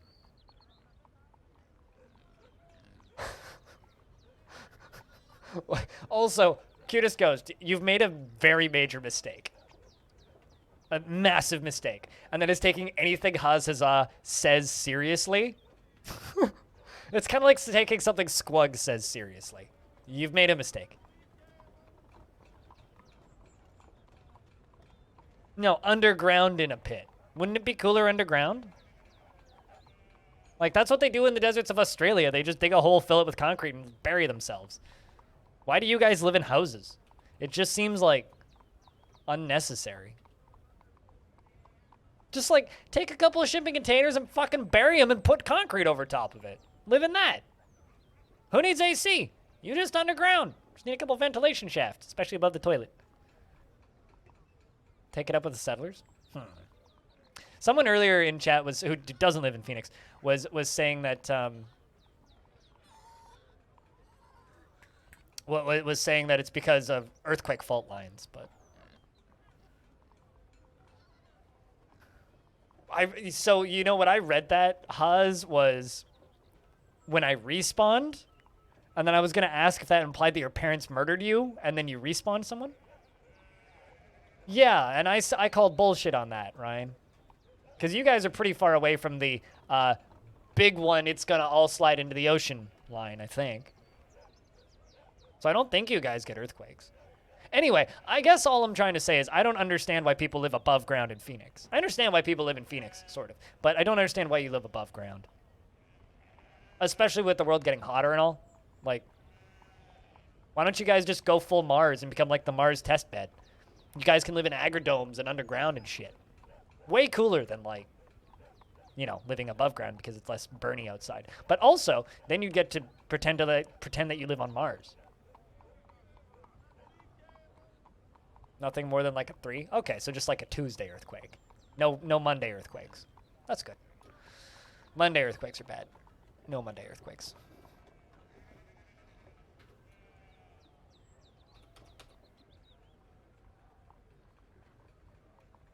You need like 18 air conditioners.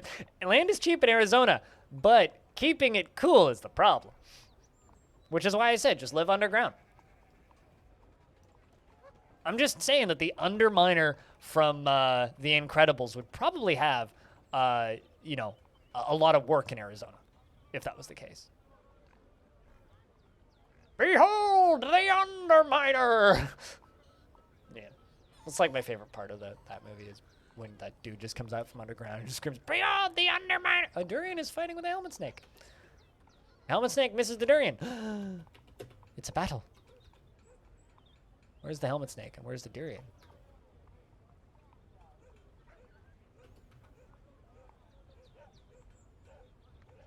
I don't see either of them.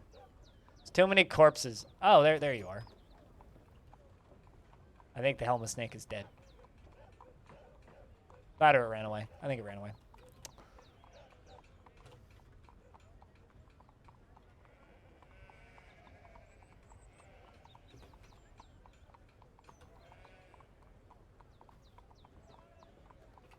Yes, it is definitely pumping faster now that I gave it more pumping room.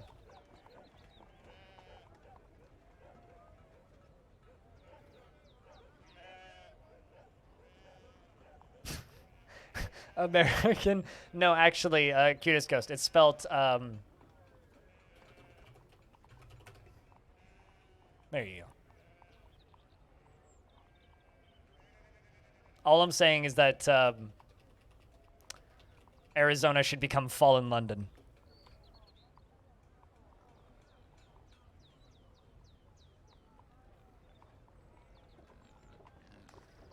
Actually, you know, I think that we should change the abbreviation from Arizona to from AZ to AC, because it's actually more like airy conditioner because you guys need a lot of air conditioners. That I'm stretching way too hard with this joke. Donkey leather hood? How the fuck did you get a donkey leather hood? That my king made. Of all things. Rest his fucking soul.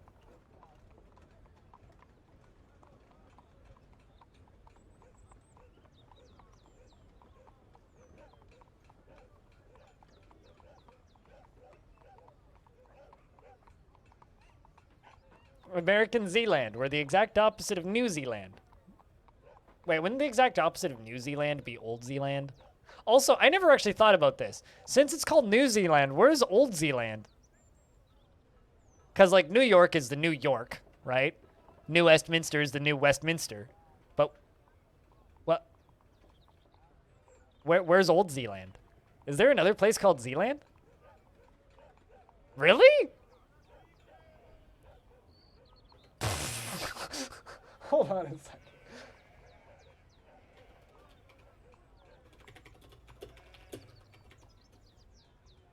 This is probably my best Google search of the day.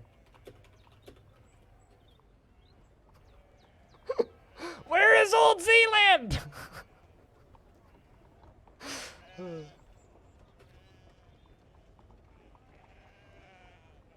It's in the Netherlands. Location of Well, you want to know what's even better? It's spelled Z-E-E.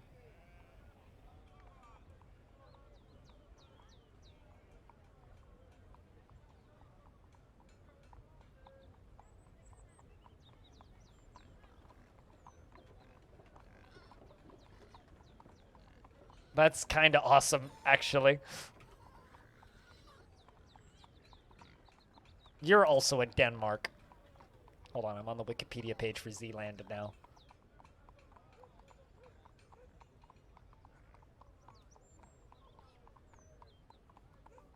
Yeah, it's in the Netherlands.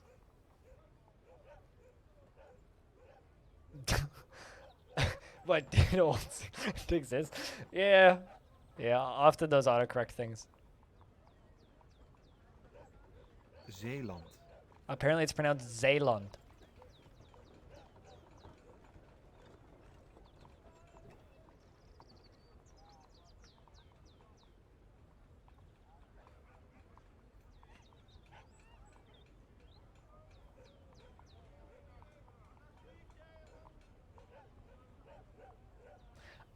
I also love that there's a this is just me being amused by dumb things. Zeelandic Flanders is a region of Zeeland. It's Ned's cousin, obviously.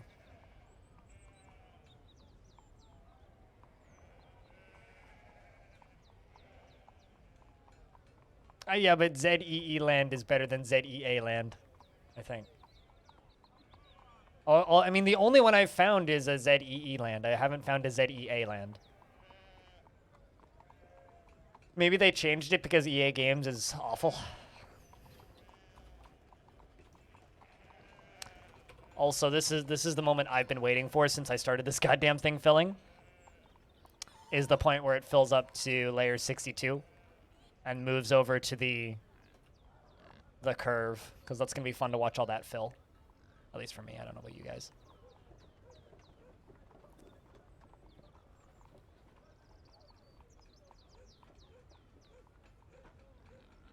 Wait, so Denmark has a Zealand and a Zealand? Not to be confused with New Zealand?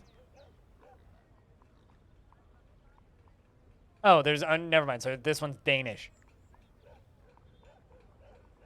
Huh.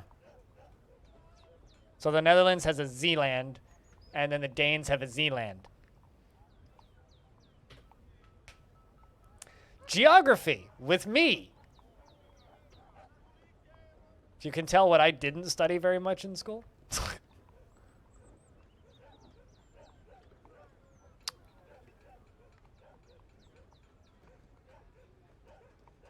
Geography with me is my new educational kids YouTube TV show.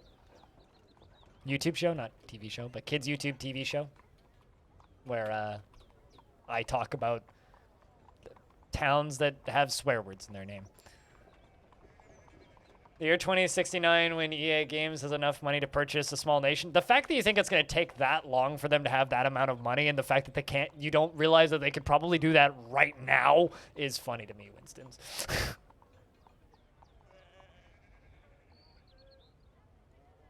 Bunch of Zoomers. Stone. You were pretty good at geography. I mean, you gotta be good at something, right?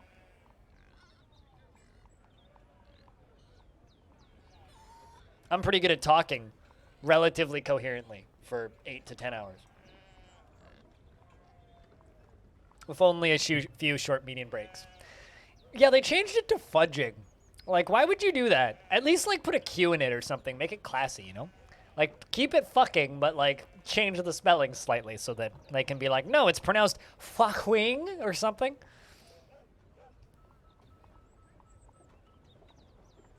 It's so much worse. It's like, they might as well have named it Hecking Australia. That would have been funnier. You know, if they, or not Australia, Austria. I always misread words. They should have renamed it to Hecking Austria instead of fudging Austria, because fudging is just like you're fudging it. Like you're not actually doing a good job of changing it. You're just fudging it. You fudged it all up. Why would you even continue fudging it? Well, now that you fudged it so badly, but they should have changed it to Hecking Austria. I'm just saying. Wait, Trump tried buying Greenland? Why? There's nothing there. You'd probably get further trying to buy one of the moons of Jupiter. Also, Trump isn't rich. Trump is broke. Speaking of people who are broke, thank you for making yourself broke by buying another month of subscription to my channel for an 11th month. Old? What makes you old? Thank you very much for the 11th month. Welcome back. Almost a year. Hell yeah. You know, I've never actually like tried to even say your whole name because I'm pretty sure it's just like Faceboard keyboard, but hope you're doing well.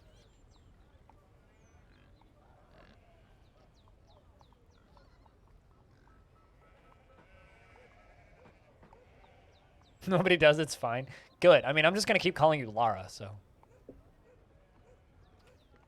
I'm just watching lava fill, and it's making me happy.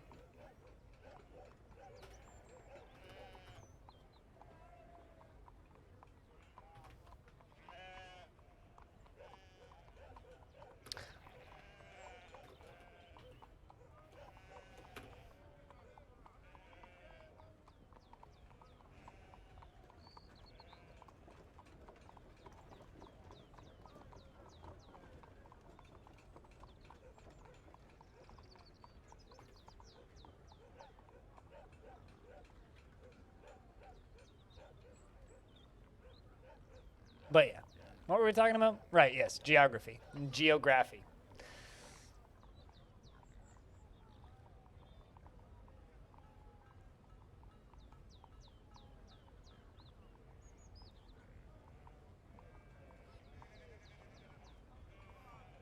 It's funny because a lot of Danes would happily give it away. It's a large social services expense with a military base in it. Oh, that's why Trump wanted to buy it, to put a military base on it, probably.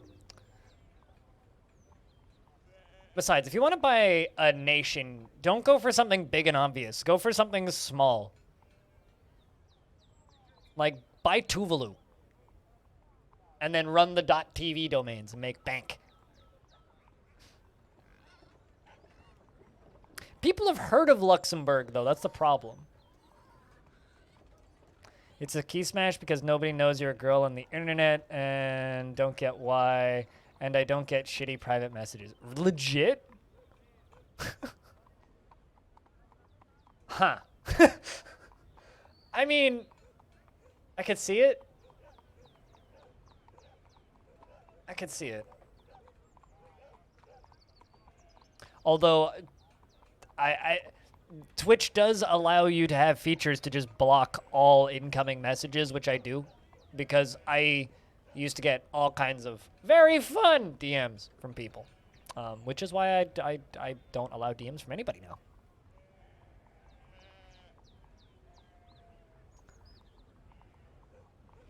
Well, you see, that's a very American thing to say because nobody outside of the US of A knows what the fuck a county is. I mean, I can county to 2 as well. It doesn't make me intelligent.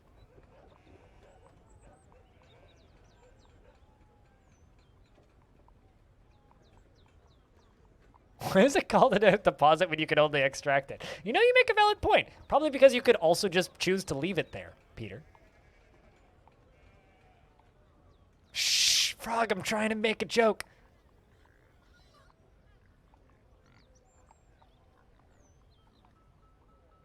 Danes love it when they get to claim to be a giant ass country and then go off on how much it costs them. You know, that's like the uncle that rents a giant house or buys a giant house and then complains about the property tax.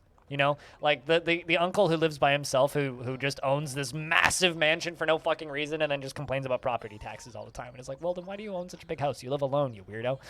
I definitely don't have an uncle like that. Anyway.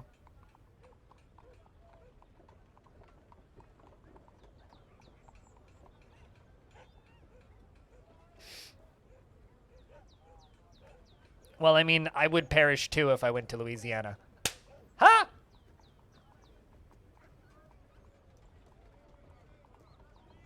Yeah, I know that one was bad. I'll just go now.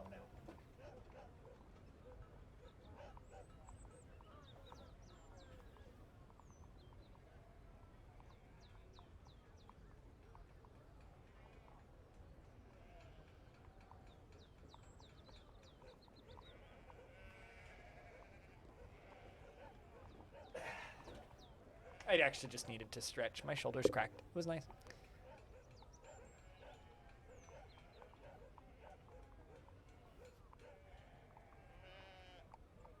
Find me something in America that wasn't like loosely lifted from some other country that was around longer, and I will be impressed. Because that's actually kind of difficult to do.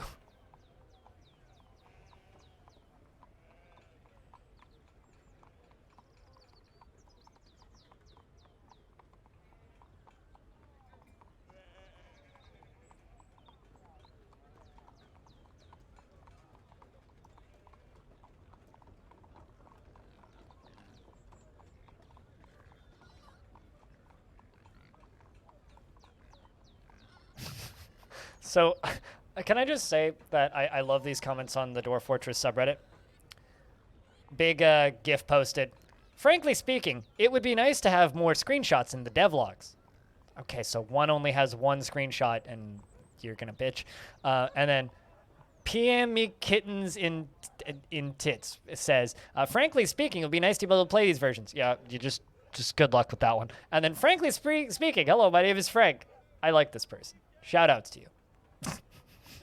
Frankly speaking, hello, my name is Frank. I like Reddit.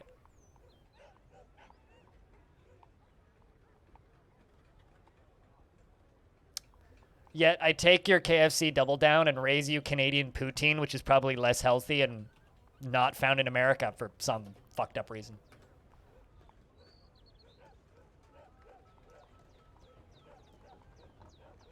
I blame the English language. Oh, me too. Yeah. Raccoons. Raccoons are something in America that are not that are unique to America? Or what? Clino, I have a question. How annoyed and tired and bored are you of people just saying, early access, please let me test, blah, blah, blah, blah. My door is open and I can hear people outside. They definitely heard me say that. Which is fucking wild to me, Hive Hum. Absolutely wild. It's unhealthy, it's covered in grease, and it has french fries in it. What? How more American can you get? Canadian exclusive food. I want to make a joke about you having a nice run, but instead I'm just going to say I hope that you're feeling better, Infinity.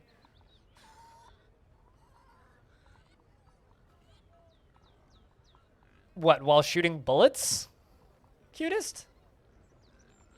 Cheese curds are scarce here, but we find them. Like, it's not easy to buy cheese curds.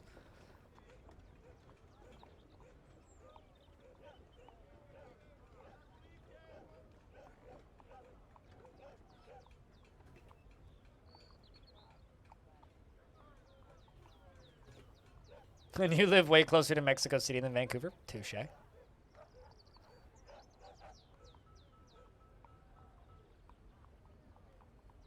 Well, the big old tube of lava continue.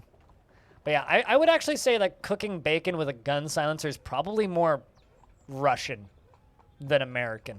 But what do I know?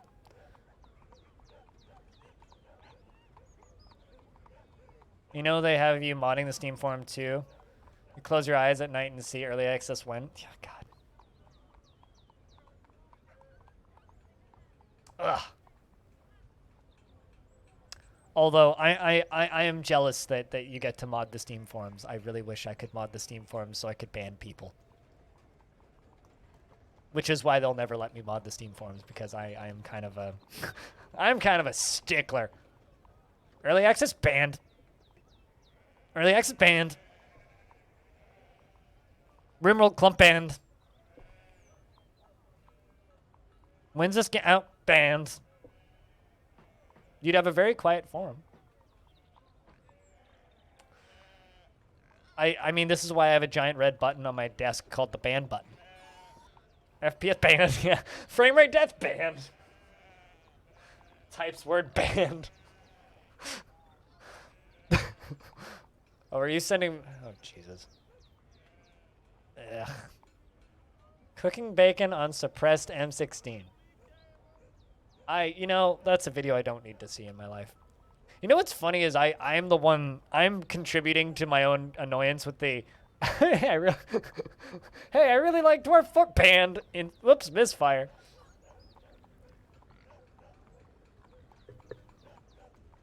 Logs in, check Steam forum. How am I already banned? I've never posted here.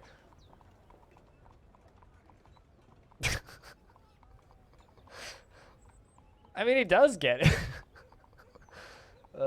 How a Dwarf dig banned. Whoops, I banned Clino. No, I'm not that heavy on the ban hammer. Although I banned somebody yesterday in my chat for asking me to start wars in this fortress and kept on spelling the word combat with a K. And I found it so childish and annoying I banned him. Maybe I am the asshole. I mean, you did say that you would learn DF on my birthday, Ryan, and you didn't. Sheds a single tear. And then my birthday passed again the year after. And you still haven't learned DF. Sheds another single tear. Oh, it's always a kobold. Could you imagine if a kobold got into the banning functions? Be some good viral marketing right there.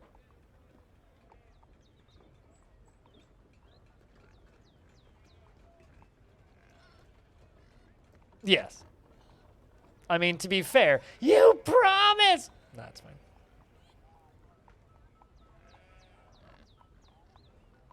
I mean, I banned that person under the exclamation point children rule.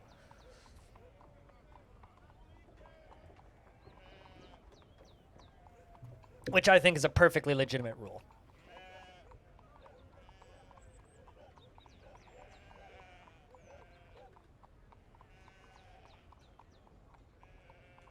I'm just very amused by watching this, like, tube fill with lava, okay? So, like, you know, just bear with me here. It's going to take another stream, probably, at this rate. Yeah, well, they did say that I was scared of combat. I'm not even remotely scared of combat. I just don't want to kill a fort that I've put over a year worth of work into. So I'll gladly march the dwarves to war in any other fort. Not this one.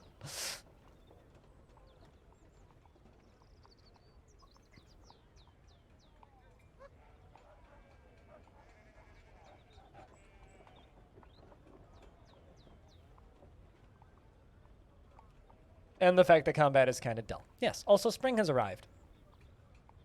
Spring has arrived. Why is everyone banned?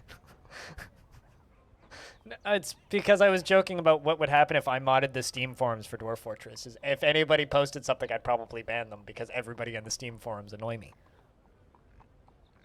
This is why I don't work in community management, chat. Anybody who doesn't hire me to be a community manager is an intelligent person. Because you'd have very quiet forums if you let me manage.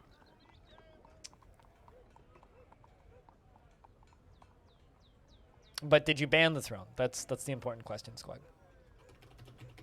Like, I'm gonna go look at the Dwarf Fortress forums on Steam right now and see how long it takes before I get annoyed with somebody.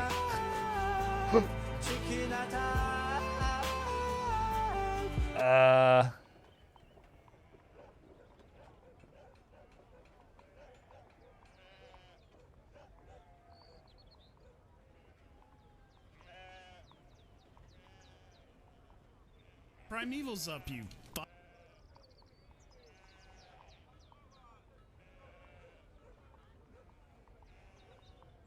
Okay, that's like a legitimate post about bugs. I like this one. Time isn't subjective. The perceptual experience of time may be subjective. Time is not. Discretely measurable, objectively observable. To the extent that time is reflective to acceleration, both are defined by the point of reference. All points in space simultaneously define relation to all others and at all points of time, whether perceived or not. Thanks, Chad. Also, the first of spring has arrived, meaning we have a human who is bringing us a tribute. To be fair, I actually like that person. That's pretty funny.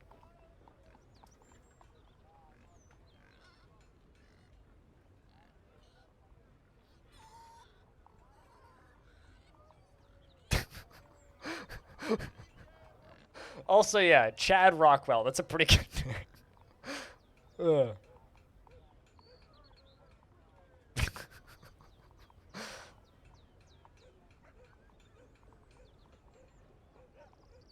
That needs an upvote. Go upvote it then. I don't think you can upvote things on the Steam forum.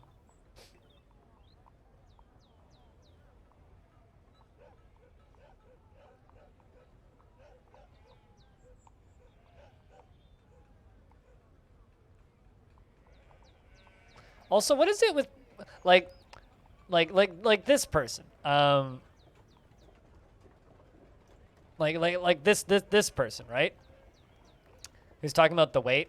I would ban this person purely on their inability to capitalize any of the I's in this entire thing. Also, is there a single period here?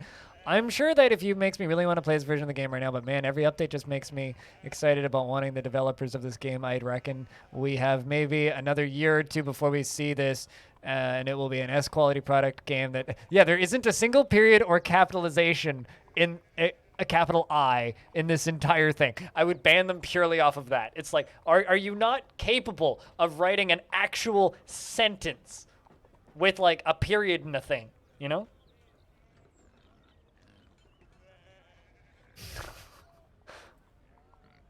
Also, man, I feel so bad for poor Clino.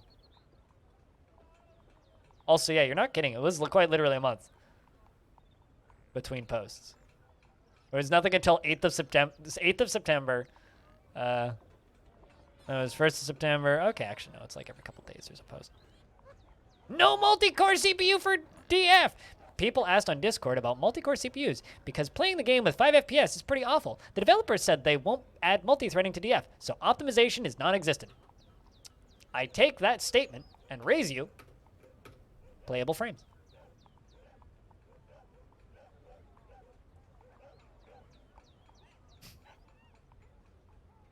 What non-existent optimization? I mean, we've got fluid mechanics, 125 levels worth of pump stacks, 60 dwarves almost, like 40,000 blocks, dozens of 10,000 corpses, you know. What lack of optimization, exactly? I mean, you can. You'll be like the 70th person to do that, Oz.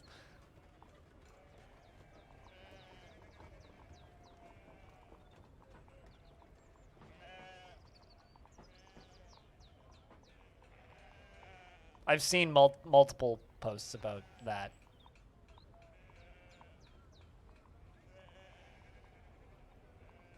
I like this one. This is a response to the no multi-core comment, which is C++ dev here. Multi-threading is hard. You would have to rewrite the entire source code with multi-threading in mind. Yeah. Also, multi-threading won't make much of a difference anyway. Shoutouts to Mort Strudel. I know that person.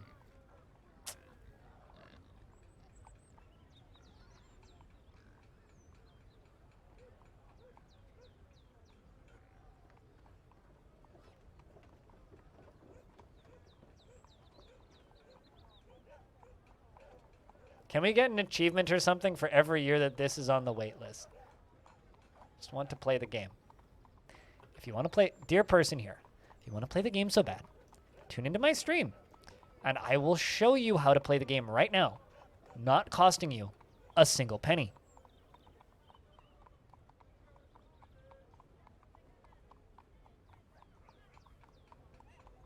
Mort is great. Yeah, Mort's popped into the chat before. Mort's good people. Friend of the channel, I would say. Also, yes, Chad Rockwell made my day. Fuck yeah, Chad Rockwell. To be fair, Chad Rockwell is actually correct. Time is not subjective. But that's why the release date is funny, because it's a joke. Dominoc, what up? It's good to see you. Your dwarf was doing some combat drills because you were a little bit depressed, and apparently you broke a thumb in the process.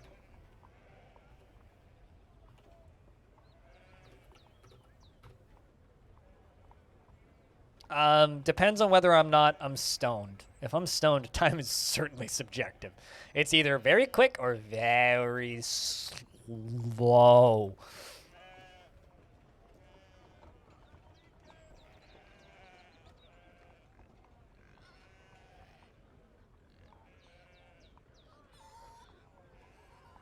I mean, the first time I read time is subjective, I literally chuckled out loud. So you know what? If it can make me laugh, it's funny. And if it's funny, I'm okay with it.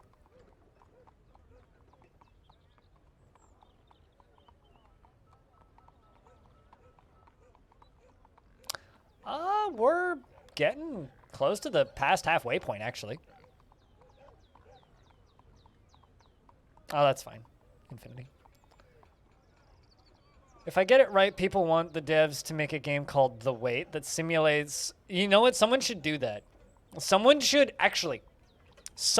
make a game called Waiting for Dwarf Fortress, which does absolutely nothing except have a picture, like a screenshot of the Dwarf Fortress Steam page on a virtual computer in a room that you can look around in. You can't do anything else. Maybe you could, like, move the mouse around or, like, knock a coffee mug over. That's it. You just stare at the Steam page. Maybe if you hold the middle mouse button, you zoom in, zoom out. And all that you do is you sit there. And it's free. Doesn't do anything. You just sit there.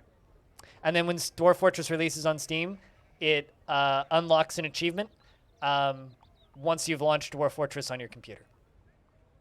And then that's it. Someone should make that and stick it on Steam. I'll bet you could get that on Steam. Yeah, and a secret achievement that's just like, if it detects an install of Dwarf Fortress right now, you just get the achievement already. And then it deletes itself and launches Dwarf Fortress. Little did you know it was actually mining cryptocurrency in the background. If someone makes that, I will pay the $100 to put it on Steam. Just saying. I don't know if I should promise that, actually, because someone might.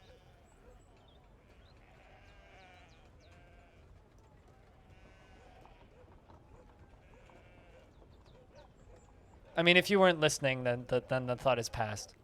Good luck.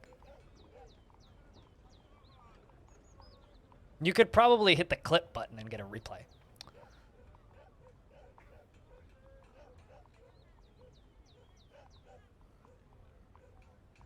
Watch the VOD. A game put up on Steam called Waiting for Dwarf Fortress, which is just a virtual environment with a computer in the center of it with a screenshot of the Steam page for Dwarf Fortress on that thing, and all it is you sit there and wait, and it deletes itself when Dwarf Fortress actually launches and unlocks an achievement. But if it detects an install of Dwarf Fortress already on your computer from Bay 12, it unlocks a secret achievement and also deletes itself. That's literally it.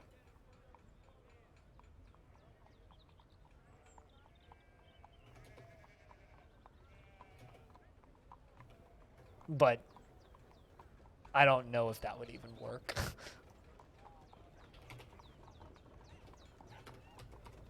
There's half the elves today, which is weird.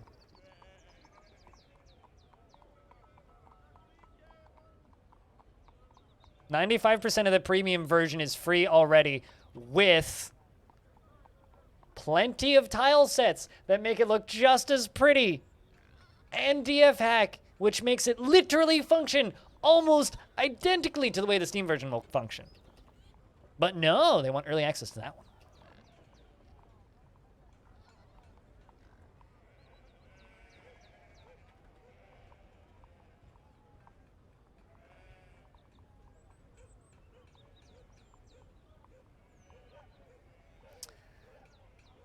I mean, like, we could crowdsource $100 to just put that on Steam Direct. Be like, we could make that happen.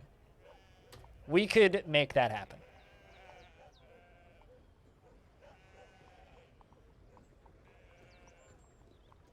Waiting for DF. Yeah, and then once every 10 minutes, it just pops up a link to my stream.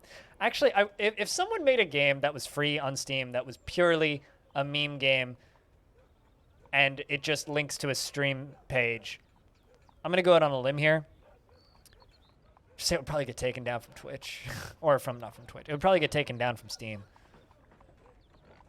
I for some reason, I feel like that would be breaking some sort of...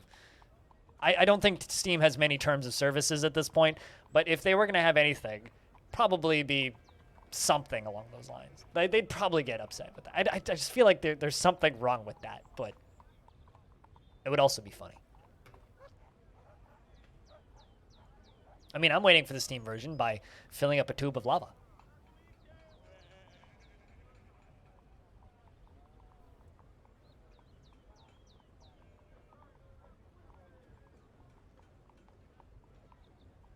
Waiting for DF on...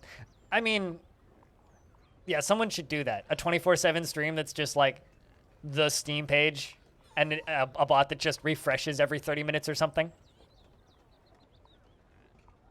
Steam DF waiting room. Although realistically, no, you shouldn't do that because it could potentially take viewers away from channels that deserve it more. Also, it would have one view forever and no one would watch it.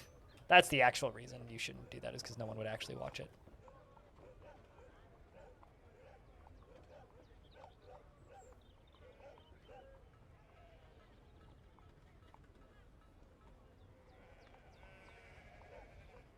Making a game that just shows the stream and links it? Yeah.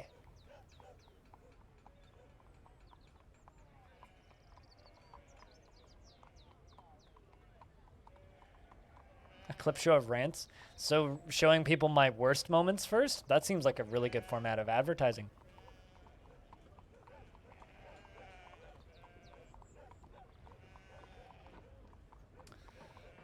For just 4 easy payments of $0. For 4 easy payments of $0 and subscription to twitch.tv/BLINDIRL, a streamer will give you tips and tricks on how to learn DF easier. And you don't have to pay any money for Dwarf Fortress, because Dwarf Fortress is fucking free.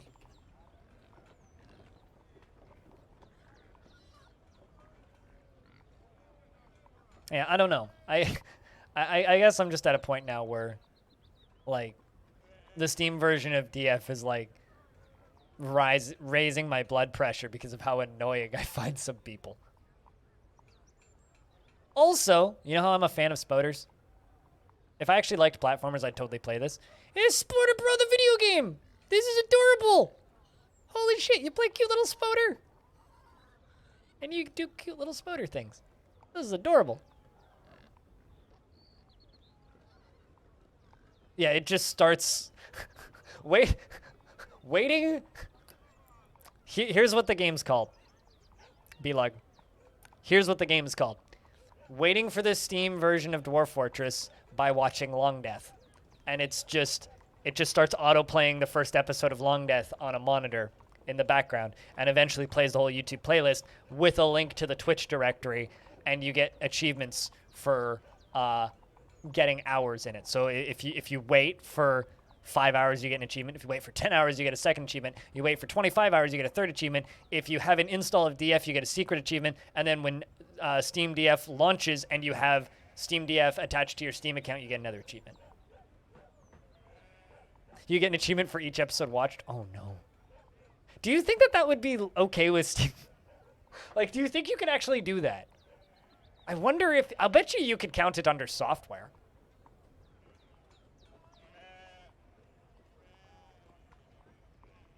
Maybe there's like a skip button so you can just skip through all of them. Yeah, now I'm just curious if you could do that. Like, if you could put that on Steam.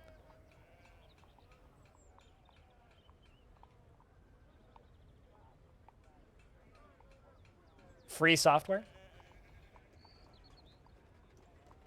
That might be difficult to implement, actually interacting with the video.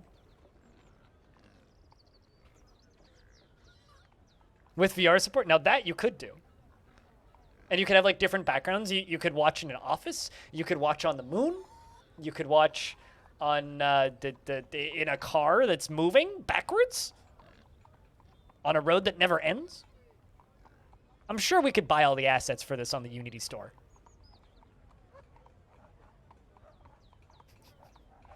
I mean, Yoshi, there's enough devs in this chat. We could do that. Yeah, just so that you can, and obviously it needs to have controller support for the fast forward, rewind, and pause and next button. Just so you can add the controller support tag too. Now, could we make multiplayer work?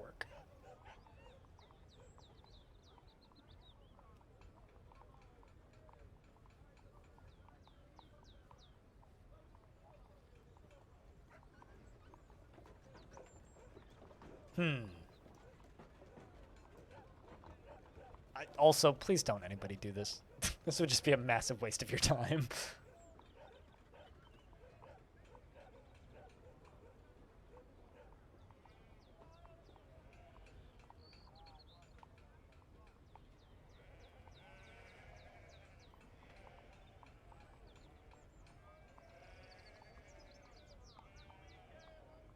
I'm just spending a couple trillion cookies on mines. Hold up. Done.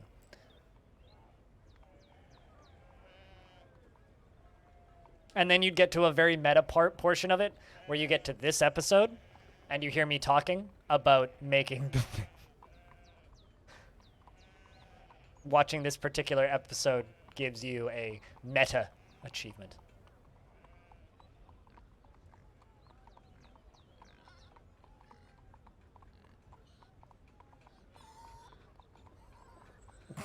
That has an infinite beer and a bottomless recycling bin.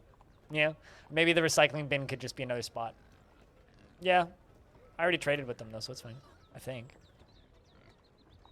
Pretty sure I traded with them. Maybe I didn't. Did I trade with them? Nope, I did not. Whoops. I was too busy, mind mapping this bad idea. It's really warm in here today, and I haven't plugged my AC back in, so if I seem a little loopy, that's why. It's just like 95% humidity in here, it feels like. It's awful. I say that it's probably like 50% humidity. And everything in here just feels wet. It's because it's warm outside and it's been raining recently.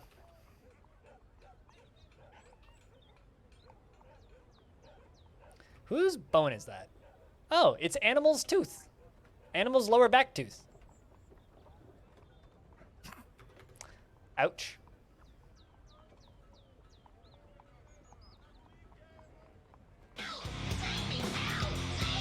Aloha, Fabs. How are you? Long time. Aloha. Hope you've been well. Thanks for bringing that sub back for another month.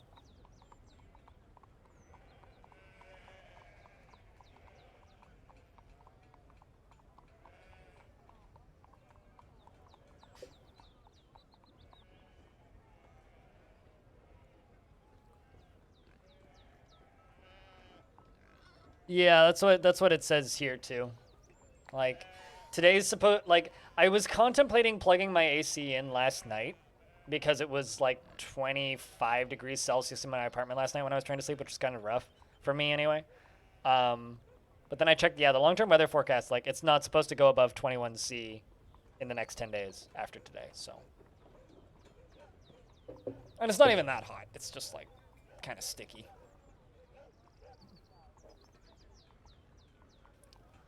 Yeah, that's definitely a good reason to not watch Twitch much, Fabs. That's definitely a good reason to not watch Twitch much. But glad you're getting to the end of schooling. Shit's a grind.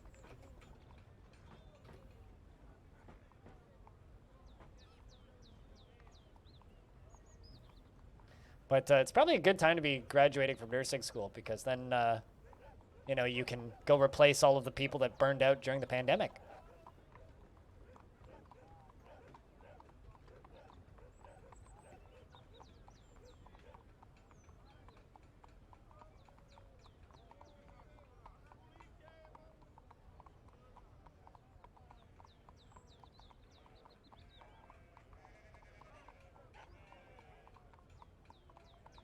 But yeah, we're just, or I'm just watching a big tube full of lava slowly fill up because it's very entertaining to me.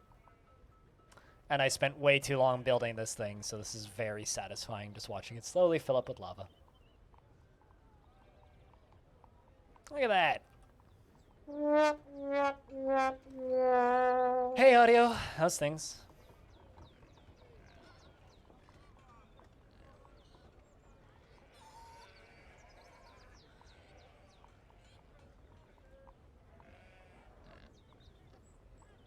Hey, NBA 2K22 came out, and it has 13% negative reviews, or 13% positive reviews, 15 overall, and overall negative.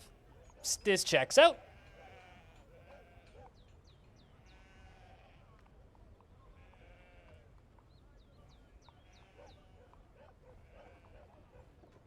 Shoutouts to the people who somehow managed to get reviews in before the game is out. It's impressive.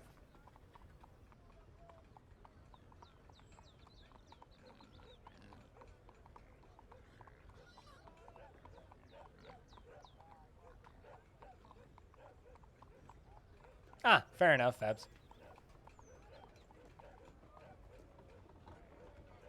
Oh, interesting. Yeah, I have no idea how that system works. And I'm pretty sure 2020 also had mostly negative or overwhelmingly negative reviews.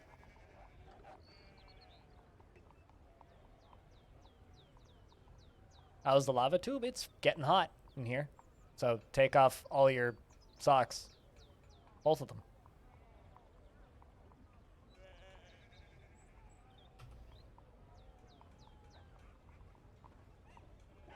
I'm just surprised that some of those sports franchises don't start considering those negative reviews like an actual negative impact on their brand.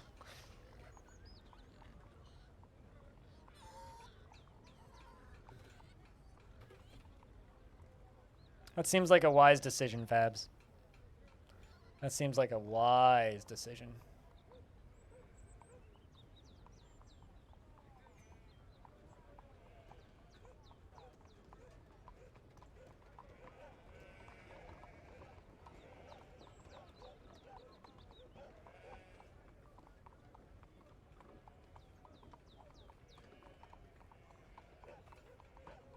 We get to watch animals' tooth get burned.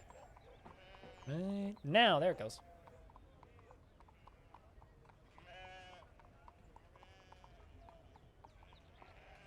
That's a lot of smoke for a single tooth. Speaking of teeth getting burned, this has nothing to do with teeth getting burned, but chat, did you guys see that new Matrix trailer? It's pretty okay. I'm excited. I'm ready for a new Matrix.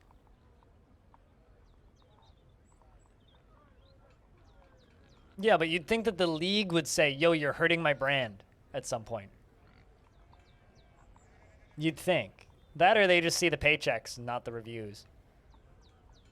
The tooth was filled with alcohol, so it, like it was a bomb. Yeah, we've gone up like 30 Z levels today. Money makes the world go round and makes negative reviews disappear.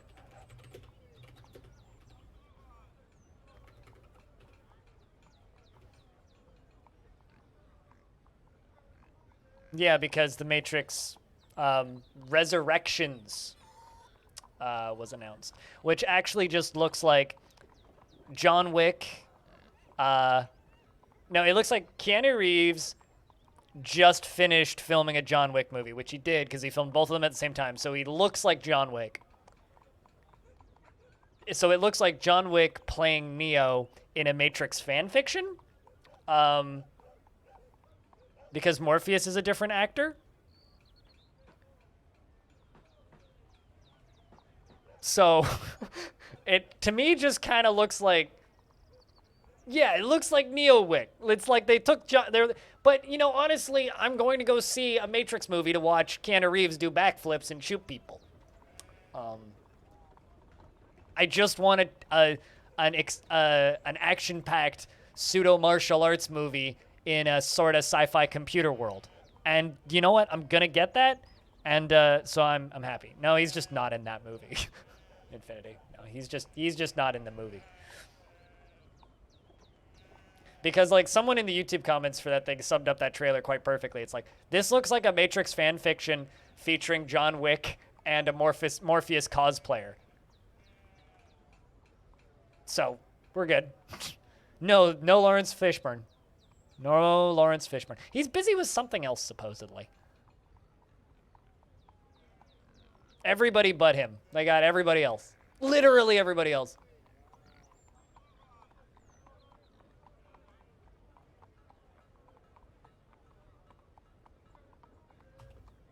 Although, not spoilers, but, well, actually kind of spoilers for Matrix lore, but isn't Morpheus dead, canonically?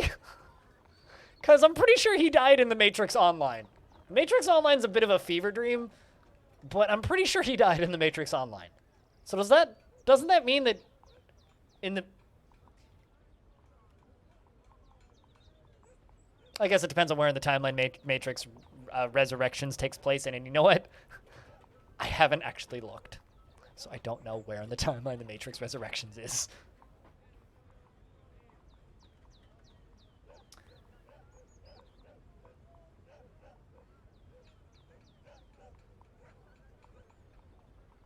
And that's also how Keanu Reeves is now John Wick as Neo in The Matrix.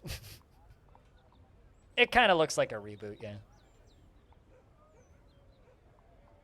Hey, at least they're calling it Matrix Resurrections and not The Matrix. Imagine if they just rebranded it to The Matrix. That actually would probably be enough to break me out of the interest of The Matrix, and I would probably just not see it at that point. So it's a good thing they didn't. But I don't know. I will go see it because I like The Matrix.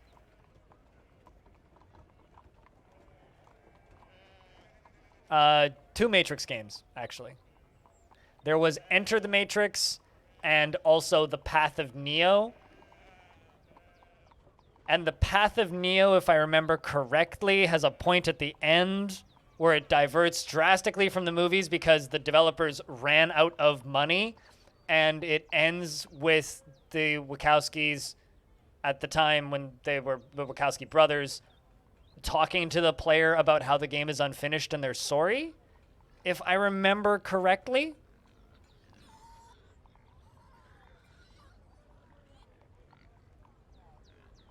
Oh, really? Be like...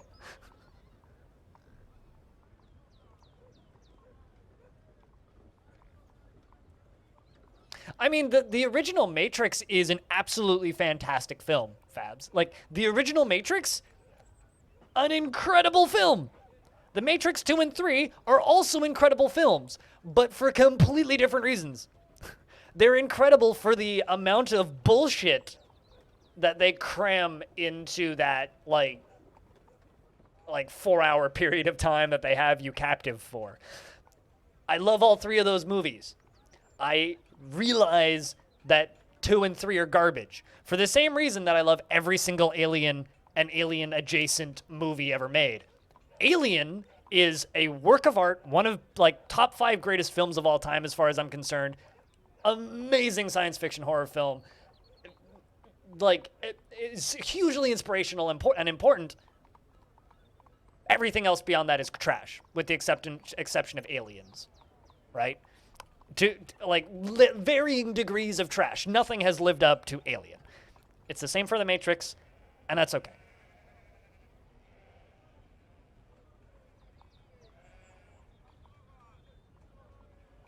Yeah, no, absolutely. As a sci-fi noir actions movie, The Matrix is incredible, and you can't replicate it because now that everybody knows what The Matrix is, it stops being exciting, right? Once you know, if you go into The Matrix knowing what The Matrix is, it's just an action movie, right? But if you don't know the twist for The Matrix, it's one of the best movies ever made. Just straight up, it's one of the best movies ever made. If you do not know the twist for The Matrix. That twist is incredible. That whole opening sequence when he's talking to the gang on the phone and like being directed through the office building and all that shit, that's just so fucking cool with the weird agents and all that shit. And the weird bug thing that goes into his gut and then his mouth closing, like all that shit's incredible. It's fantastic. But Matrix, like, where do you go from there?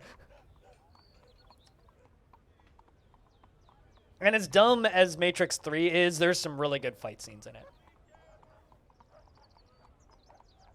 There's a lot of good choreography in the third Matrix. But then again, you could also say that there's good choreography and camera work in Jupiter Ascending, and I don't think I need to explain to all of you how absolutely shit that movie is. I like V for Vendetta, though. In the opening week as a 16-year-old, and your mind was blown, the effects at the time were incredible. It's like, how did they do that? No, absolutely. Yeah, I watched it with my dad. I watched all 3 Matrix movies after they'd been out for a bit with my dad when I was about 12. Me and my dad sat down, and we watched every single Matrix back-to-back when my mom and sisters were out. And I didn't know the twist. So that's probably why I like the second and third Matrix equally with the first one, because I watched all 3 of them back-to-back in one sitting the first time I saw them. So that's probably a degree of why. There's a hole in your brain where Jupiter Ascending exists. Did Jupiter Ascending cause the hole, or did you put the hole there to forget what happened in Jupiter Ascending? I don't know. I think that the Wachowskis are relatively mediocre filmmakers with the occasional stroke of utter fucking genius. And when the stroke of genius happens, their films are incredible. When the genius doesn't happen,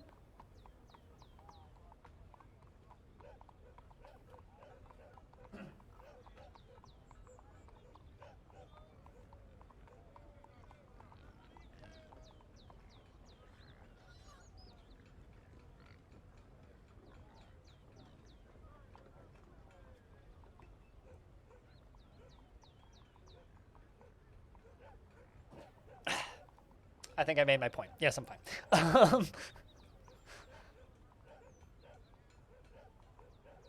Oh, that's fine. Wait, just the first one or like the whole series? Because like realistically, you don't need to see 2 and 3. But if you're talking about just the first one, yes, you should watch the first one all the way through. It's a good movie. You should watch I mean, the first one's not even that long. Ironically, like I rewatched the first Matrix pretty recently, like halfway through 2020. And is Blind fine yet? Hold on. Actually, I'm going to make a command for you.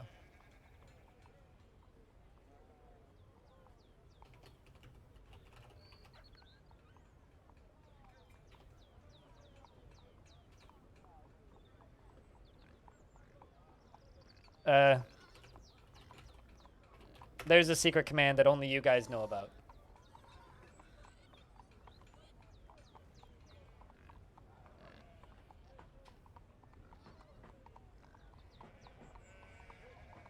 But yeah, no, I rewatched The Matrix recently, and I feel like that movie holds up, like, visually. Like, it's not very common for movies from that era to hold up visually, but I honestly think that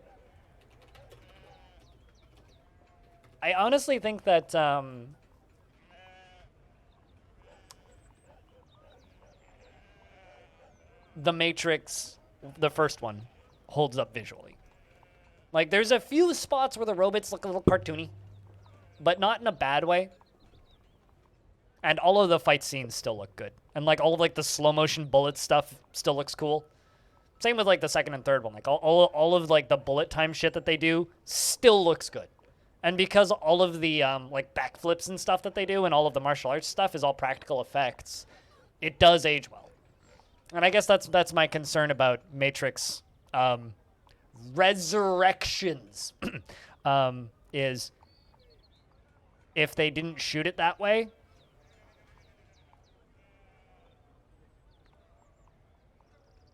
it's gonna suck.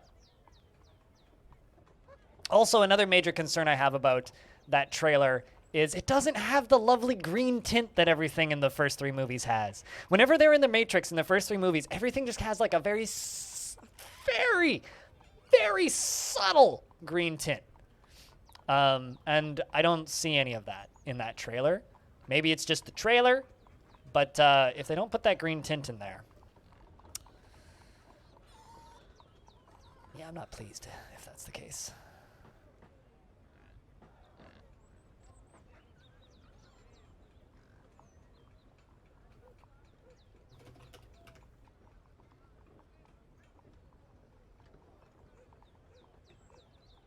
No real CGI. Yeah, no, absolutely. Yeah, no, they're practical effects. That's why they look so good. Man, we are getting close. We're at layer minus 47. Damn, this thing is filling a lot faster than I thought it was.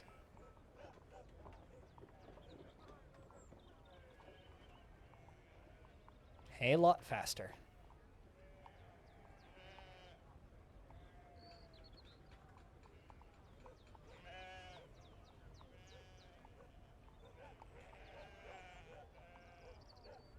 Oh yeah, no, like I have a feeling that the new Matrix, regardless of how good or bad that movie is, will be fun as fuck to watch, and I will probably enjoy it.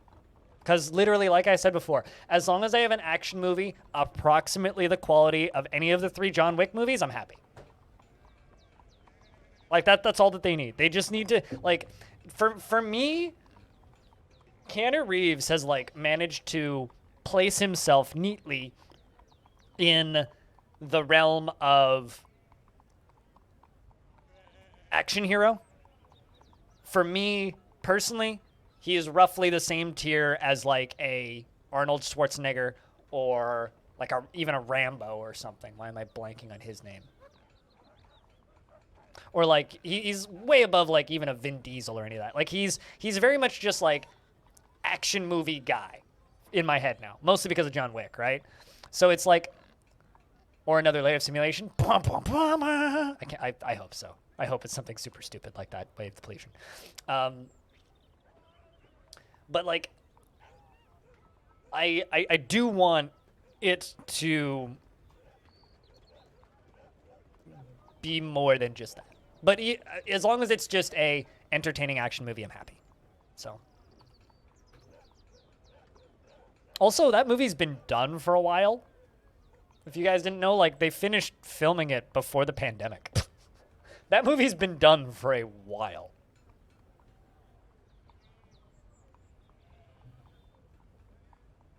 Also, most of it was filmed in Vancouver. Which means it's probably going to be ruined for me when I go, oh, look, they're on Eastern Drive. Oh, hey. That's, whatever, that's the Westin. Or whatever building they film in front of all the time and change the sign of.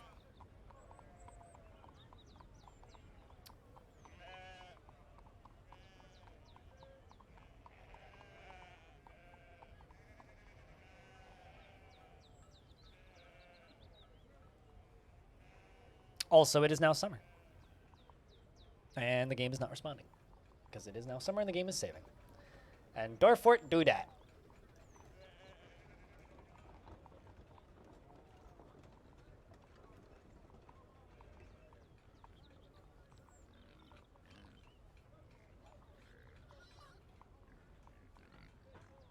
Yes, we FPS death because the game is saving.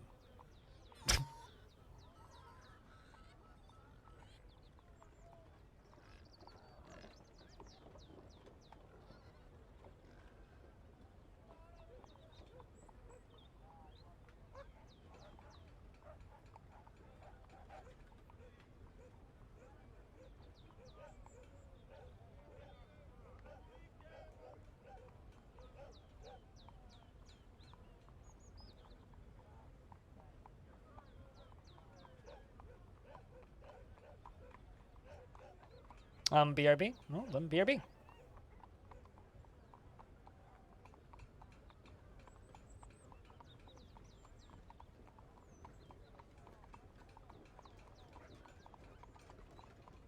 Or worse, it's the end of time in our universe and the Matrix is on reboot for the 9th time and they're finally have some degradation of the files. You see, this is the other reason why the Matrix is good, Fabs.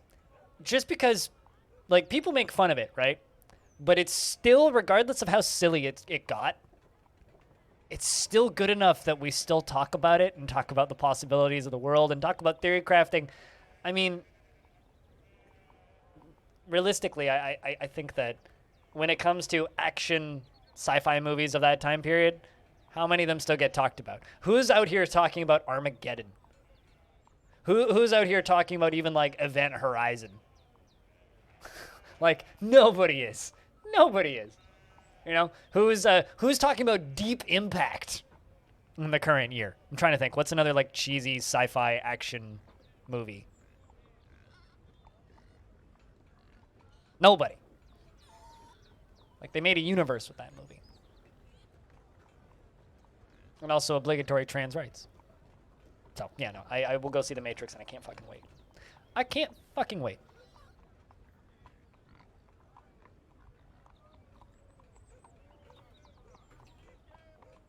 I said Armageddon, not Carmageddon, but, you know, you do you. Although, Ryan, based on the quality of the Speed Racer movie, I'm going to go out on a limb here and say I would watch a Wachowski sisters Carmageddon movie. Probably be better than Speed Racer. You got dragged to a midnight release of Armageddon? I'm so sorry.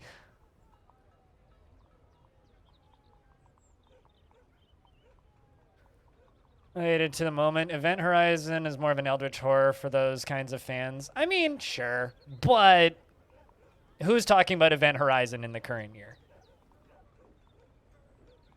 Who? Who's talking about Event Horizon? I do like Event Horizon, though.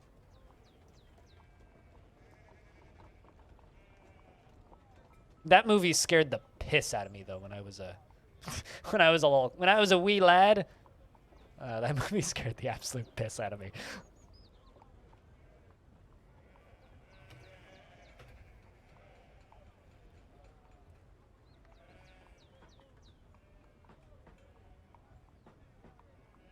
You know, looking at screenshots of Event Horizon, I need to rewatch Event Horizon.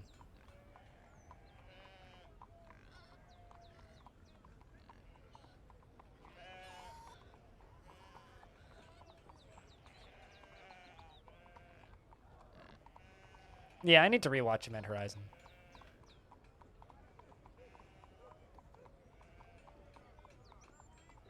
Actually, okay, Ryan, I'm just gonna ask you, what do you think would be better? Wachowski sisters Carmageddon movie? I believe it, Wave Depletion, but I just like practical gore effects, so for the same reason I rewatch The Thing every Halloween. I should probably rewatch Event Horizon this year. Wachowski sisters Carmageddon or Twisted Metal? But aren't we actually getting a Twisted Metal TV show? Or is that just the clown character?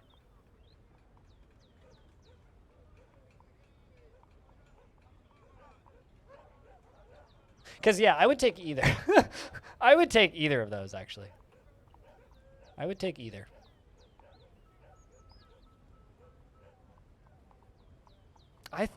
I think I've only seen the director's cut, actually, Frog. I don't believe I've seen the theatrical release. Because, remember, I was born in 1994, and that movie came out in 97, if I'm not mistaken.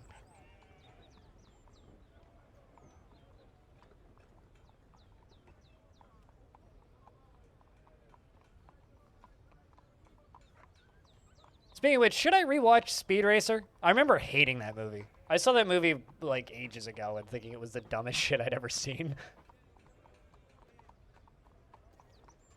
I wonder if I'd like that movie if I'd like that movie more if I was on the right substances. It's awful but pretty. Oh, so it's like Tron. Then. Tron, the 2-hour-long music video. That's awful but really pretty. It has good "I'm in" lines. And then I got in. God, I need to. There's too many movies I need to rewatch that are not available on Netflix. Derezzed intensifies.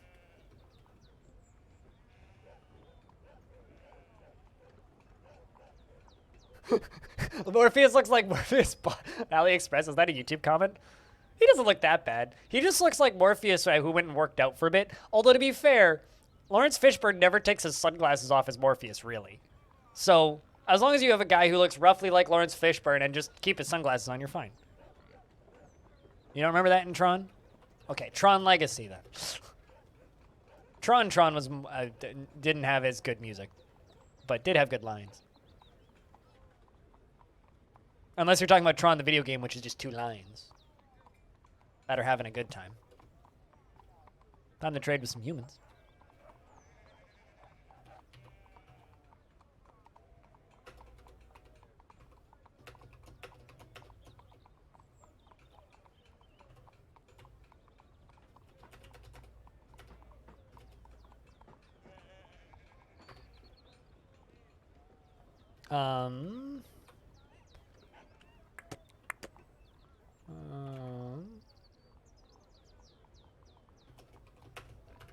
Let's just do a couple of those. But this time it's the Chemical Brothers? I don't know if I'd want the Chemical Brothers.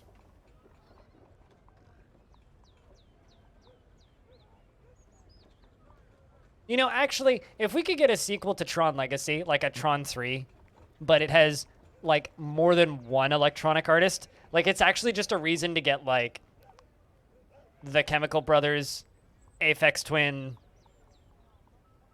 Trying to think of other Giant Swan.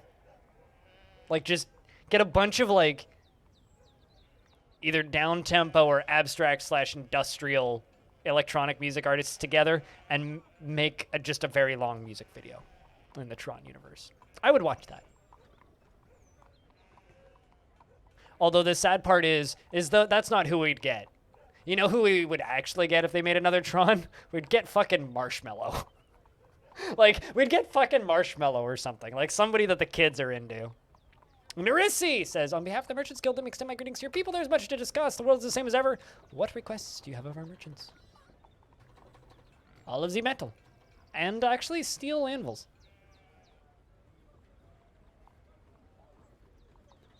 What happened to Noisia? Oh, they don't have steel anvils. Rip. Gotta get those from the dwarves.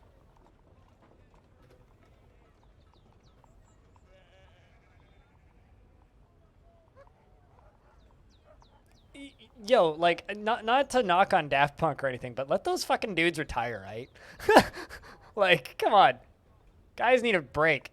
Arisi says, on behalf of the Merchants Guild, let me bid farewell to you and your stout dwarves. Although, side note, instead of getting Daft Punk, just get fucking Tool and Pussifer. Just go a completely different direction with it.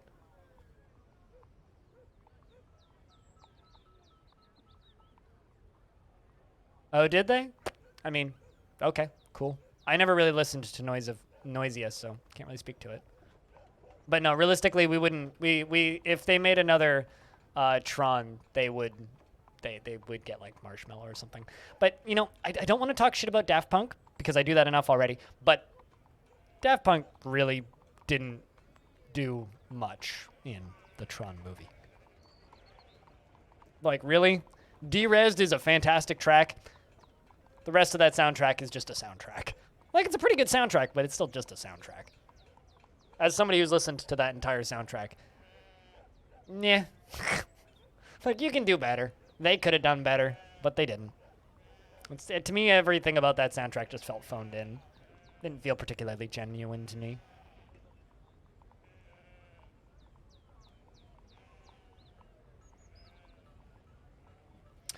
So I'm kind of like mental notes planning.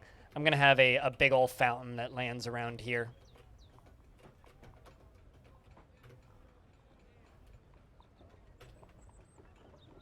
Ooh. It's frequently depressed. It's going to be tough to deal with, Dwarf.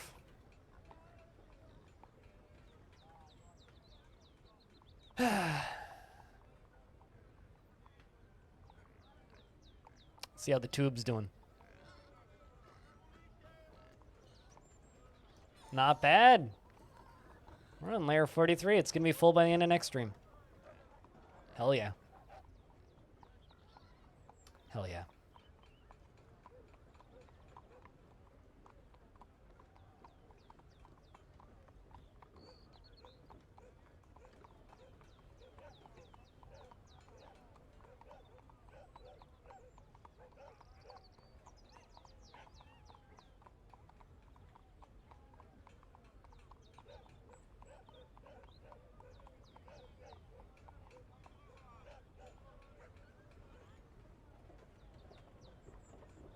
Also, Ryan, do you have any expectations for race weekend? You like the look of lava? That's why I'm just staring at it while it's filling, because it's so entertaining. Kukra. At least I find it super entertaining.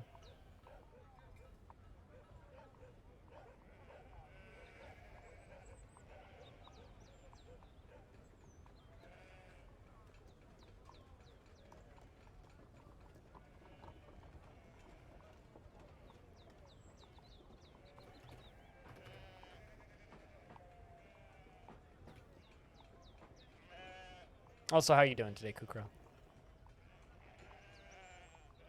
Just like Static Dress, you're waiting for more Giant Swan. I mean, Giant Swan just put a full-length album out like last year. Could take a while.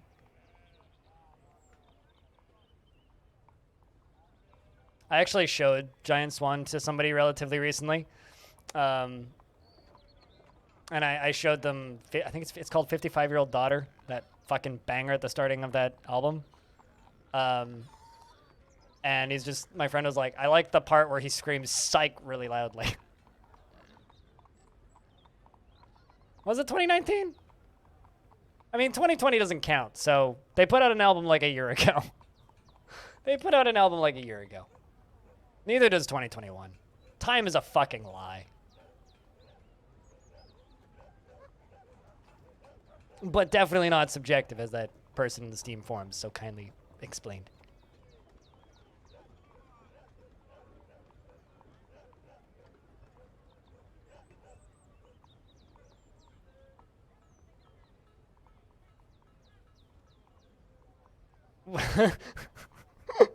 Time is subjective. We've proven, according to me, the subject is itive. So, also I'm producing 3.834 billion cookies per second.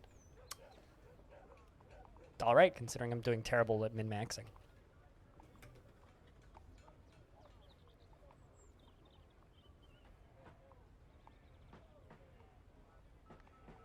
That's a lot of cookies, yeah. It's a lot of insulin for my diabetes.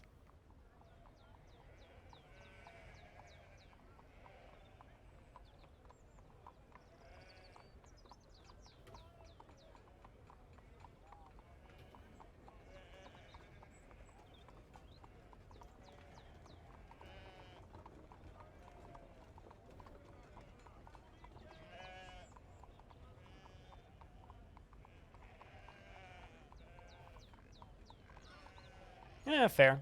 I mean, what I actually want from Static Dress is a tour, though. That's what I actually want from Static Dress is a tour.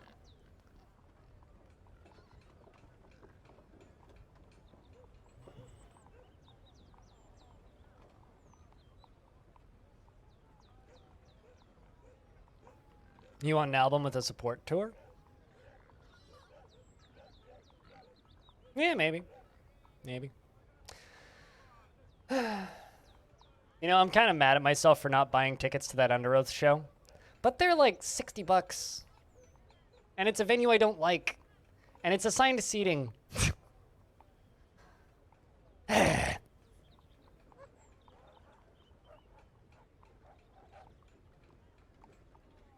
And the seats at the front are 140. The seats on the side and the back are 55. The seats on the upper level are 50. And everyone's going to stand up anyway, so it's just like stand stationary and look up. That venue, the last time I was at that venue was to see Suicidal, maybe if our borders open, Ryan, was to see Suicidal Tendencies and Havoc. We were there to see Havoc because it was a $35 show. And we were like, fuck yeah, $35 to see Havoc, and maybe we'll stay for Suicidal Tendencies. I don't know. I don't know what it is. That venue smelled so bad we left before Suicidal Tendencies even started. We watched the Havoc show. It was great. It was fantastic. Impeccable. Incredible. And then their set ended and we left. We'll see you when we see you, Fabs. Take care of yourself. So, I mean, I'll have to find out what it's like to be in a crowd, Frog for Hire, because as of... on the 1st of October, I'm going to a show. I'm going to go see Propagandi. They've sold 75 tickets to a 150-person venue, and they have all of the venue open. So they're half capacity for that, and you need a vaccine, proof of double vaccination to get in. So, we'll see how that goes. I'm just going to wear a mask and hide in a part of that venue that no one goes. Not sit in the mosh pit. And just enjoy the music. And it'll be fun.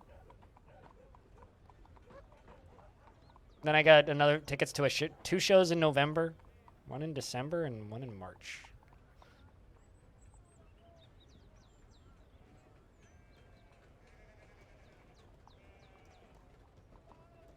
After that, must be vaccinated. Yeah. Well, we got our double vaccination cards now. You know what's kind of great is we have QR codes that state that we've been double vaccinated, and I'm wondering how much it would cost to make temporary tattoos. Because then I can just make a temporary tattoo of my barcode and just stick it on my arm and then be like, "Duh, there you go." I doubt they'd let that pass, but then if I carry ID with it and they scan it, it would. You lost your vaccine card? They're virtual here. Or wait, do you not know what dates you got them done on?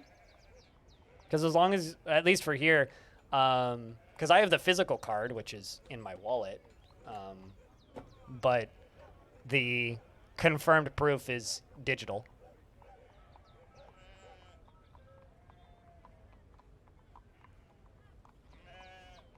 Oh, so that you don't feel like shit during inventory, Ryan?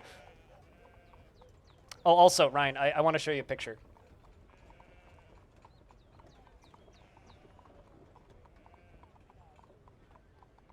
I want to show you a picture.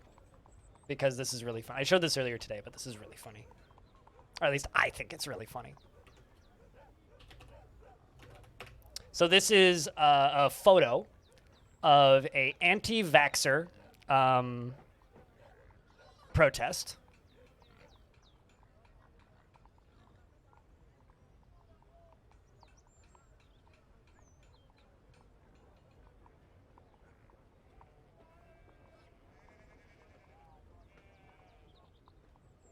That happened in Vancouver. Yeah. So this is a anti-vaxxer protest that happened in Vancouver.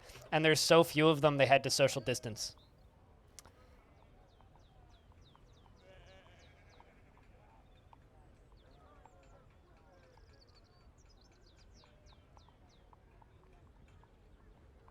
Anyway, I think that this photo is amusing. Although there's also this photo of them, which makes it look like there's a lot more of them. But I like this perspective. I like this perspective, because that's about the same amount of people. It's just like, from this angle, it looks kind of like a lot of people. But from up above, it's fine.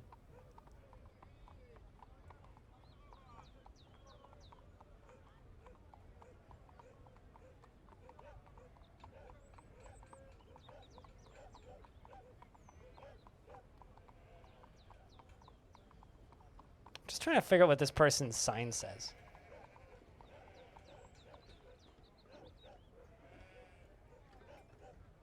So I'm zooming in on this photo. I don't actually want to show this photo because I'm directly like showing people's faces. But like I'm zooming in on this photo and I know that blonde or that pink-haired chick in the middle of it. Someone I used to work with. Fucking hell. Goddamn Hicks.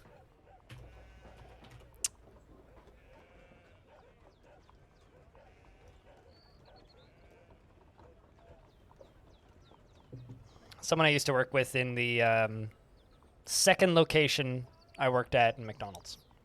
I've worked at a total of 4. And I only worked at that location for a couple of weeks. She was just a cashier.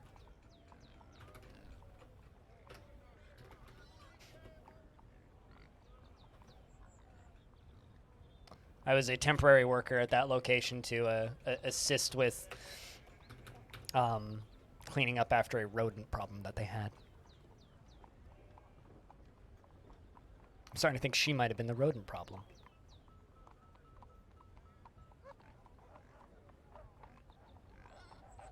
They all posed for that one? Yeah, they all clustered up for that one. Yeah, definitely.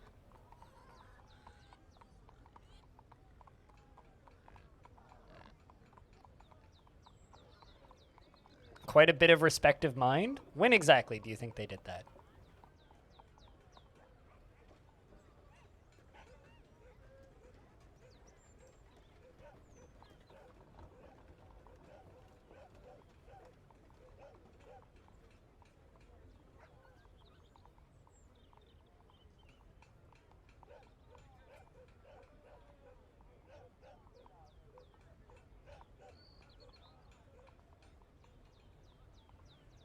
Also, I'm also very confused about the thing that Pilot just posted on Discord.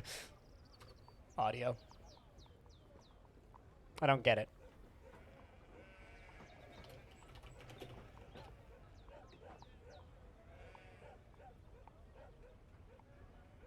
But I don't know. I don't think that the world has lost bits of its respective mind.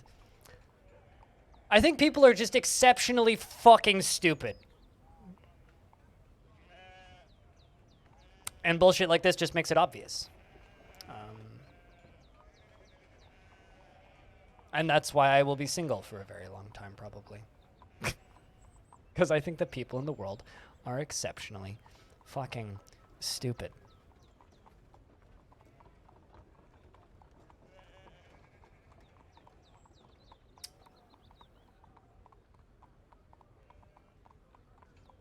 I mean, I know I'm an idiot, and this is why stupidskull.com links to my stream.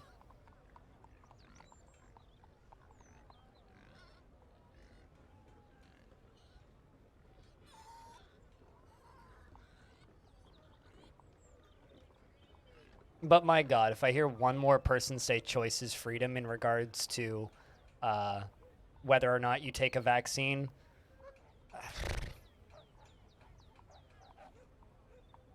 so you're just like bullshitting somebody, basically, Pilot.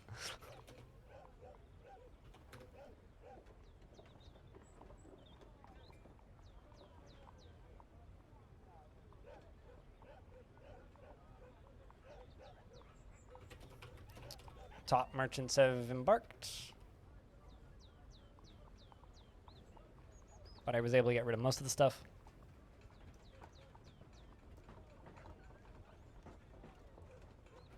Yeah, absolutely. Dominok. That's basically what I'm saying.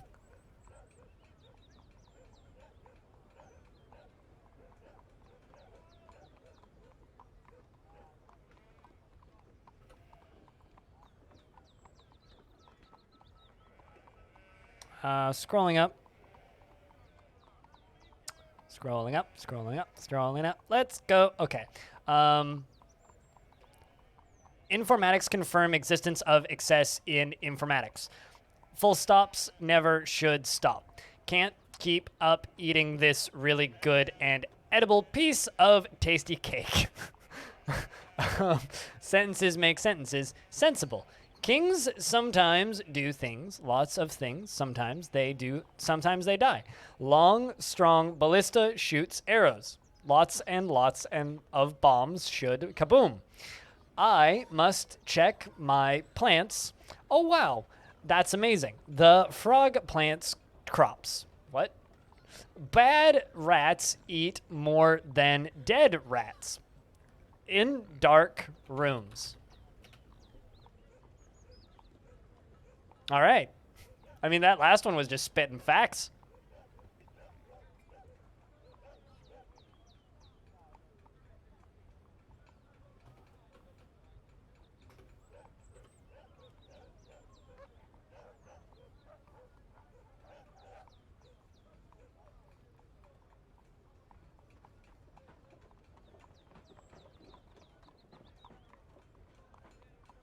Yeah, that would be teasing for my own amusement more so than gaslighting, I would say, because gaslighting is generally kind of ascribed with really shitty things. So to me, that seems much more like teasing somebody for no good reason versus gaslighting.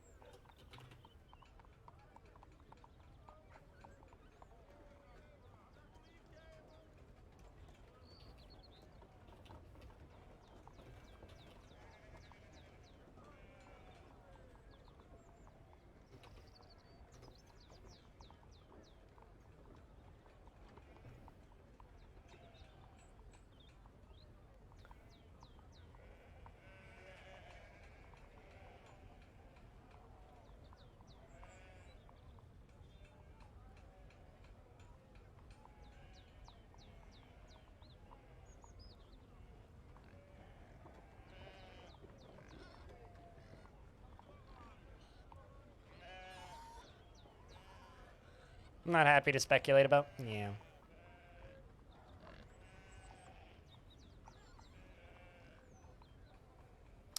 I try to be nice to anybody working in any kind of service industry that has to handle, be around, or be close to the food that I'm going to eat. Regardless of that being a restaurant, a grocery store, fast food place, gas station, anything really that involves food that I want to eat in the soon or far future. It's just kind of a personal rule more than anything.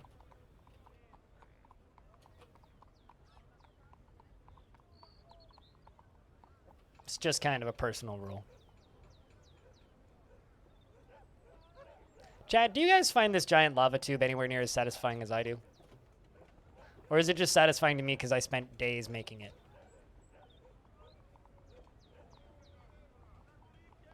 Weeks. Literal weeks.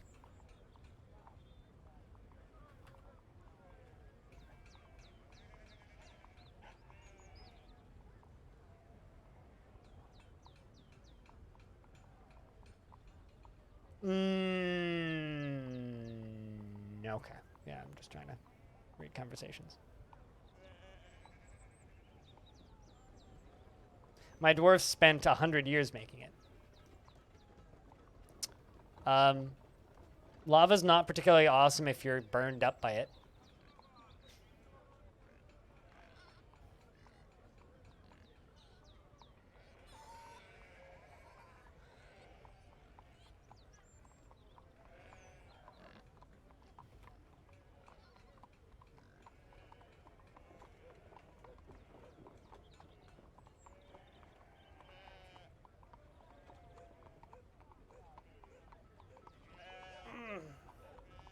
Still awesome, but then also deadly?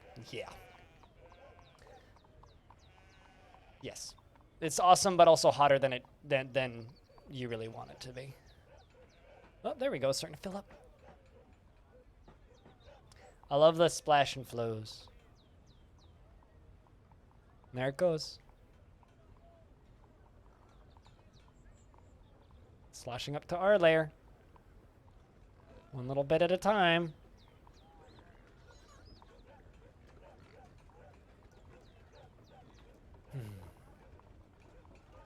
The fact that we were able to pull off this magma thing without a hitch just makes me so happy, though.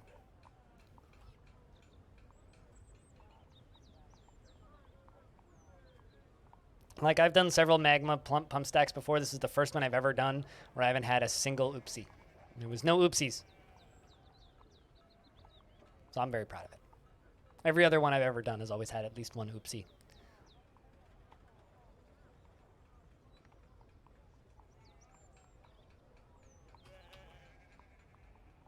Oh, man. You know what's exciting? We're currently on layer 41. Filling layer 40. Layer 38 is my magma forge. Which means it's going to slow down a lot when it hits this layer. But we get to watch it fill up a magma forge. That's going to be fun.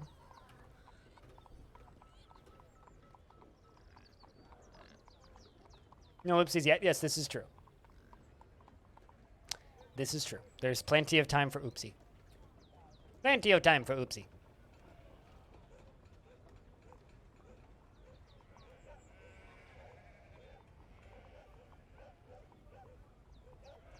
Also, chat, I just want to extend a real quick thank you out there to everybody who watches this stream. You know, like, you know, I've seen other channels say that, who even stream Dwarf Fortress, who are like, yeah, I generated the world in the background so that you guys don't have to watch the boring stuff. I just want to say thanks for hanging out with me for the boring stuff. You know, quite literally, like, thanks for hanging out and watching the boring stuff, because the boring stuff is fun to me. I like the boring stuff.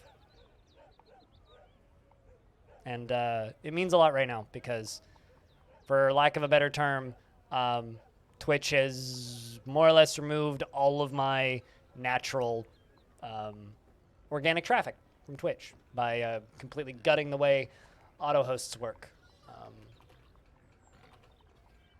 If you want to read a little bit more into that, this is a pretty good request from the community and immediate denial from Twitch about the subject.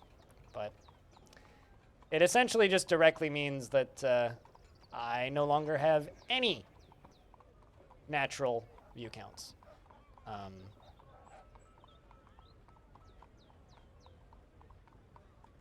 Really sucks. But I want to keep bringing it up because I do genuinely think it's a absolute travesty that they have done this with like no real logical reason aside from just, yo, guess what? All of your ability to gain natural traffic through the website itself is now gone. So in order for me to get natural traffic through to my channel now, I'm gonna be posting my stream on Reddit a lot more and be more obnoxious on YouTube because that is the only way.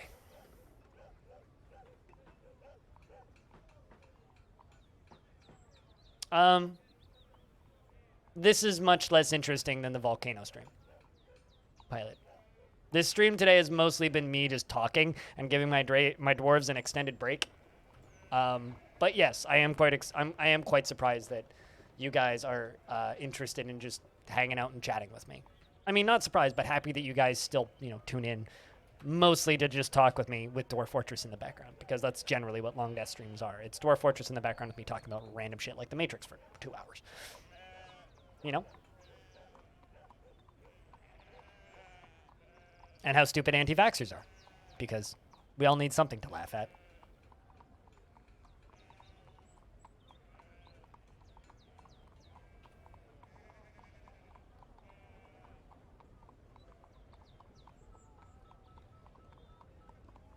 Also, audio, I see that you posted a comment on the user voice thing. It really doesn't matter. Like, even if you do comment on this thing, like,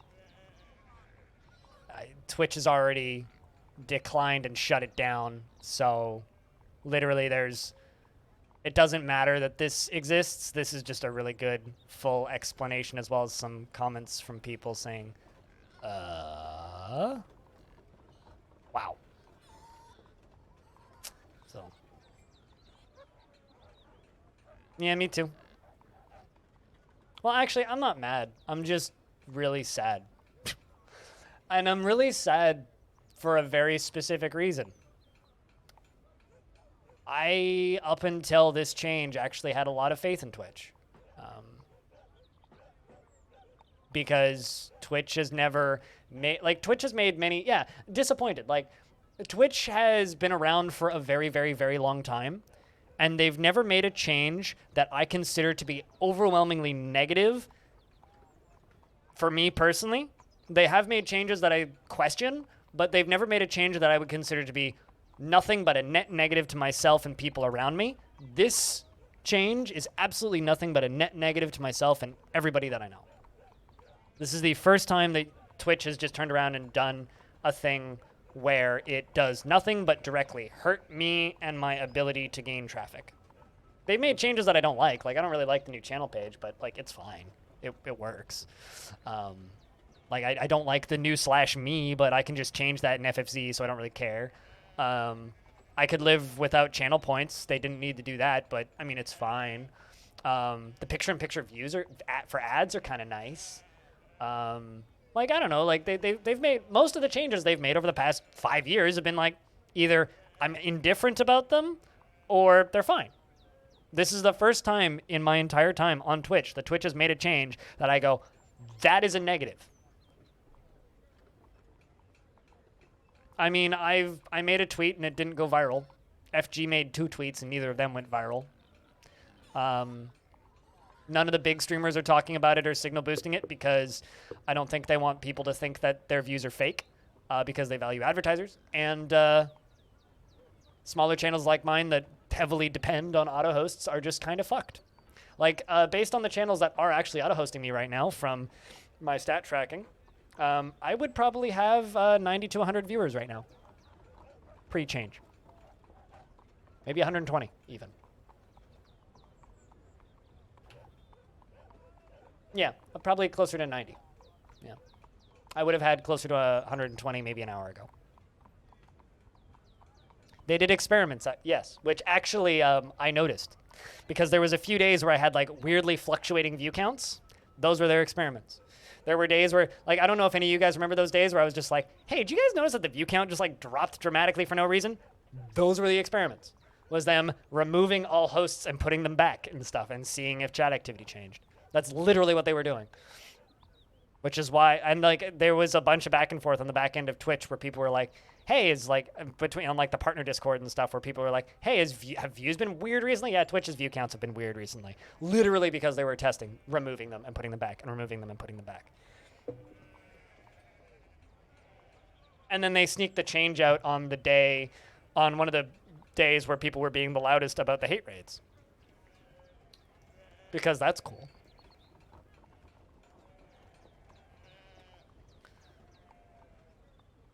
The experience for them flipping the switch on and off and seeing if anybody noticed, Ryan. And I did. But I figured it was just Twitch being twitchy. Yeah, I don't know. I just want to watch this, Phil. This is going to be fun.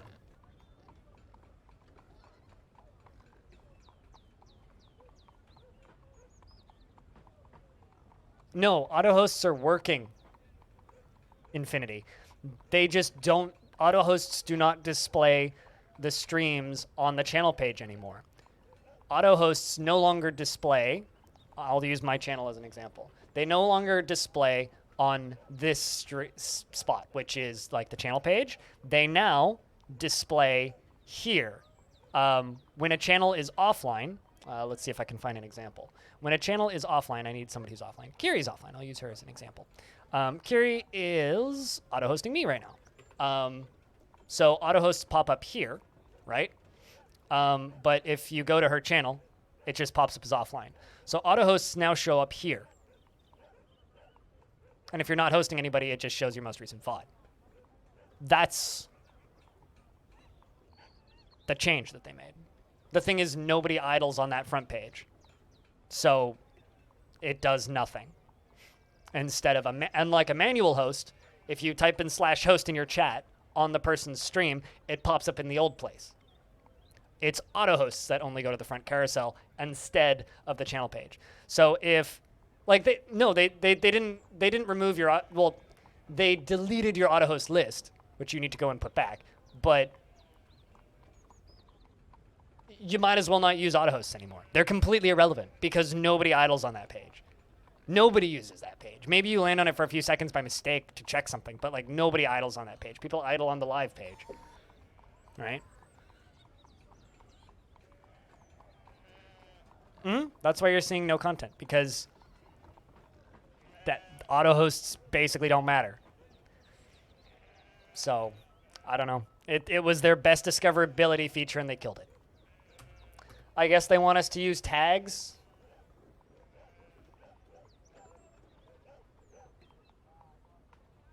You'd need about 100,000 people to do that alongside of you. And I doubt that we have that many people, but you can if you want to. It's not going to hurt me if you leave a 1-star review on their app. I didn't even think about that, but yeah, I guess theoretically you could.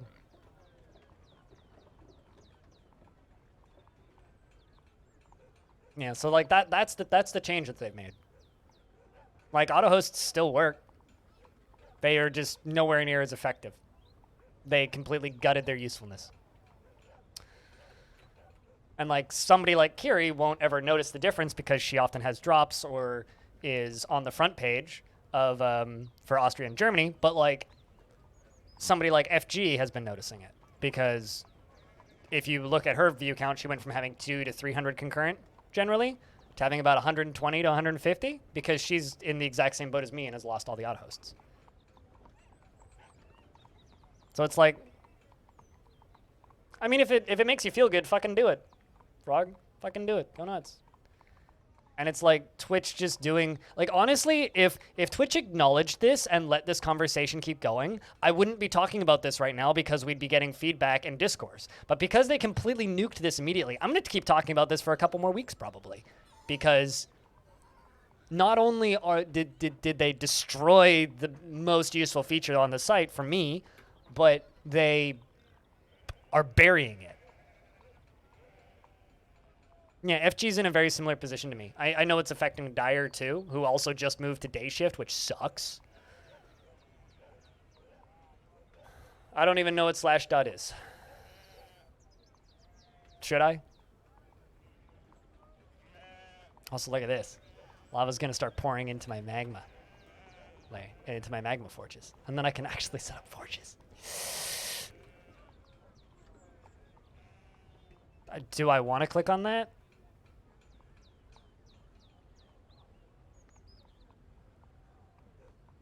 Oh, it's like a form? I mean, I don't know what that would really do, but maybe you could.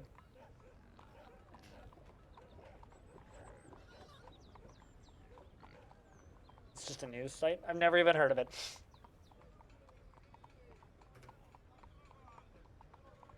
But yeah, I mean, I guess theoretically you could post it there.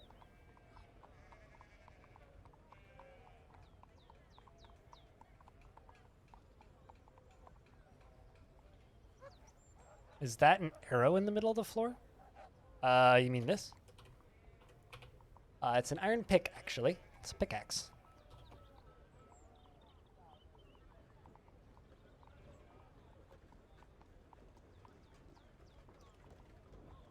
Unless you're talking about something else.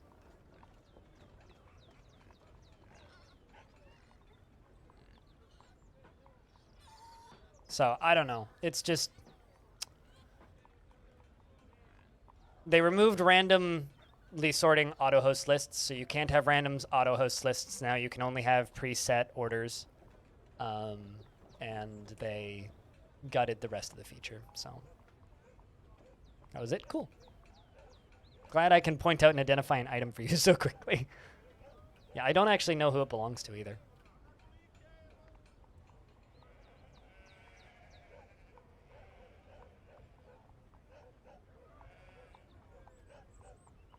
Time for the gaudiest magma forge I've ever built. It does fill pretty fast, yeah, all things considered. Like, it looks like it's filling really slowly because it's filling vertically, right? But it is filling pretty quick.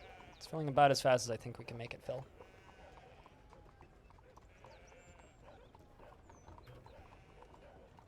What does this thing do? It's going to power forges and metalsmith stuff without the use of charcoal. So I don't need to have as much wood lying around to make stuff out of metal, basically. It removes a step from making metal and crafting stuff out of metal. So this is the actual, like, useful feature of this magma tube. Outside of that, it's just a big lava lamp. This is making it an actual functional, useful thing. And I'm doing it a handful of layers beneath the ground because, I don't know, it feels wrong to have a magma forge above ground. But autumn has come. Do they have components? No. And the green circles are just decorative. They do nothing. You just need anvils and magma-safe material to make the actual forges. But I haven't made the forges yet. The green stuff is just completely irrelevant. I only need one tile of lava to make a magma forge. You don't need a ton of lava. You just need like a little fireplace full. This is just big and gaudy and overdone. Yep, it is autumn. It is that time of year. Probably the last autumn of the stream, too.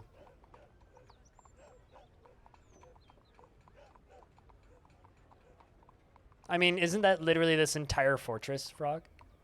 Like, quite literally, this entire fortress is excessive and overkill.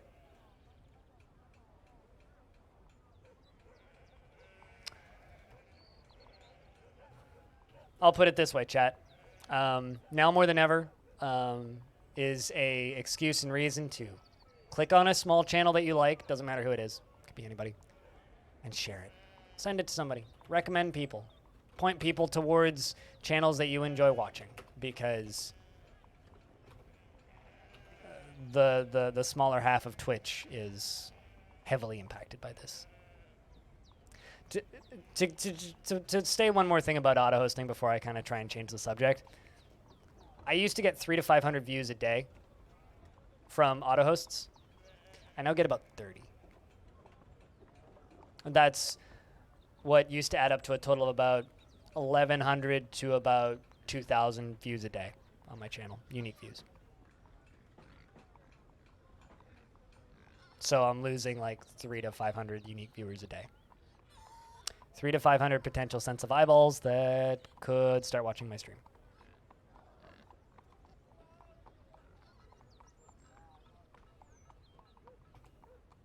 Group of Soren got there fast. Have a good work meeting. I may or may not be here when you get back.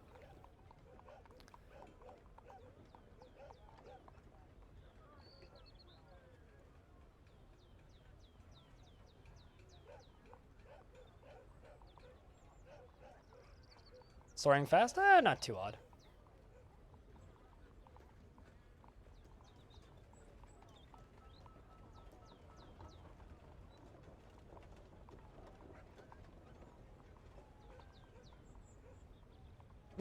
Not too odd. I'm assuming you got it, Stump?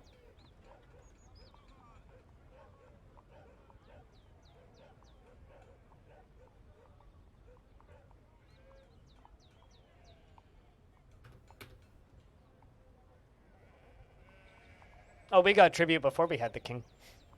I demanded tribute. It's an option when you raid somebody. When you raid somebody, you can raid and just try and steal stuff. You can openly attack. You can openly attack and attempt to destroy, or you can demand tribute one time or ongoing. I demanded ongoing tribute from a bunch of human factions. So yeah, we had tribute before the king.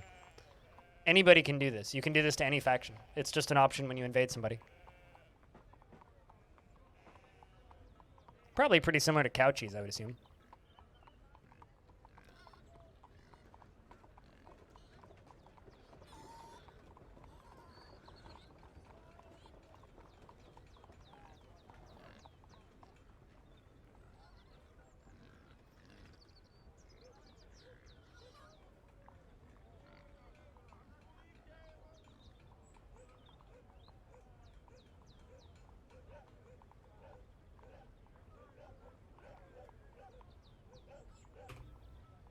A reindeer, cow, and a dog.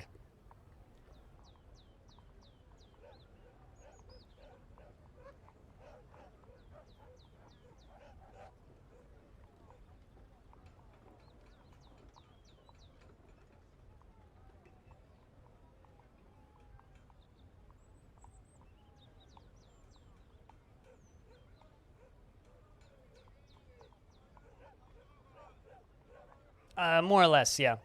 Also, because those dwarves are so rich and have such powerful metals, if we stop now, they'll probably kill us. Also, shoutouts to the 5 prepared bumblebee brain and the 10 cougar blood.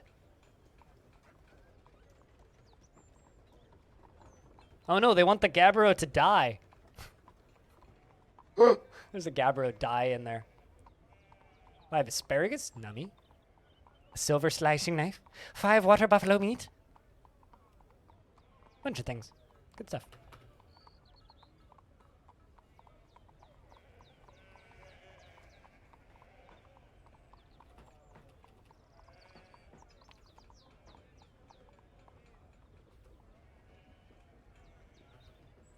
Now this is oddly satisfying.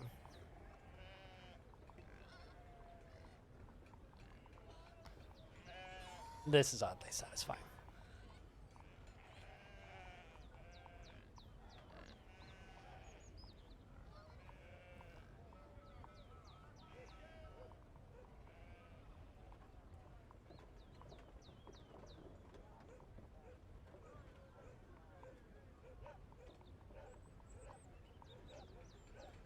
gonna speed up a lot more once it's like done filling the corners. This actually isn't that deep. This whole thing's gonna take quite a while to fill.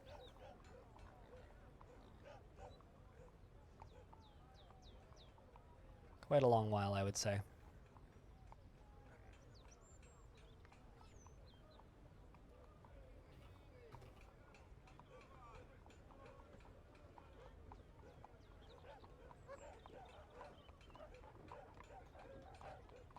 You know, if this thing wasn't here, if I wasn't building this forge, could probably finish filling it all in one day.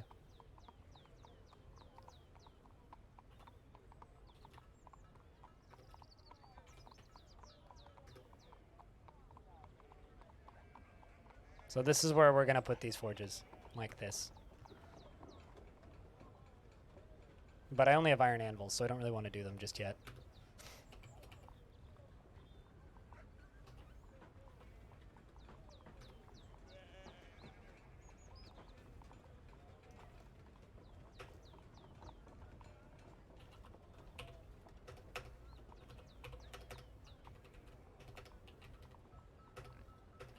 Although this we can get installed.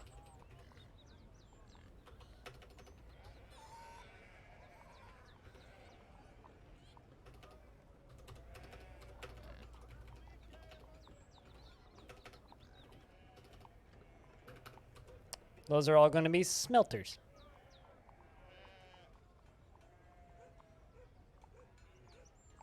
It's going to continue up the tube while it's loading? I don't think so. I don't think so. Because this isn't even full. I mean, maybe if this is able to fill up, but this is like not staying full. So I guess it depends on whether or not that fills up or not. If it does, I guess it probably would fill up. Which I think would be optimal, actually. I'm really curious to see if that happens now. I'm really curious to see if it continues filling up the tube, actually. I guess it depends on whether or not it's filling faster than it's draining on that side.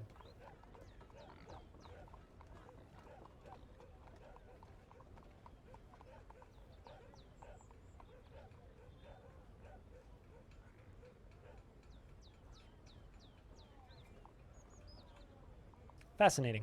Guess we'll find out.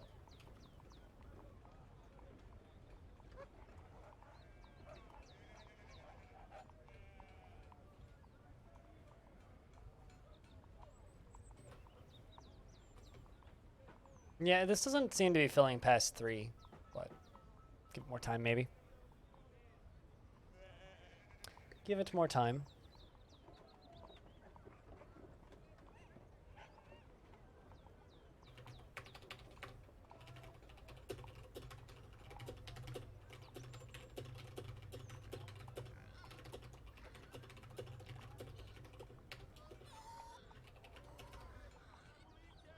I love how people still have the audacity to post on my Discord, about how only one Matrix movie exists.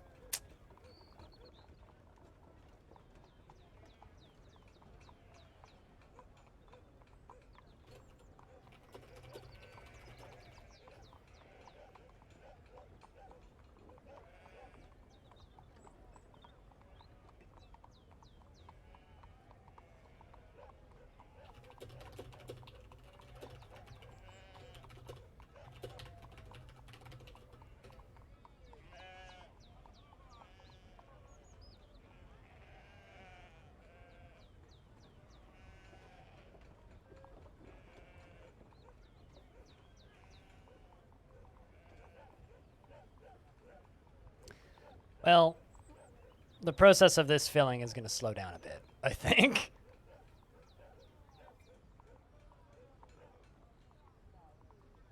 But I think it's still spreading. Yeah, it is.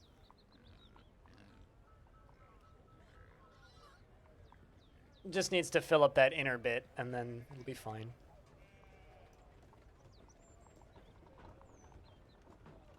It's filling faster than it's evaporating, I think.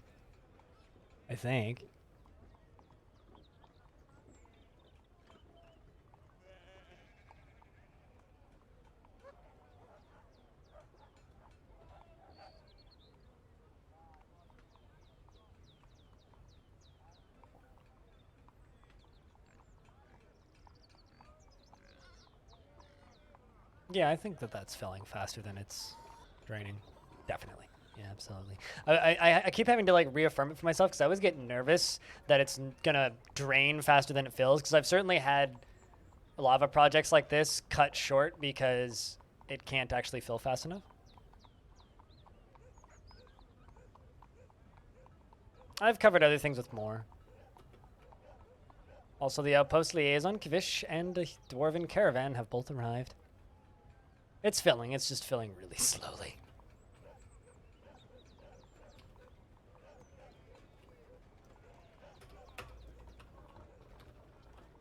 Time to sell more ballista arrows. We're still trying to get those sold. Still. We're going to be selling ballista arrows for years. For literally years.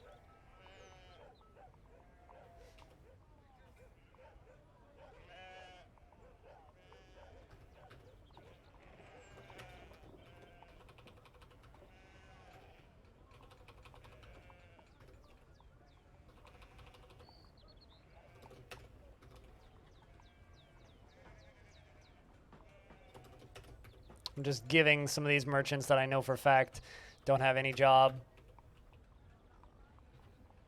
and giving them jobs so that they can help us fill these trade caravans up.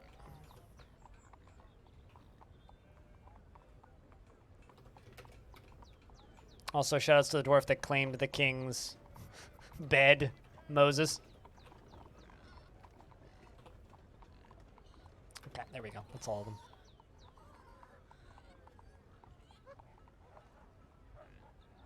Too bad you can't invite another king to live there. What, to live here? I didn't invite the first one. The first one just showed up. I'm sure we'll get another one. There will be more opportunities. First one lived a long life, made us make many ballista arrows, and then died of old age. So, first one had a pretty good life. This one will too.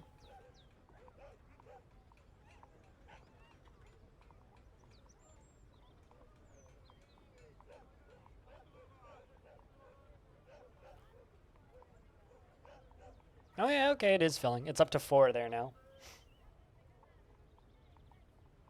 I'm really curious to see if it starts piling up the tube afterwards. Like, before this is filled. I'm really curious to see that.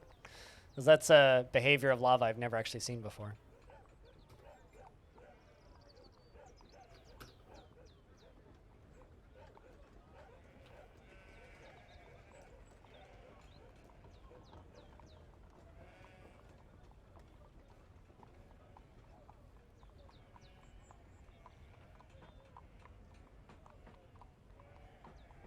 Oh yeah, we got plenty of time left. Plenty of time. Speaking of 700 years, if anybody doesn't have this yet, that's a link to download it. If you'd like to download this save file and mess around with it, there's a link. If you're watching on YouTube, there's a link in the description.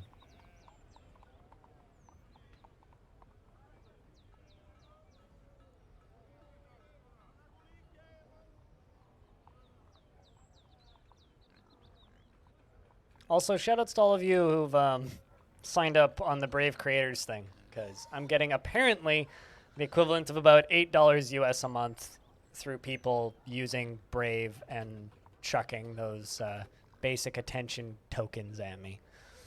So, thanks for the free Ethereum in the long run. Cheers.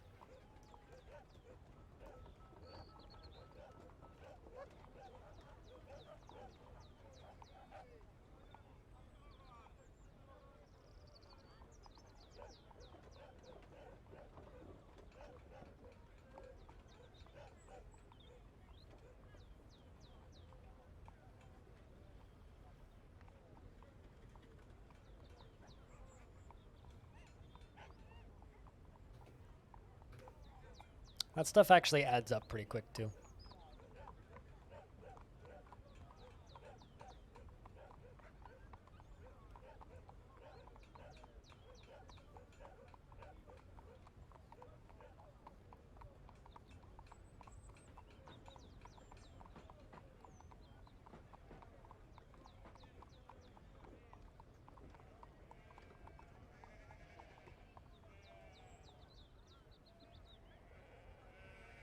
Accept 1,000-year played fort.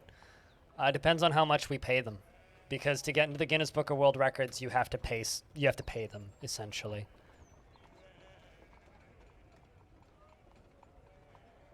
I don't know. I mean, maybe. I haven't actually thought about the Guinness Book of World Records in a very long time. The last time I thought about the Guinness Book of World Records was in relation to a certain hot sauce enthusiast and arcade game player suing people over Donkey Kong because he cheated. That was the last time I thought about Guinness Book of World Records. So, flawless record, shall we say. Well, I've never had an issue with lag items. So, what's my plan for dealing with it? There is no issue with them. We have no cats in the fort, so you don't need them. Rats don't cause lag. We have more food than we'd ever need to worry about. There's a couple dogs in the fort, but whenever there are kittens, I simply quell the populations before they become a concern. And don't let them and geld the rest so that they don't become a concern. I've literally never had a problem with lag in this fortress. The only time there's a little bit of issues with lag is when I do mass channeling, and if there's a lot of buzzards in the air during a human caravan. But you're the third person today to ask, and I will answer once again. This fortress has never had FPS problems.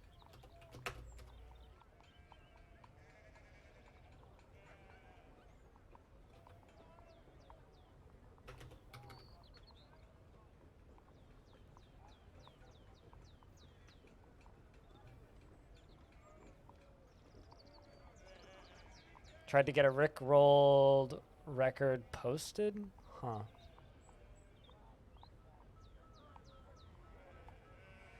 And Rick-rolled the validators. That's strange.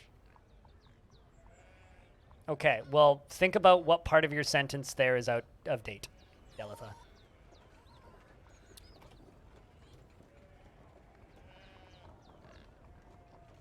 And also, it's closer to about 9 or 10 years ago at this point. FPS death hasn't really been an issue since the major performance increases that were made in 2015. So unless you lock something somewhere, which can sort of break your frame rate, but as of the last patch, even that doesn't really break your frame rate. Stuff getting caught in trees doesn't even hurt your frame rate anymore. Yeah, no, Dwarf Fortress doesn't have frame rate problems. People are just idiots and like to lock things in places and wonder why the frames are bad. But this fort has... I've been running this fort for 303 years. I don't know. When did you last play this game? But do me a huge favor and please stop spreading myths about FPS death being inevitable, because we're 303 years into this fortress. And it's still, like, yeah, the frames have dropped a little bit since the initial, like, 60 frames at the start, but, I mean, we're still above 30. We never go below 30. It's more than playable at a perfectly realistic and reasonable frame rate.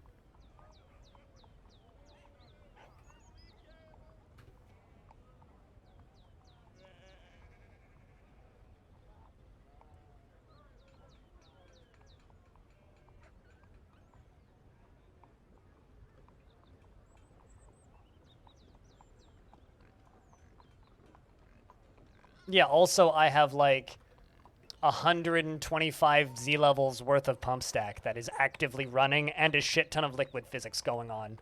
Like, I don't know how else to explain to people that this game doesn't have frame rate problems that are game detrimental. Like, this is all liquid that's just running in multiple directions off the map and up into different little walkways.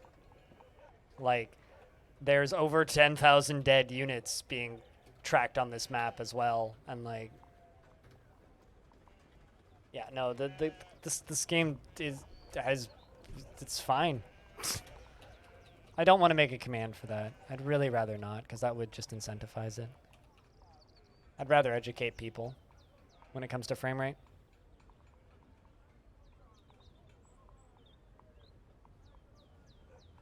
Like, yes, Frame rate death was a thing in DF in a very long time ago. But the game's had many performance increases. Every single patch. Like, go listen to my interviews with Tarn. I think it was the second one that I did with him. There was a bit there where I asked him about frame rate, and he basically just said, hey, listen, like, literally every patch I put out, like, the game's frame rates get better.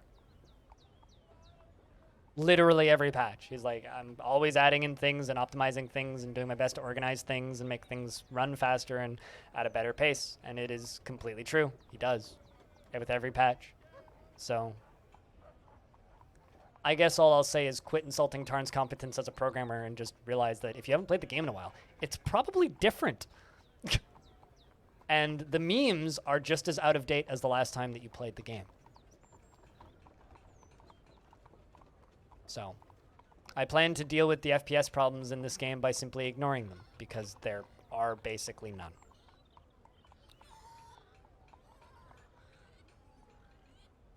Aside, like, the main cause of frame rate deficit in Dwarf Fortress these days is unit population.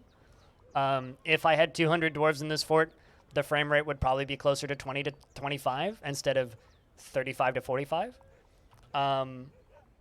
We only have 34 dwarves in this fort. If I had like 130, I'd take 10 frames off, but even then it would still be playable. It would run slower, but it would still be playable. During fights, it might get laggy-er, but still playable.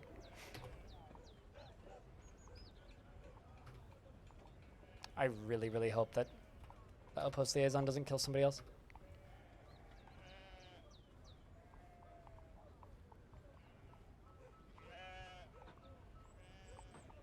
Who's already dead? I'm confused.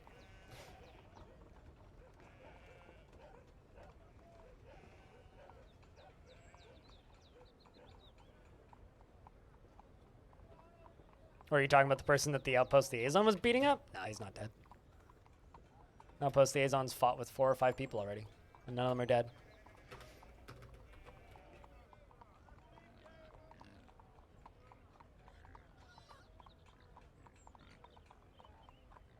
I just hope that that Outpost Liaison goes berserk at some point so that we can just kill him.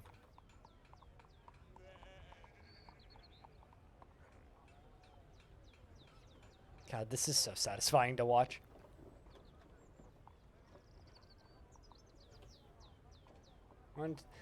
One, two, three, four, five, 6, 7, 8, 9 people have gotten into a fight with that Outpost Liaison so far.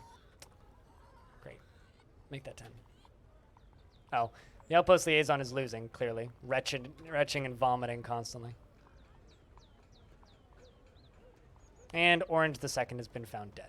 Brilliant! Lovely.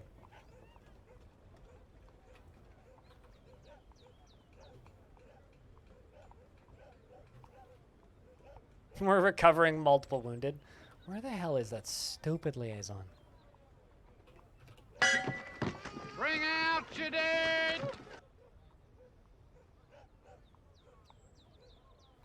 Lying on the ground. Harrowed by the nightmare that is their tragic life. Their knee and their elbow are damaged. And now you're gonna tell a story. What story are you telling? Late spring of 303, the dwarf Mural Saber target became the Baron of the Ignited Creation. Lovely. Now fucking die, please.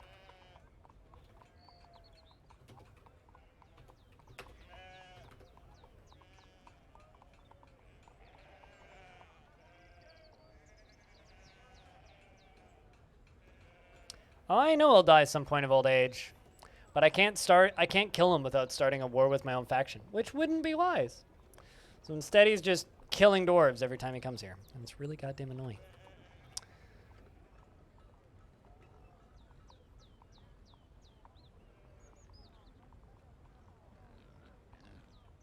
We got a psychopathic murderer. I keep hoping he'll punch a statue and just become a were-creature or something, but he hasn't. He's tantrumed right next to them multiple times, but hasn't actually punched any statues.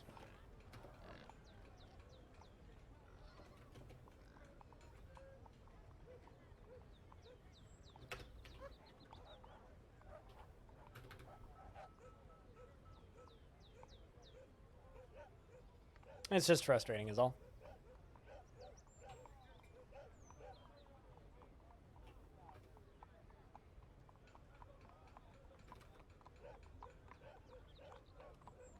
Does what work in Fortress mode?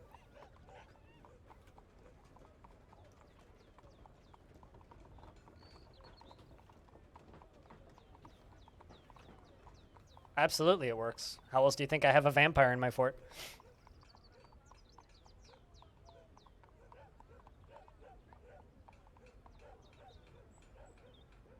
If somebody topples a statue or any other piece of furniture for that matter in a temple, they usually get cursed by the god. And the curse can either be vampirism or wereism. Or is it lichenism? Anyway.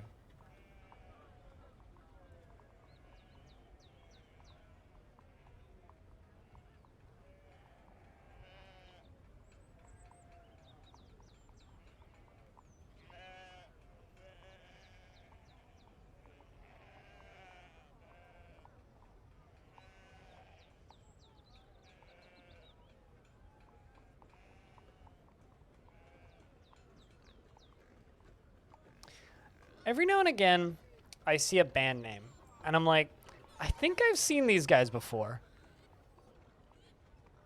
I think I've seen this band before. Also, shoutouts to this band. They're not very good, but I know their bassist.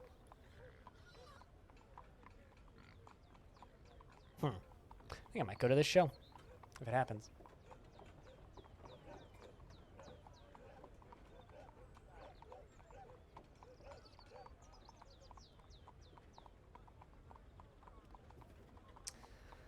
But chat, I've been streaming for 7 hours and 20 minutes. I'm quite hungry. I have kind of an upset stomach. I'm sweaty and it sucks in here. I think I'm just going to call it a little bit early because I've still got that YouTube video to go make, and that's going to take me another 30, 40 minutes. So to make it an even 8-hour workday-ish and chill, I'm just going to call it, I think. Because I've just, like I said, I've kind of had a longish day, and I still have to go edit that video because I didn't get that done beforehand. So I'm going to go make a video and then make dinner and just chill for the rest of my day. TLDR, Halcyon Frequency is going to be hosting Valheim servers, and we'll hopefully have some sort of announcement about that tomorrow night. I'm in Unmetal, the video game. Go, I guess, wishlist Unmetal. Play the demo. Because as of 5 a.m. this morning, I can announce this, which is weird, but I'm going to be in this video game. Unmetal. I didn't get paid for it. It's not a sponsored thing. It was just yeah, sure, I'll do it. They offered a very small compensation, but I opted just to do the thing. It's basically just a comedy Metal Gear Solid game. Top-down Metal Gear game, essentially. But there is a secret code where you can get me to voice all of the background characters. Like the people behind, like in that jail cell kind of thing. So, you know. It's kind of fun. So that's a thing that I can talk about officially. And, yeah. I think that's it. I think that's pretty much it. Anyway, tomorrow's going to be, like I said, my day off, so I won't be streaming tomorrow. But I'll see you guys Saturday with a slightly more longer streamer thingy. You can't wait for that game? And so if you buy that game, if you buy Unmetal, when you play Unmetal, if you go to the options menu, there's a spot where you can input a code. Just type in my username, blindIRL. And you'll get a bunch of you'll get to hear me screaming. Whoa, dude, yeah, fuck you, dude. Let's go. Good timing. Hell yeah. Woo! I like how you debated B-Lug too. Good, eat the band. Yeah, you know it. I mean, it's hot in here, and the new DF news stuff was late, so I have to go make a video, hobo. So I'm ending a little bit early to go make a YouTube video, because normally I do them before the stream starts on the news days, but you know. Anyway, I'm gonna give you guys a minute to use all of your commands. Also, hobo, I don't know if you heard the announcement, but I'm gonna be in Unmetal, the video game. So. Yeah, you literally knocked out 2 higher paying subscribers by simply typing in hell yeah and making Hobo yell over it. Also, I like how Hobo fucked up his own thing with Habbo. What would that be, Habbo Hotel? Or actually, is Habbo just your command, but backwards?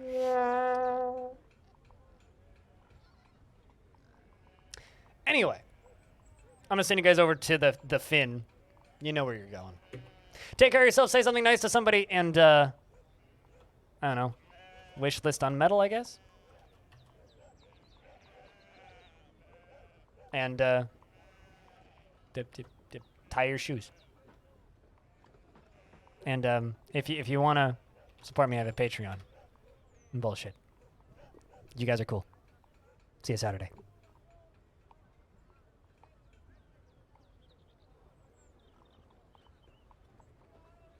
Also, Bel Air literally just ended, so I'll send you somewhere else.